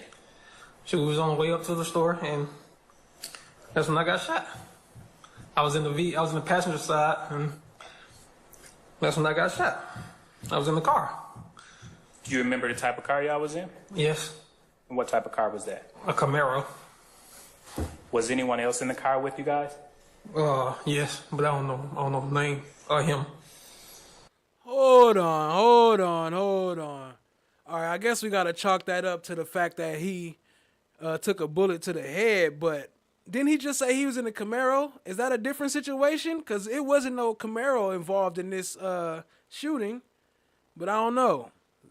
Maybe, I don't know. But it sounds like it's a whole different situation, and they combined the two, and they used the fact of who he was, but I don't know. Y'all let me know.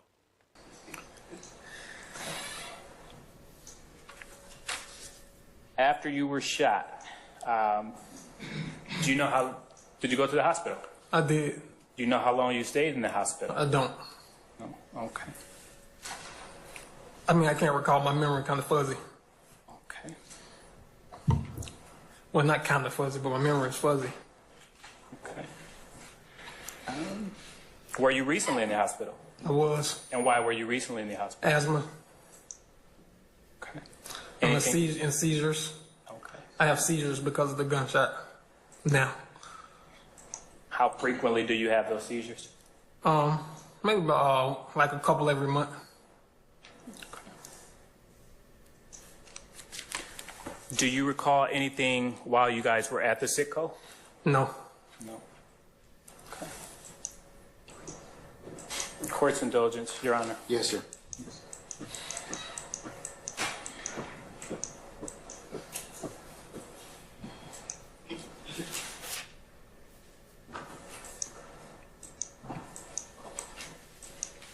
They about to show his picture in a minute. So for those of y'all who are gored out by half heads, then, you know, close your eyes. It's not bloody though.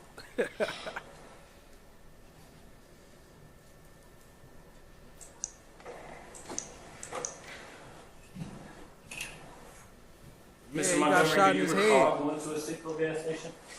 I'm sorry? Do you recall going to the Sitco gas station? Do I recall going to it? Yeah. Yes. Okay. And in that time period, from the time leaving your grandmother's house to going to the Sitco gas station, did you have any kind of beef or anything with anyone? No. No. Okay. But did he die? That's fucked up. Don't do that. Don't do that. Don't do him like that. Mr. Montgomery, how do you feel about Neil today? I mean, he's my cousin. My family. So I love him. Okay. I'm going to show you what's been already admitted as 3 Bravo Bravo. Published in 3 Bravo Bravo now, Your Honor.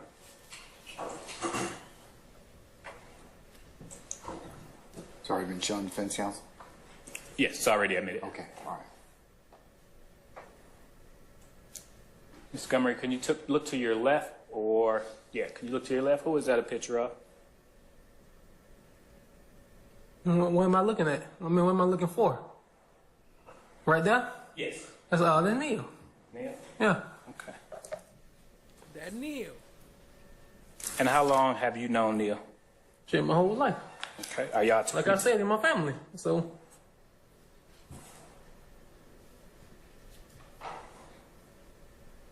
Okay.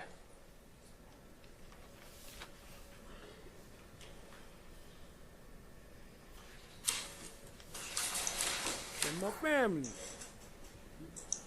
That meat. Mr. Montgomery, do you know a person named DK? No. Do you know a person named OG Bentley? No. Do you know an individual by the name of Rodney Allison? No. Do you know a person by the name of Walter Murphy? No.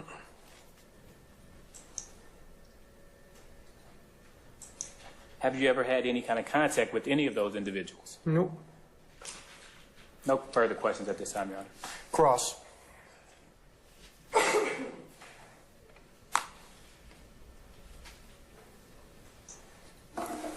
you, Your Honor.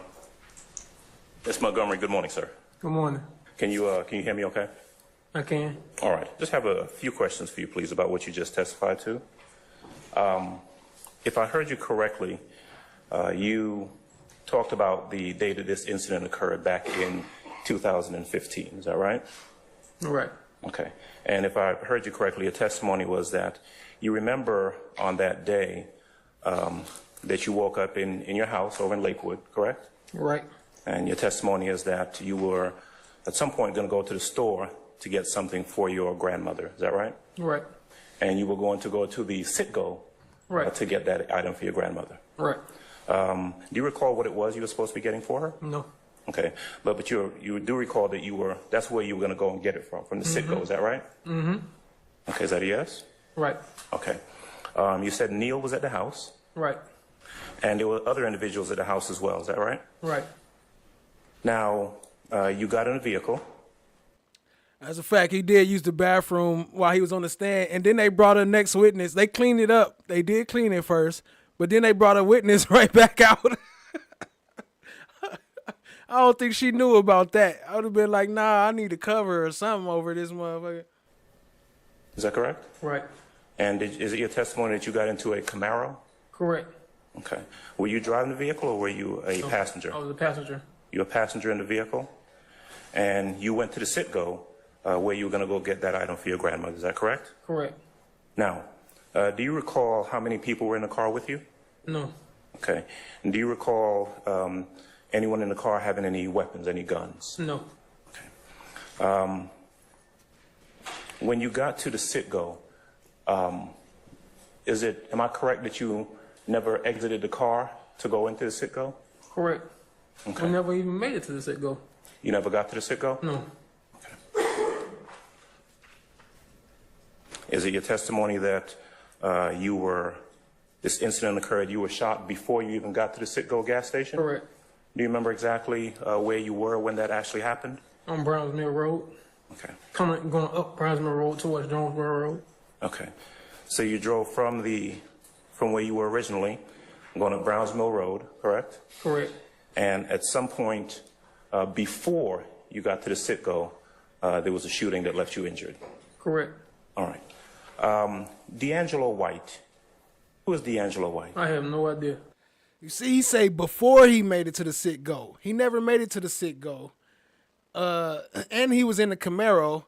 And then he don't even know who D'Angelo White is. For those who don't know, D'Angelo White is the one from a couple streams ago who didn't want to show his face, who said, take me to prison, take me back to prison. Why am I here? I don't want to be here. So I think it's two different situations.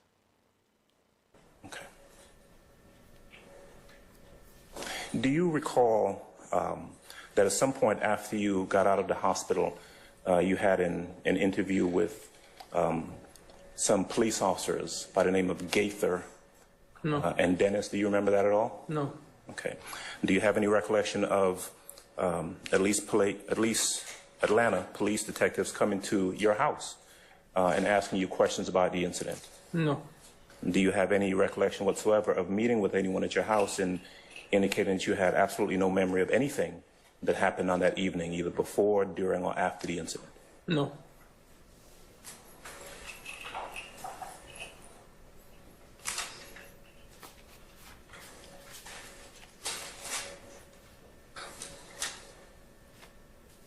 I understand that you don't have a lot of memory about what happened after the incident occurred, after the shooting, but would I be correct that your memory is fairly clear about what happened prior to? No, you wouldn't be right. Okay. But you are certain that this incident happened before you got to the Citgo, is that correct? Correct. Okay. Do you recall prior to getting into the vehicle whether or not anyone got into the vehicle with any guns? Nobody. Not that I know of. Okay. Did I hear you say earlier that you are not familiar with the name DK? Yes. Okay. Do you have any recollection of being asked by anyone with the Atlanta Police Department about DK and saying that you had heard that name before? No.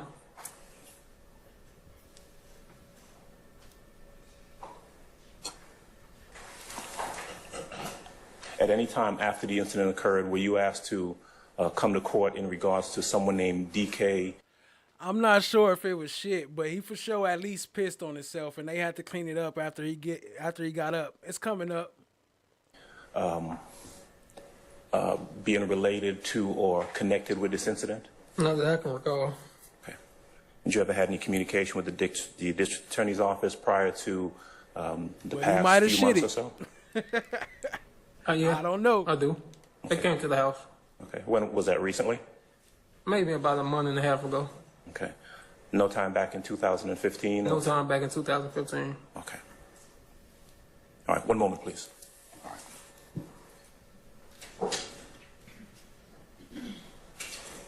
Thank you. I think that's all I have. All right. Anyone else? All right, Mr. Matthews. Good morning, Mr. Montgomery. My name is Carrington Never trust a fart after 30.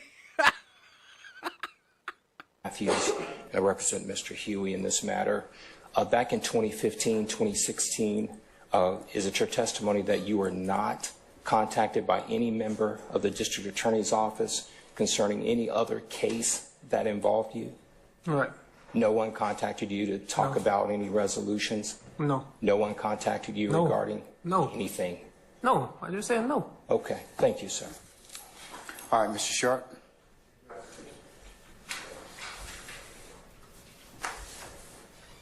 Sir,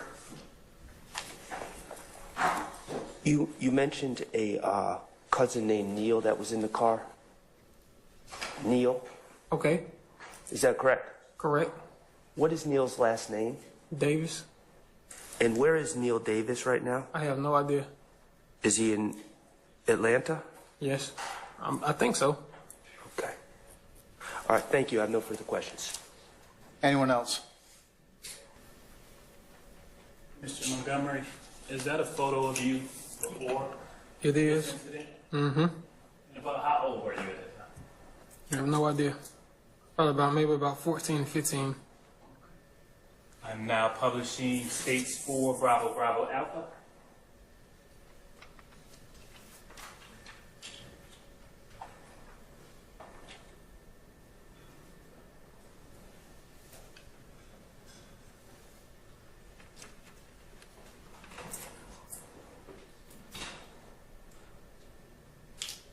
Puerto Rican Gloria say it was boo-boo. Hey, it may be. I'm not sure, but you might be right. He might have defecated on himself. I mean, that's not funny. That's kind of fucked up. But it's been admitted as 4 Bravo Bravo. Who is that? It's me. Very accurate representation of yourself. It is. Is this after you were Montgomery? I'm now showing. That me.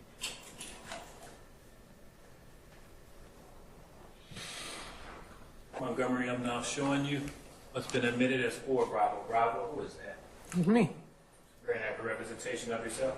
It is. Is this after you were shot? Yes. I think so. I'm not sure. You recognize this photo? State's Exhibit 84 Bravo Bravo? No. No further questions, Your Honor. Questions. I think I heard you say, Mr. Montgomery, that the DA's office spoke to you recently. What was Thug eating? Like a strawberry or something? That's why you could tell Whitaker been watching, because how would she know about all that? And he got a Bluetooth in his ear. But they talking about they worried about him being out and they deny his bond, but you going to give him a Bluetooth? Or within the past few months about the case, is that right? Wrong. You can hear me say that. No? No. Okay. Well, let me ask you this. They didn't contact you back in 2015, is that right? Right. Did they ever notify you that the person who was convicted of shooting you, Mr. Walter Murphy, had struck a deal with him? No. They never told you that either? No. All right. Thank you. Your Honor, when it's appropriate, can I just make a record when it's appropriate at the end of the day? About what, sir? Just what happened, just so the record can reflect. Mr. Steele, I control certain things, okay, and that's just the housekeeping, okay? The witness here, the seat was soiled. That's what had to be cleaned. Sergeant Ingram was the person that noticed that, and we took care of that. So I think we can leave it at that point. I wasn't referring, and I appreciate that, and thank you for comment, but I wasn't referring to that. What are you referring to? I'll be brief. The Honorable Court properly granted victim impact exclusion under WALLER, W-A-L-L-E-R versus state. It's been cited previously. I could get you cited if you need. Then I just want the record to reflect, since it's not going to be on camera, when the state called Mr. Montgomery, he came into the courtroom. He was not already seated in the witness chair. And he came in the courtroom, and my word would be shuffled in with a cane type object, like a stick type of cane. Staff. A staff, okay. And he sat down with the help of a victim witness / investigator from the Fulton County DA's office, who sits often in your courtroom on the district attorney's side, comes up at times, talks with the district attorney who's closest to the jury. The first question from Texas T, what up? I see you, family. Appreciate you being here. the Honorable Prosecutor was something to the effect of, whatever the record shows, tell us why you're here. I want justice for the people who did this. Whatever the quote is, I don't remember, but it's something to that. I then asked to approach. The next question was also victim impact. Your Honorable Court stated that tried the case, that leave out victim impact. We appreciate that. And then when we're leaving, when the witness was asked to leave, he was struggling, my view, he was struggling to get up, and he was being helped again by the investigator with DA's office in front of the jury. A juror actually got up and gave room. And I just want the record to reflect all that, because you already ruled no victim impact, and it was breached, my word would be intentionally, by DA's office. And I believe that that goes against what we're doing here.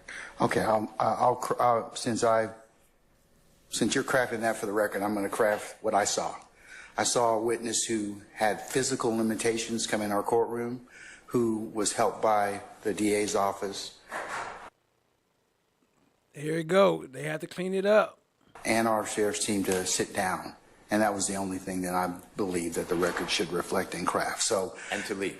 And to leave. And I think that that would be appropriate for any witness that we have, Mr. Steele. So I'll note it for the record, but I'm just putting on what the court observed. And is there anything else?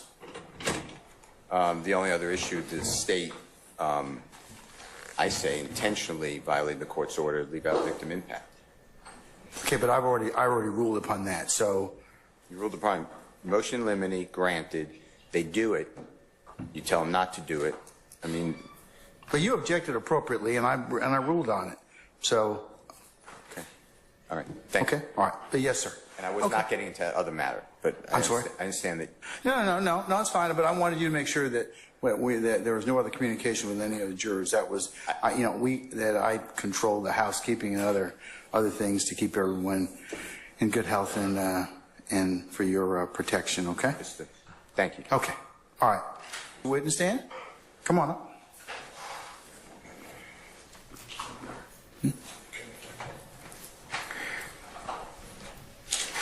Madam. You swear for the testimony you gave the truth, the whole truth, nothing but the truth? Have a seat.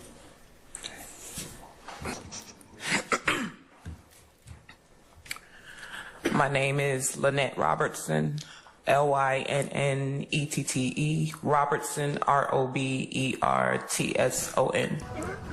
Good morning. I could be better.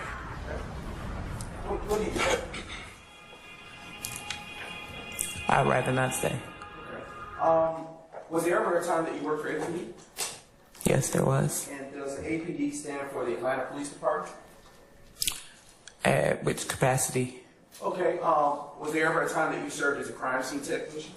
Yes. And can you describe for the jury what your duties and responsibilities were in that role?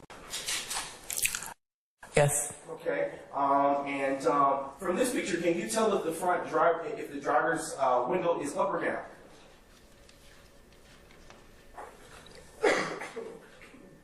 It looks down. And you can actually do that look anything like a Camaro? Anything like a Camaro at all? But I don't know. Maybe his memory kind of messed up, so I ain't gonna hold that against him. So maybe it's him, but I don't know. You see that the rear windows are up or down? Up. All right. If we can toggle over to the left just a little bit, see A.D. Atkins. Does that window appear to be up or down? Up. All right. Live ammunition. No. Okay. And what angle of the vehicle are we looking at here in State's Exhibit 15, Bravo? We're looking at the passenger side of the vehicle. Passenger front. Sure. Do you see any reddish brown stains in this particular photograph? At least she said passenger front, not the front, right, left, front, right, passenger side, back. Yes. And where do you see them? On the door and on the ground. Okay. Inappropriate argument of future dangerousness. How long have you had this particular recording, Mr. Sharp? I've had it for over a year. Why the motion at this point in time then? Your Honor, I'm not articulating this correctly, I don't think. In trial, we have. Well, I'm asking. I'm explaining. I'm asking you because here's the court's concern.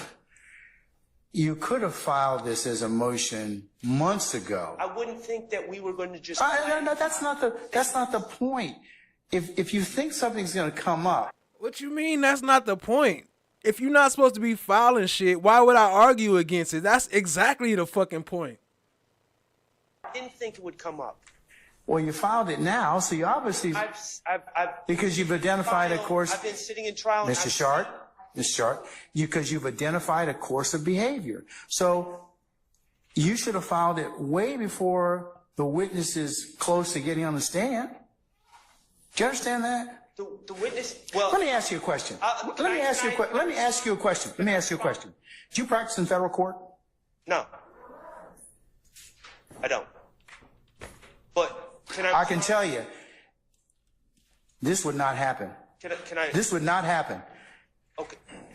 Your Honor, I don't think that the statements would be played in totality like this in federal court, quite honestly. That may be true, but that does not relieve you of the responsibility to timely file a motion and it's just not wait till the last minute. I'm not waiting till the last minute, Your Honor. I am not anticipating that we're about to discuss a slideshow. Focus. We ain't got to that yet. All right. Focus. Look, you see how he's don't do it. I'm focusing on your behavior at this point in time. I'm not saying to you that the information is not any less invalid, but it's the timing that's a problem. It's a problem, and since you I wouldn't think that we would be admitting these things, but since I've seen these statements, these out-of-court statements being admitted, I've taken it upon myself A couple weeks ago, you said to us, please flag things in advance. I took This that is to not heart. in advance. This is not in advance. This is like we got a jury sitting here. You all didn't get here at 1 o'clock. I told you to be here at 12:30. I know that you were here early, and I know why you were here early. Okay. So, but focus. The focus is on why didn't we file this stuff? No, that's not her. We had her earlier with the fake cries. No, that's not her. Well, we played her maybe 4 or 5 episodes ago. Months ago, and let's wind it out and air it out at that point in time, okay? You talk about AC Booker with her lying ass. So I'm going to ask the state their issue on this. Are you cutting this out? Did you have discussions with Mr. Sharp, madam? We did have discussions. When? Well, this morning. That's too late. The evidence is excluded. The evidence is excluded. I'm going to exclude because I told you that this was going to happen. No. We're excluding that. And I'm going to exclude the PowerPoint that you all submitted.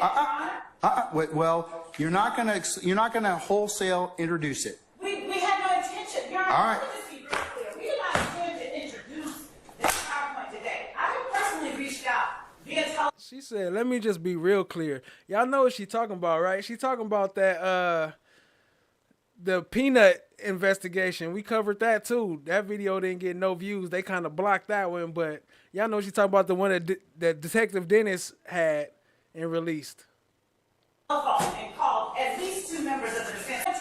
And I'm going to exclude the PowerPoint that you all submitted.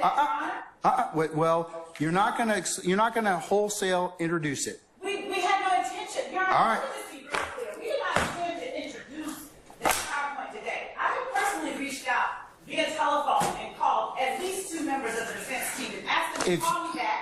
And I would like but you all should not be identifying this stuff the moment of trial while the jury's sitting in a box. This is the last. I am not going to tolerate this any further. If you don't get together with your colleagues and flag issues and resolve them promptly, and if I have to take them up, remember, I can exclude them. We'll work the weekends, or we'll do a combination of both. So this time, I'm going to exclude those 2 sections. Your Honor, Mr. Atkins, he confronted this witness with those sections. I last week let them know that we were introducing that. If the exhibit's not ready and you haven't made no. Well, Mr. Sharp's got objections to it. But Judge, Mr. Sharp can get in and have our evidence excluded every day that he makes an objection at midnight, and then comes in and says. Well, then you all should have gotten your stuff together before then. Some of our juries, please. Some of our juries. Have a seat, madam. Have a seat. You better exclude that, and next time, make sure you're prepared. Make sure you're prepared next time. I'm not going to do this anymore. I'm just not. We are starting right now. It's 1:20.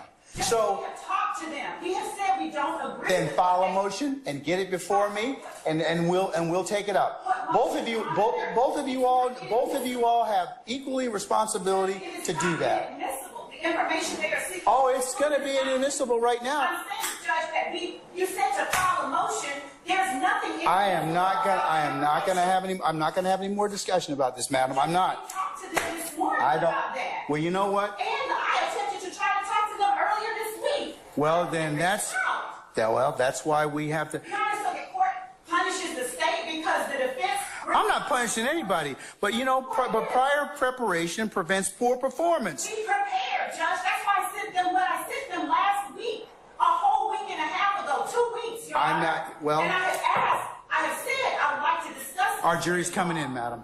Our jury's coming in. Have a seat.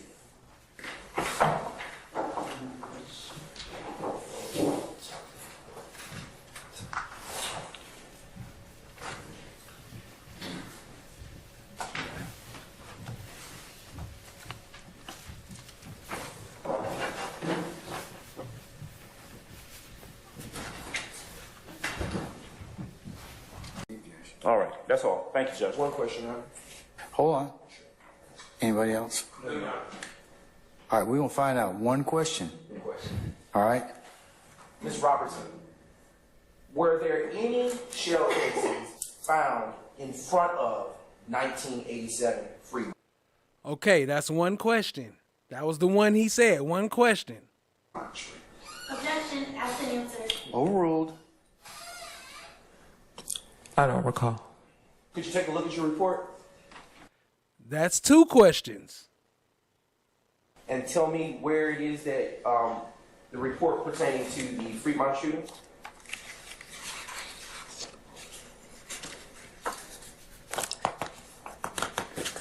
And I His face. Hey, he remind me of a pug dog, or like a dog that's like super excited, like just can't wait, like objection, objection. like a happy dog, like when his owner come in the house. What they call it? Judge call her Miss Brown. I'm looking to see if I found shell casings in front of Fremont. 1987 Fremont. No. Is that your answer? Yes. Okay. No further questions, sir. That was three questions. So we know when they say one, they mean at least three. Anything further? Okay. A hat? Okay. And is this an item that you collected and took into evidence? Yes. Okay. I'll let you. The cartridge casing. Okay. And Spent casing. okay. And I'm now going to turn your attention to State Exhibit 52, Bravo Bravo. And And if you just zoom in ever so slightly, Senior A.A. Atkins. There we go. Center, please. Thank you. And CST Robertson, can you tell the jury what it is that we see here? Is this the same shell casing? The same shell casing as the last photo, yes. Okay, and that evidence marker, is it fair to say that that evidence marker that is placed there is indicative that you took that shell casing also into evidence? Yes. And with both shell casings that you collected in this particular case, is it also fair to say that you ran tests on both of them? Yes. And what was the test that you ran on them? I processed for latent fingerprints. And did you find anything of value? No. Okay. And I'd like to ask you, did that conclude your involvement with this particular APD case number, which is APD 151022458?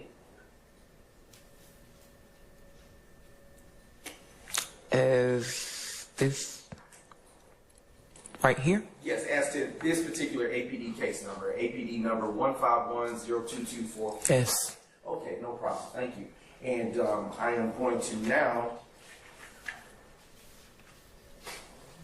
just briefly.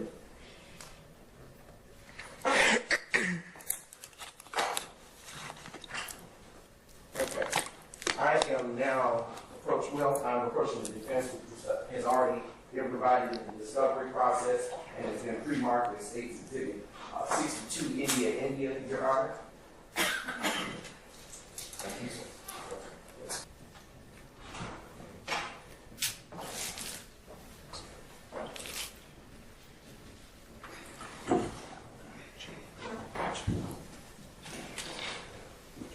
Okay, Your Honor, I am now approaching Ms. Robertson, with State's Exhibit 62 India.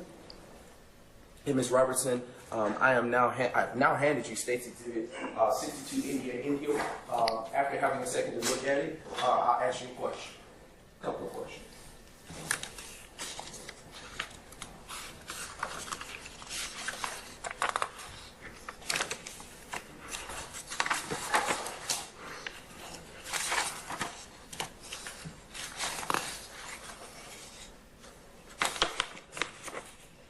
BBL Brown. Not BBL Brown.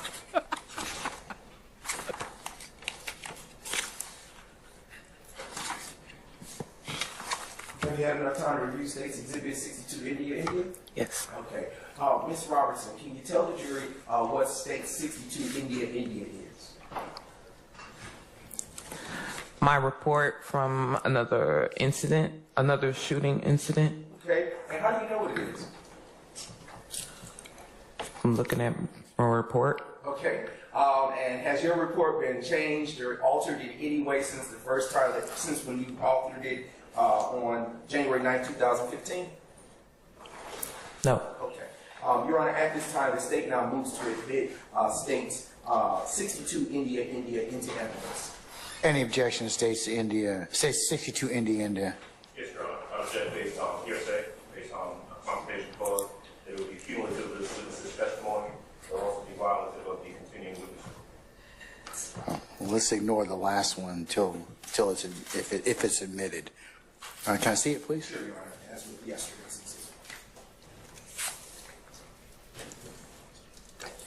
All right, Ms. Robertson, and Ms. Robertson, I'm now read. All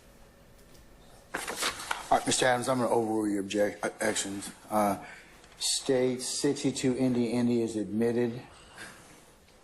All right, Ms. Robertson, and Ms. Robertson, I'm now approaching you with state 62 India. Is right here? Yes, as to this particular APD case number, APD number 1510224. Yes. Okay, no problem. Thank you. And I am going to now just briefly.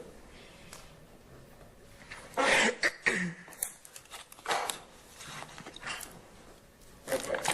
I am now approaching the defense, which has already been provided in the discovery process and has been pre-marked as State's Exhibit 62 India. Hell yeah, he do Carlton. That's probably his favorite dance. Your Honor.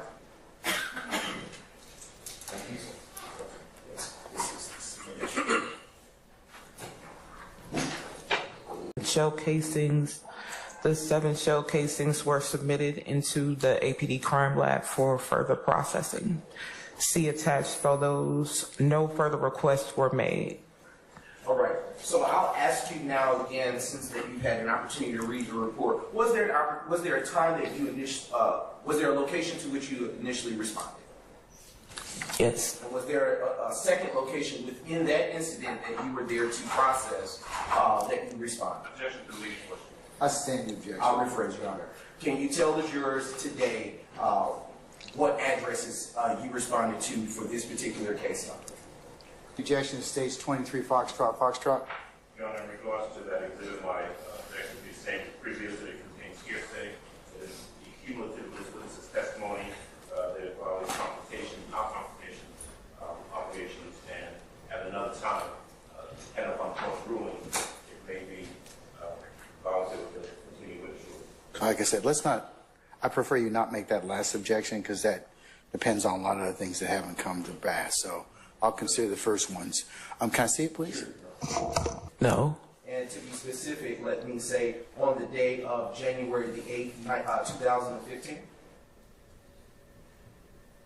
No. Okay.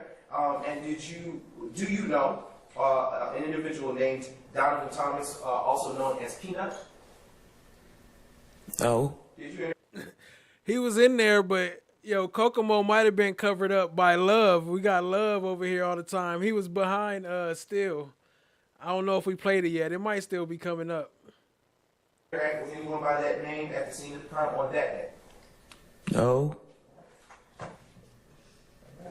Your Honor, I have no further questions for this witness. Don't be mad at me, Steph. Love blocked you. Cross. Mr. Robinson, good afternoon, man. Good afternoon. You hear me okay?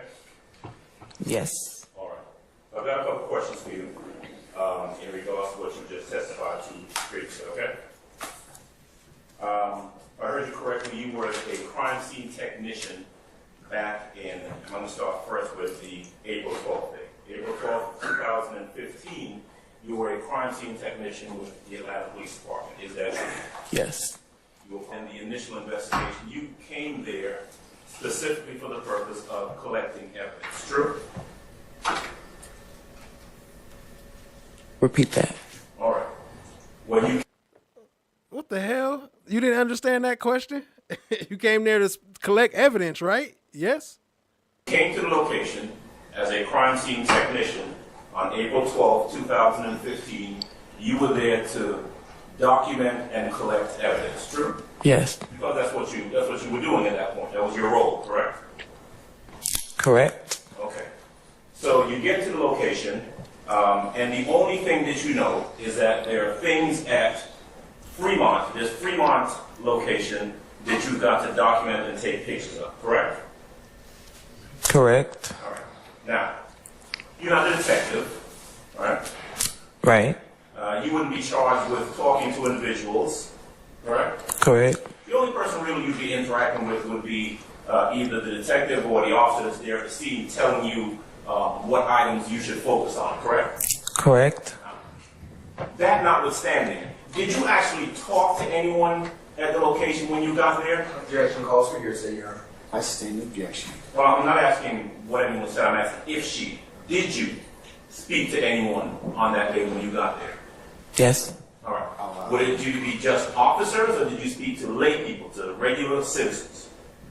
Officers. Okay. So you spoke to no lay persons when you got there, just police officers, correct? Correct. All right.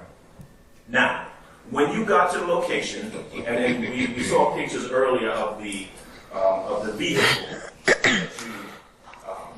that you photographed, there was no one in the vehicle, correct? Correct. All right. Police officers had been there already, true? True. I gotta make that happen. I gotta put his face on Carlton doing the dance. We gotta do it. Didn't have any idea whether the incident that left the defect in the front of that vehicle happened at Fremont or happened at the other location of Brownsville. You didn't know that. Objection, Your Honor, calls for speculation. Stand the objection. Did you know where that defect, where the vehicle was when it got that vehicle? Calls for speculation, Your Honor. No, I ain't heard that I yet. stand the objection as to form. All right. When you got to Fremont, the vehicle already had the defect in it. True? Yes. All right. Now, I want to ask you specifically about some of the things that you were tasked to do.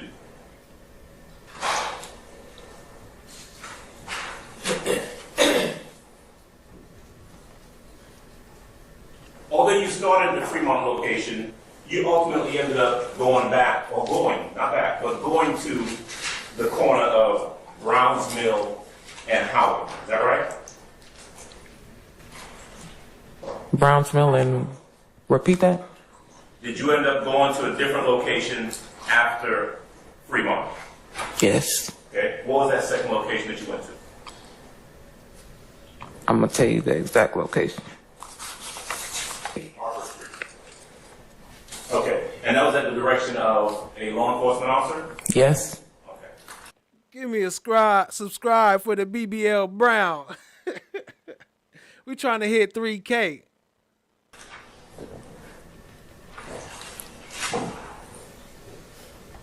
With the state's assistance, I want to pull up some of their photographs. That is the scene that you looked at earlier and described as the front of a vehicle, or the vehicle that you photographed. Is that what it is? Yes. All right. So when you get to the location, you see this vehicle, and it is exactly as it looks right there, correct? Yes. You didn't open the doors. No. You didn't put that hat on the ground. No. You don't know how it got there. No. You don't know who had it on before you got there. No. You don't know how it got on the ground. No. Now, there was no one in the car, right? Correct. And you looked through the car. You searched it, right? Correct. You didn't find any guns in the vehicle. No. You don't know whether there were any guns in the vehicle before you got there. No. Objection calls for speculation, Your Honor. I stand the objection. Because you came there after the fact, Crazy. you don't know if there were any guns in the vehicle. True? True. you are not in a position, because you weren't there prior to this scene, to say how many people were in the vehicle before that. True? True. You don't know how the vehicle got from Browns Mill to the Fremont location, right? Right.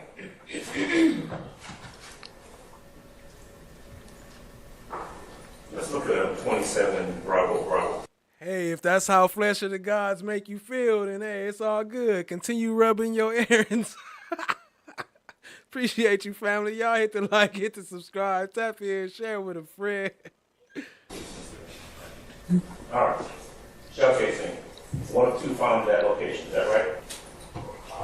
Vague, Your Honor. Say again, sir. Objection made. Sustained objection. You can rephrase. Okay.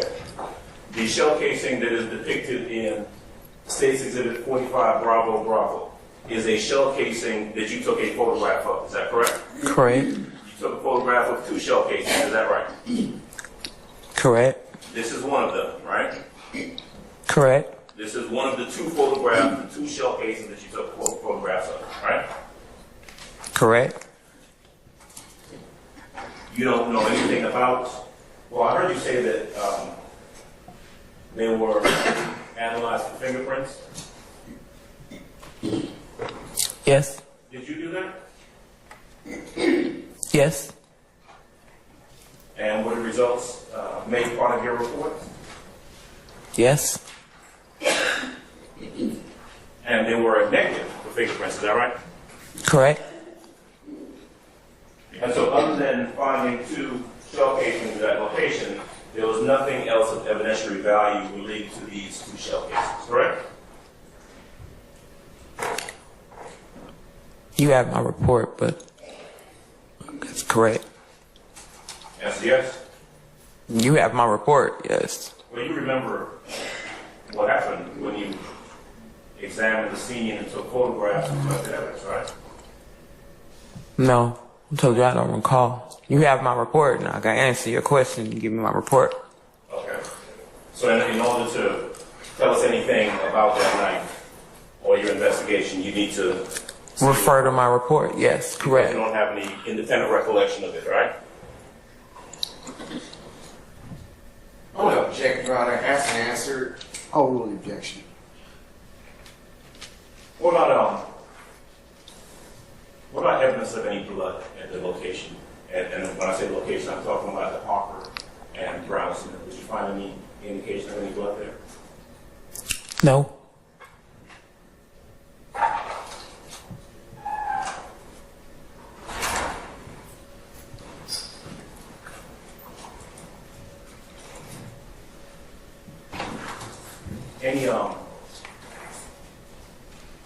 Any cameras at that location? Traffic cameras? Anything like that? I don't recall.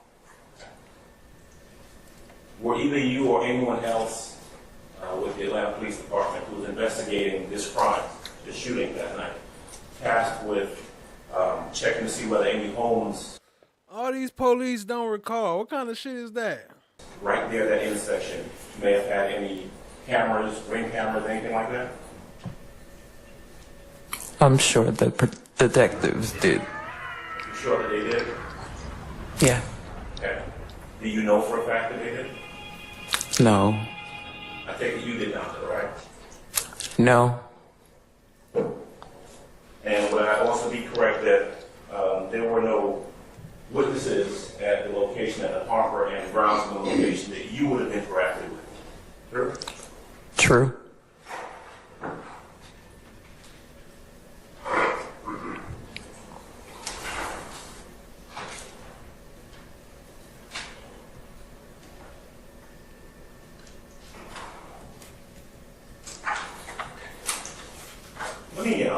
Let me go back, but I want to ask you a question about the vehicle that you photographed.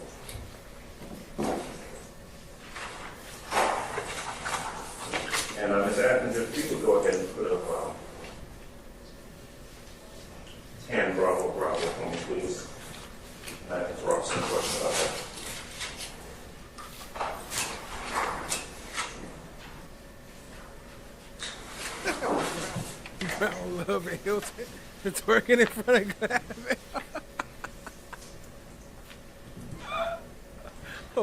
Why did you put that visual in my head? And I'm not sure whether you can, if you can't see it from this photograph, I want to just ask you based on what you remember from that night, if you remember anything from that, whether or not the front passenger window was slightly open or slightly cracked when you got there.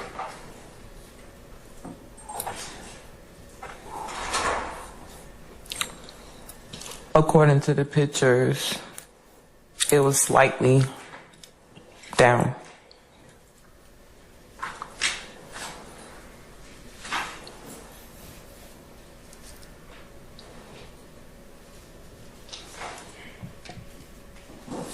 Jackson, do you have a 91 Bravo?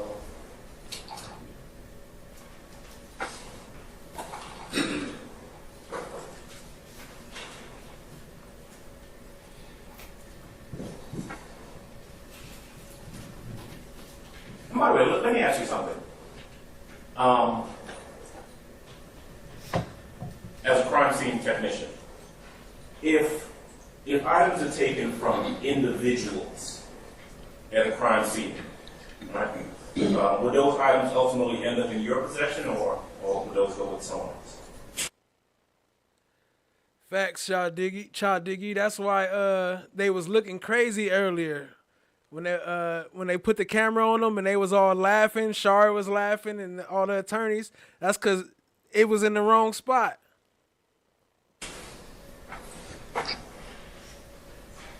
Can you repeat that? Yeah. At a crime scene, I'm asking you generally now, in your experience as a crime scene technician. At a crime scene, let's say there's an individual who is connected to a crime scene, and let's say a gun is taken from that individual. Would that gun then be turned over to you? Yes. Okay. In this case, when you arrived at this location, there were no items retrieved from anyone that were turned over to you, right? Right.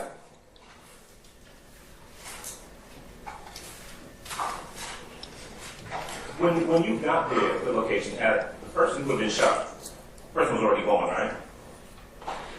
Yes. Okay. Any other individuals around? I don't recall.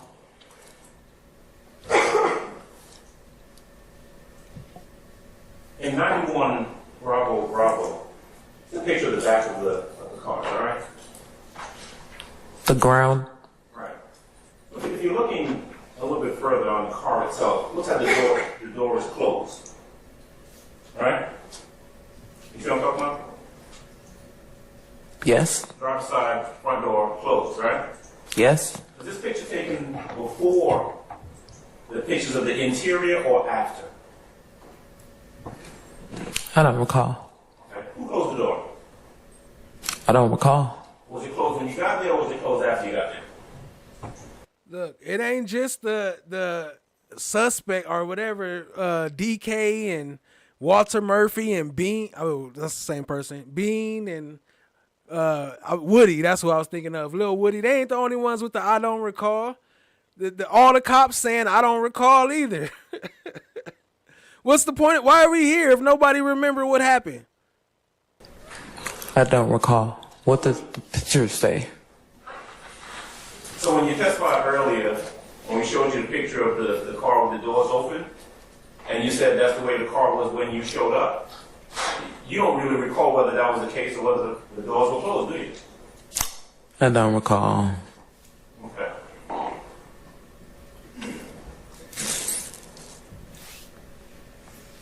Fair to say that in order for a door to be open at one point, closed at another point, somebody had to have closed the door, manipulated the door, right? Objection, characterization. I stand the objection as form. In order for a door to close, if it's open, someone has to close it, right? Yes. In order for a door to open, if it's closed, someone has to open it, right? Yes. Were any medical personnel on the scene when you arrived?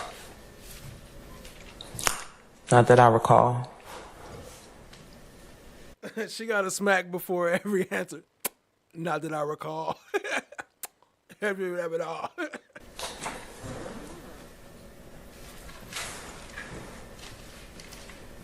And so, in regards to this incident,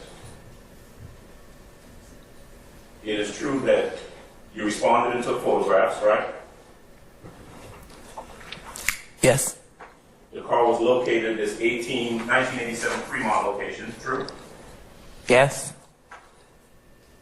You don't know how or if it got from, or why it got from the Harper and Brownsville locations to Fremont. You don't know that, right? Object to ask and answer, Your Honor. I stand the objection. You don't remember whether or not the door opened or closed when you got there, true? Objection, ask and answer. I stand the objection.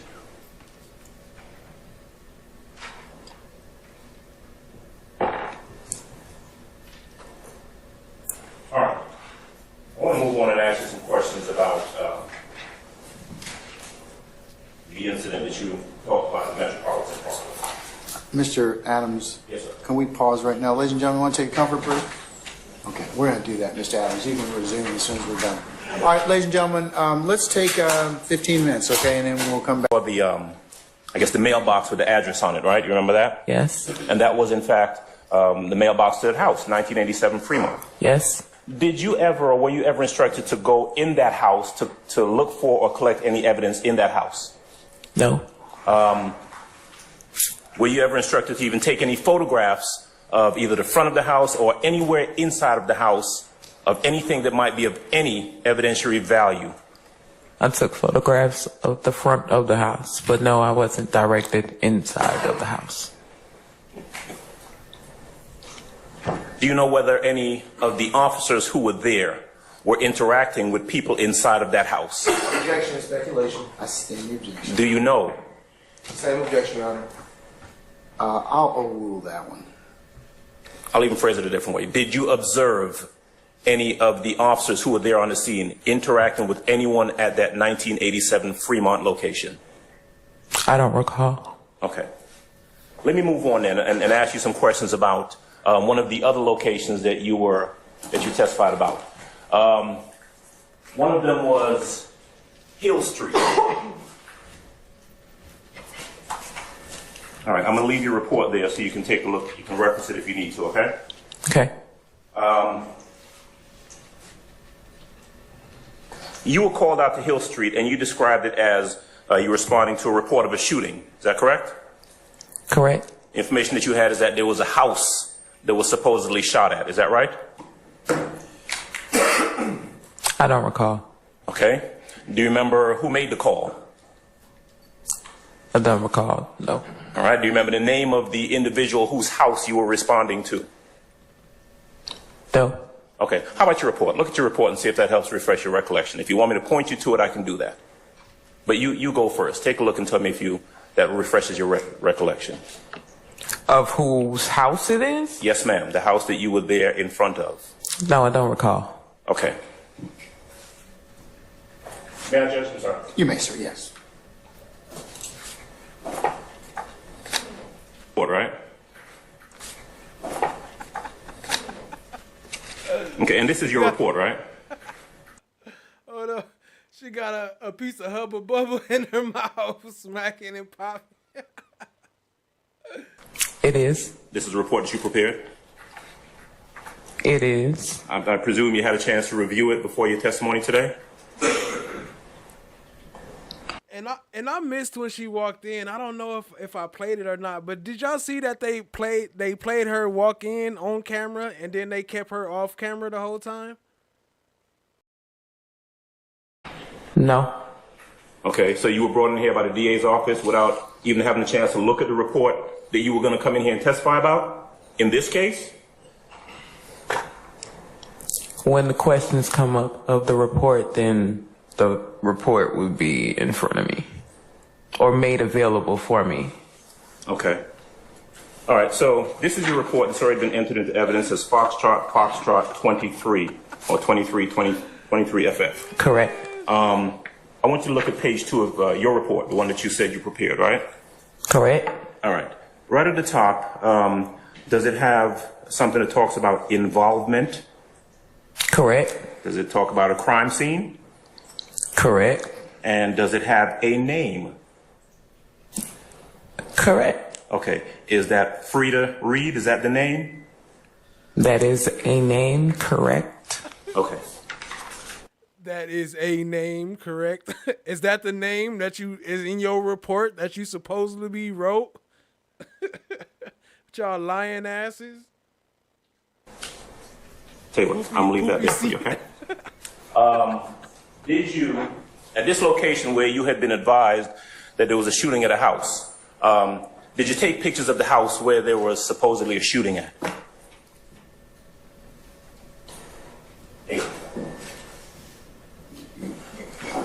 No.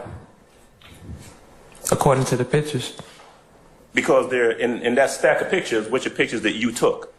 Correct. There are no pictures of a house that was supposedly shot at. Did you? Nah, y'all, this not Gator. I know y'all thinking it's Alligator. This not Gator. This another detective. She just went to take pictures of the shooting. You responded to, right? Correct.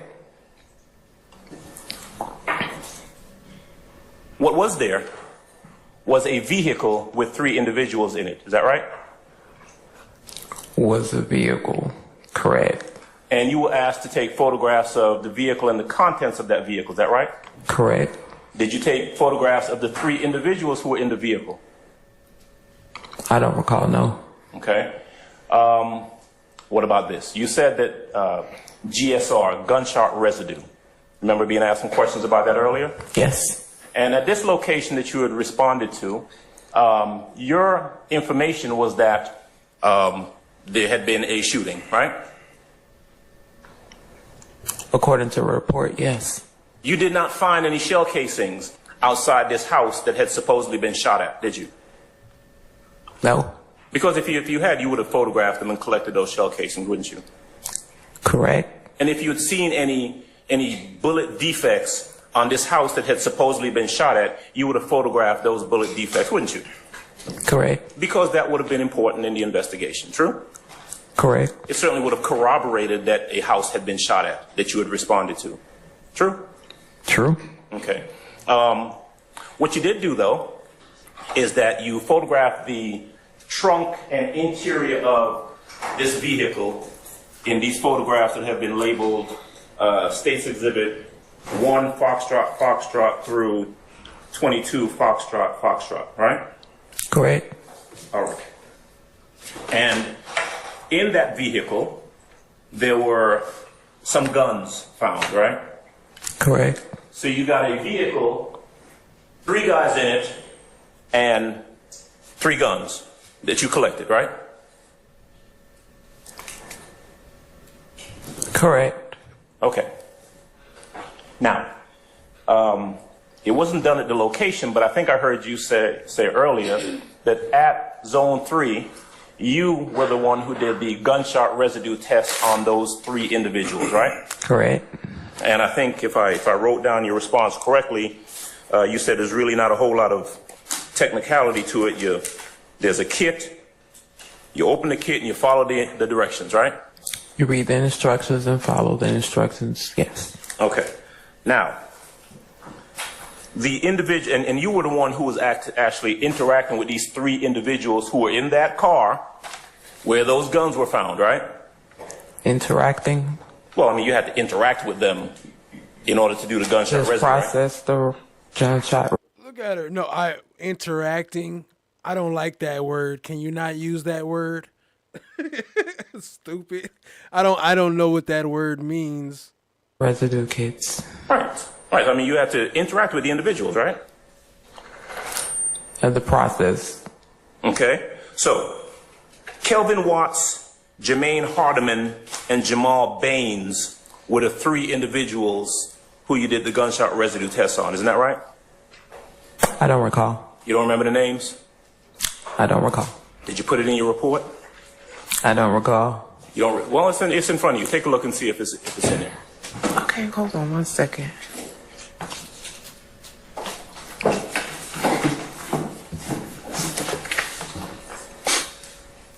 There's only one name on my report.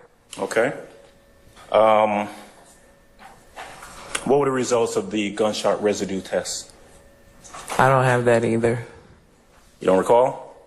Maybe the GBI does. Okay. Because that's where the gunshot residue kits go. Okay.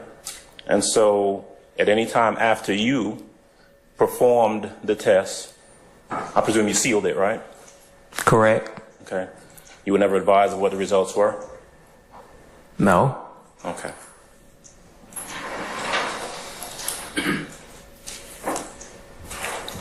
The other incident that you were asked about, let's see, that would have been the Metropolitan Parkway incident.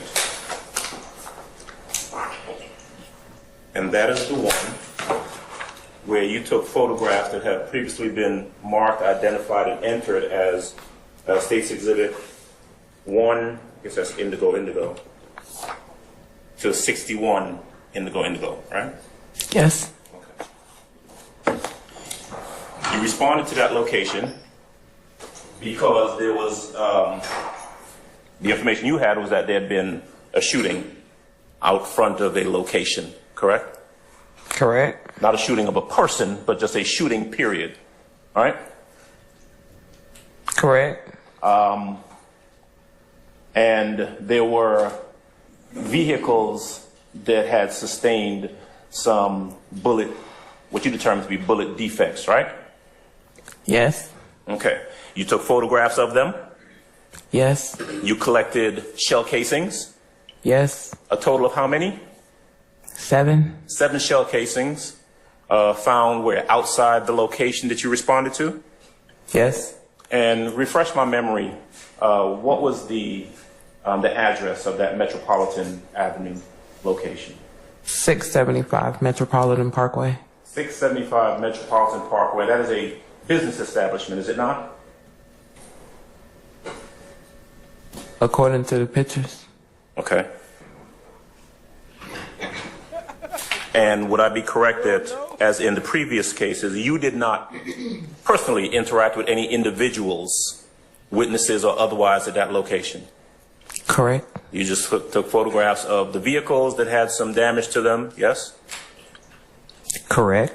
And you scoured the area and found some shell casings and collected those, right? Correct. All right.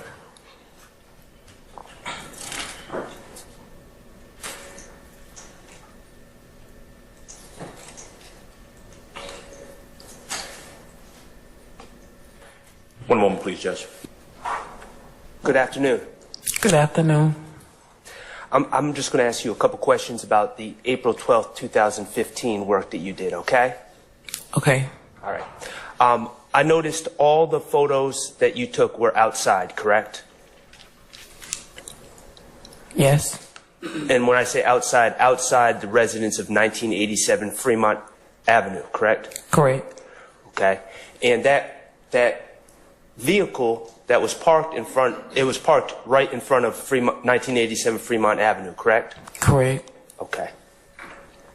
You never entered 1987 Fremont Avenue, did you? No. And to your knowledge, no law enforcement ever searched inside 1987 Fremont Avenue in search of any guns that may have been discarded there, did they? I'm going to object to speculation. I asked to her knowledge. It calls for speculation, Your Honor. Yeah, it does. I'm going to sustain the objection. Are you aware of any law enforcement searching that house for discarded firearms? Same objection. Yeah. Sustained. No further questions. Anyone else? Any redirect, Mr. Brown? What up, fam? We almost out of here. After we get done with this last little BBL Brown, then we got some music on the way out. Appreciate y'all being here. Hit the like, hit the subscribe, tap in, share with a friend. That are processed by yourself. Do you recall that? Yes. Let me ask you this. Is it your responsibility after having processed the crime scene to follow up on the results of a gunshot residue kit? No. Okay. Whose responsibility might that have been? The officer or investigator. Okay. What up, Berta? I see you, family. Appreciate you joining. Is it BBL Brown talking? sometimes the case during crime scene investigations that more than one crime scene technician will respond? Yes. And The officer investigator wasn't there to tell me that or direct me that. I'll ask you a better question. Is it fair to say that you didn't go into any homes on Fremont Street because... I stand as to form. Okay. I'll rephrase, Your Honor. Where did the shooting take place that brought you to, that resulted in you coming out to the Fremont Street location on April the 12th, 2015? Repeat that. Sure thing. To your knowledge, based on your report, where did the shooting occur that resulted in you responding to the Fremont Street on April the 12th, 2015? 1987, Fremont. Let me ask you a better question. Does that, when you arrived, did you find, did the evidence that you collected, I'll rephrase, was the shooting inside or outside? It appeared to be outside. So a few more questions, Your Honor.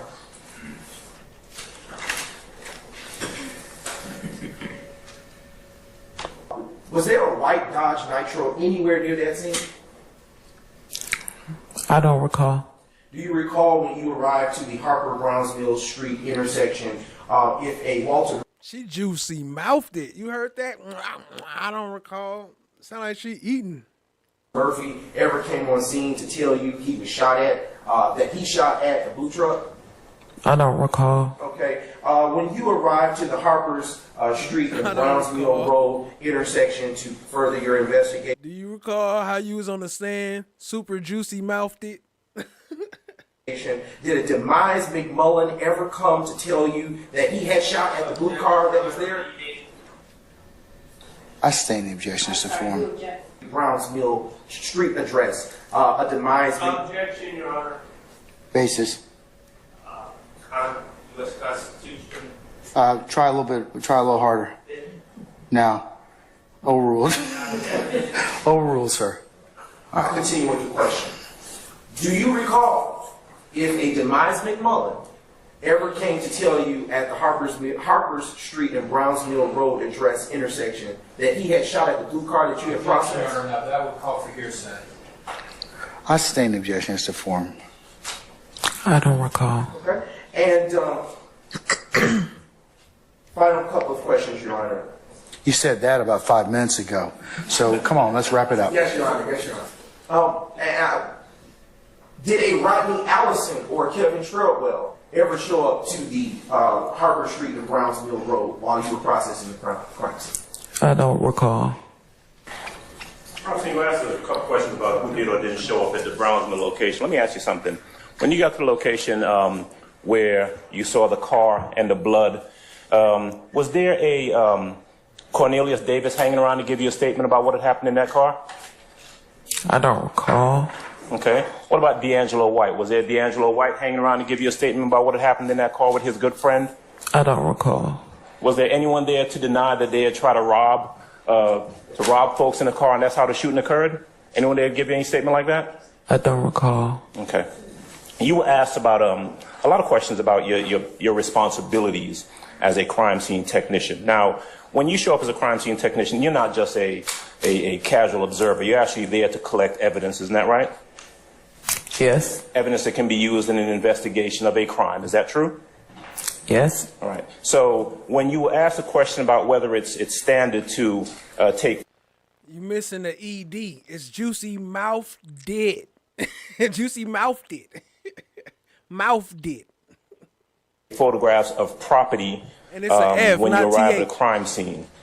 In the Hill Street location, right, the Hill Street incident, where the allegation was that a house, a piece of property, was shot at, does it seem reasonable to you as a crime scene technician that you would want to take photos of this house that was supposedly shot at? I'm going to object, Your Honor. I stand the objection. Well, but you didn't take any photos of that house, right? No. Okay. Regards to the questions that were asked of you about the Fremont location, and whether or not you would go in there to collect evidence, or whether you'd find any evidence in there. How do you know if there's any evidence? Look at him. Look. He like a little puppy just waiting. Just, ooh. I can't wait till master comes home. Ooh. Objection. In a house to collect if you don't even go in the house.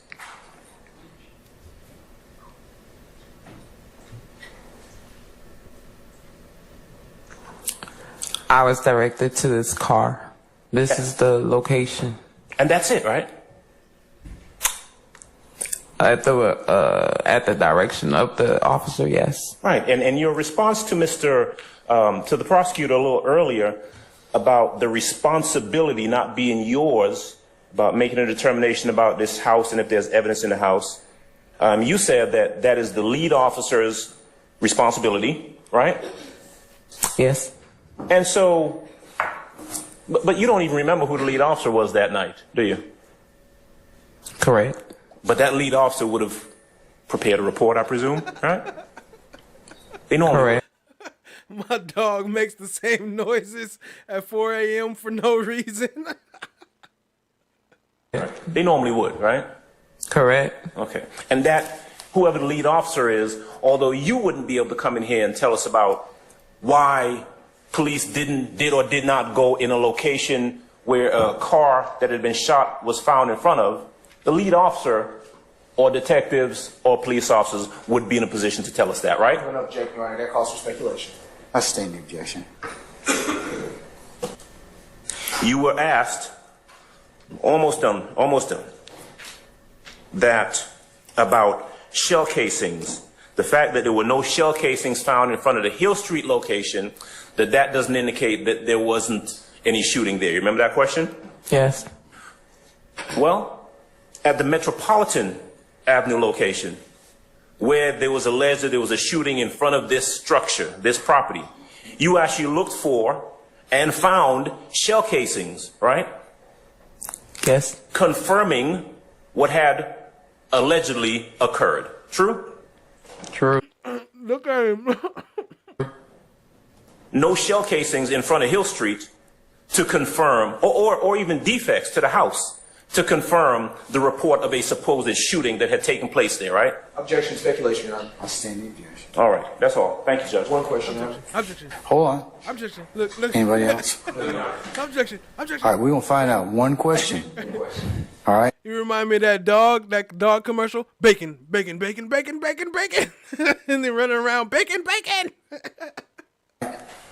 Ms. Robertson, were there any shell casings found in front of 1987 Fremont Street? Objection, asked and answered. Overruled. I don't recall. Could you take a look at your report and tell me where it is that the report pertaining to the Fremont shooting?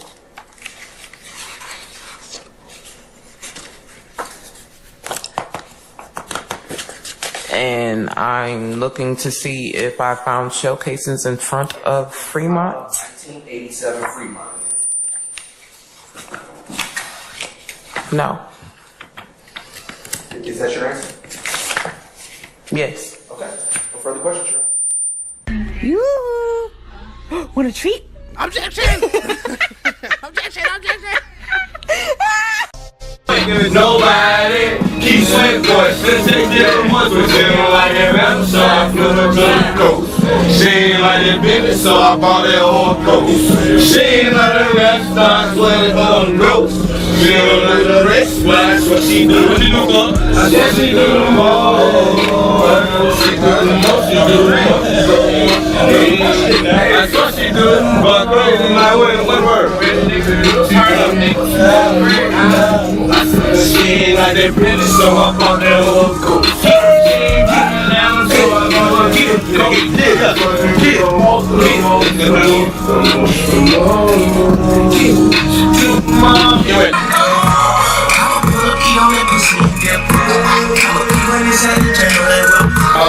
Oh, man, that don't be stupid. What that part with that, sir? Did it what I... Nah, about the movie. We made movies, fuck your camera. We made movies. We made movies, fuck your camera, baby. Camera, baby. On the movies, man. Camera, baby. Camera, baby.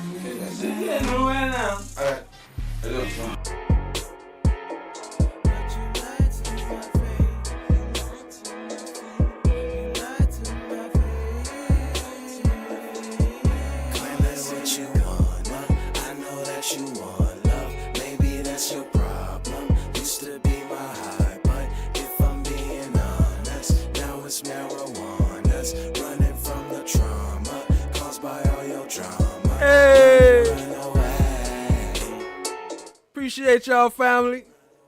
Another one down. Shout out to everyone in the chat. Shout out to all the new members, all the new subs. Appreciate y'all, family. Shout out to Steph JK holding down on the mod. Shout out to Tall Glass holding it down. Shout out to Cha Diggy holding it down. Shout out to Daniel. Shout out to Chad My Black is Golden, as always. Yo, shout out to Snapper Slapper.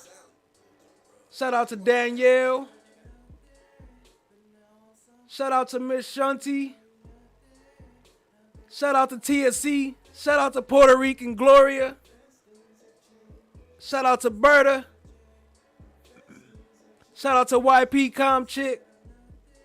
Shout out to Nameless. Shout out to Nobody. Shout out to No One. Shout out to all y'all. Appreciate y'all, family. Sorry if I left you out. Shout out to the D's Life Jenny. The D's Life Jenny D. Shout out to Toothless Tiger. Appreciate y'all, family.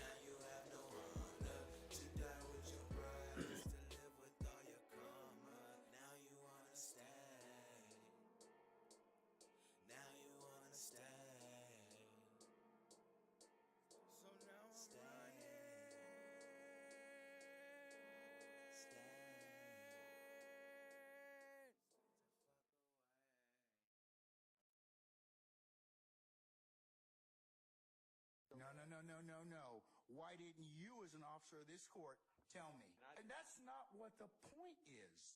The point is, you as an advocate, is you should have told me. I got a problem with you now. I got a problem with you now. I would suggest you don't say any more. Now you want to have it both ways. You can't. Both sides have an equal responsibility under the rules. It's a professional responsibility. All right, have a seat, sir. Thank you.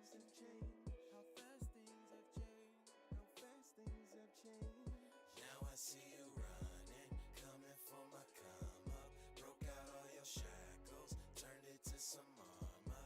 Used to be the judge, but now you have no honor. To die with your pride is to live with all your karma. Now you wanna stay. Now you wanna stay. Another night flight. All right. Anybody else have any other issues as to? Uh-oh. Fulton County has no problem coming in here and cuffing all of us, okay? Don't be an idiot. Are you trying to tell me about myself? You homeless, Ern. You don't even have a mirror to look at yourself. Here. So I know you all about your principles. But can we just please listen to Ern so we can get out of here? Brandy P, I see you. You know if they come in here, they're going to get your ass on a whole lot of other shit. Andrea, I see you. Lying ass bitch. You knew it. Mama, I hate you. Don't you never come back to my house, no. And I hope they blow your motherfucking ass to smithereens. You better hope they do, bitch. You better hope they do. This nigga kidnapped me. I think I'm entitled. You want answers? I want the truth. You can't handle the truth. What are you, fucking nuts?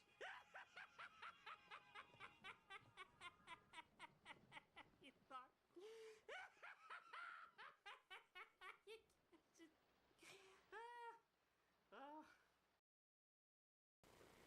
All right, family. That's it. We out of here. Appreciate y'all. Have a great night. Catch y'all in these YouTube streets tomorrow. Until next time. Peace out.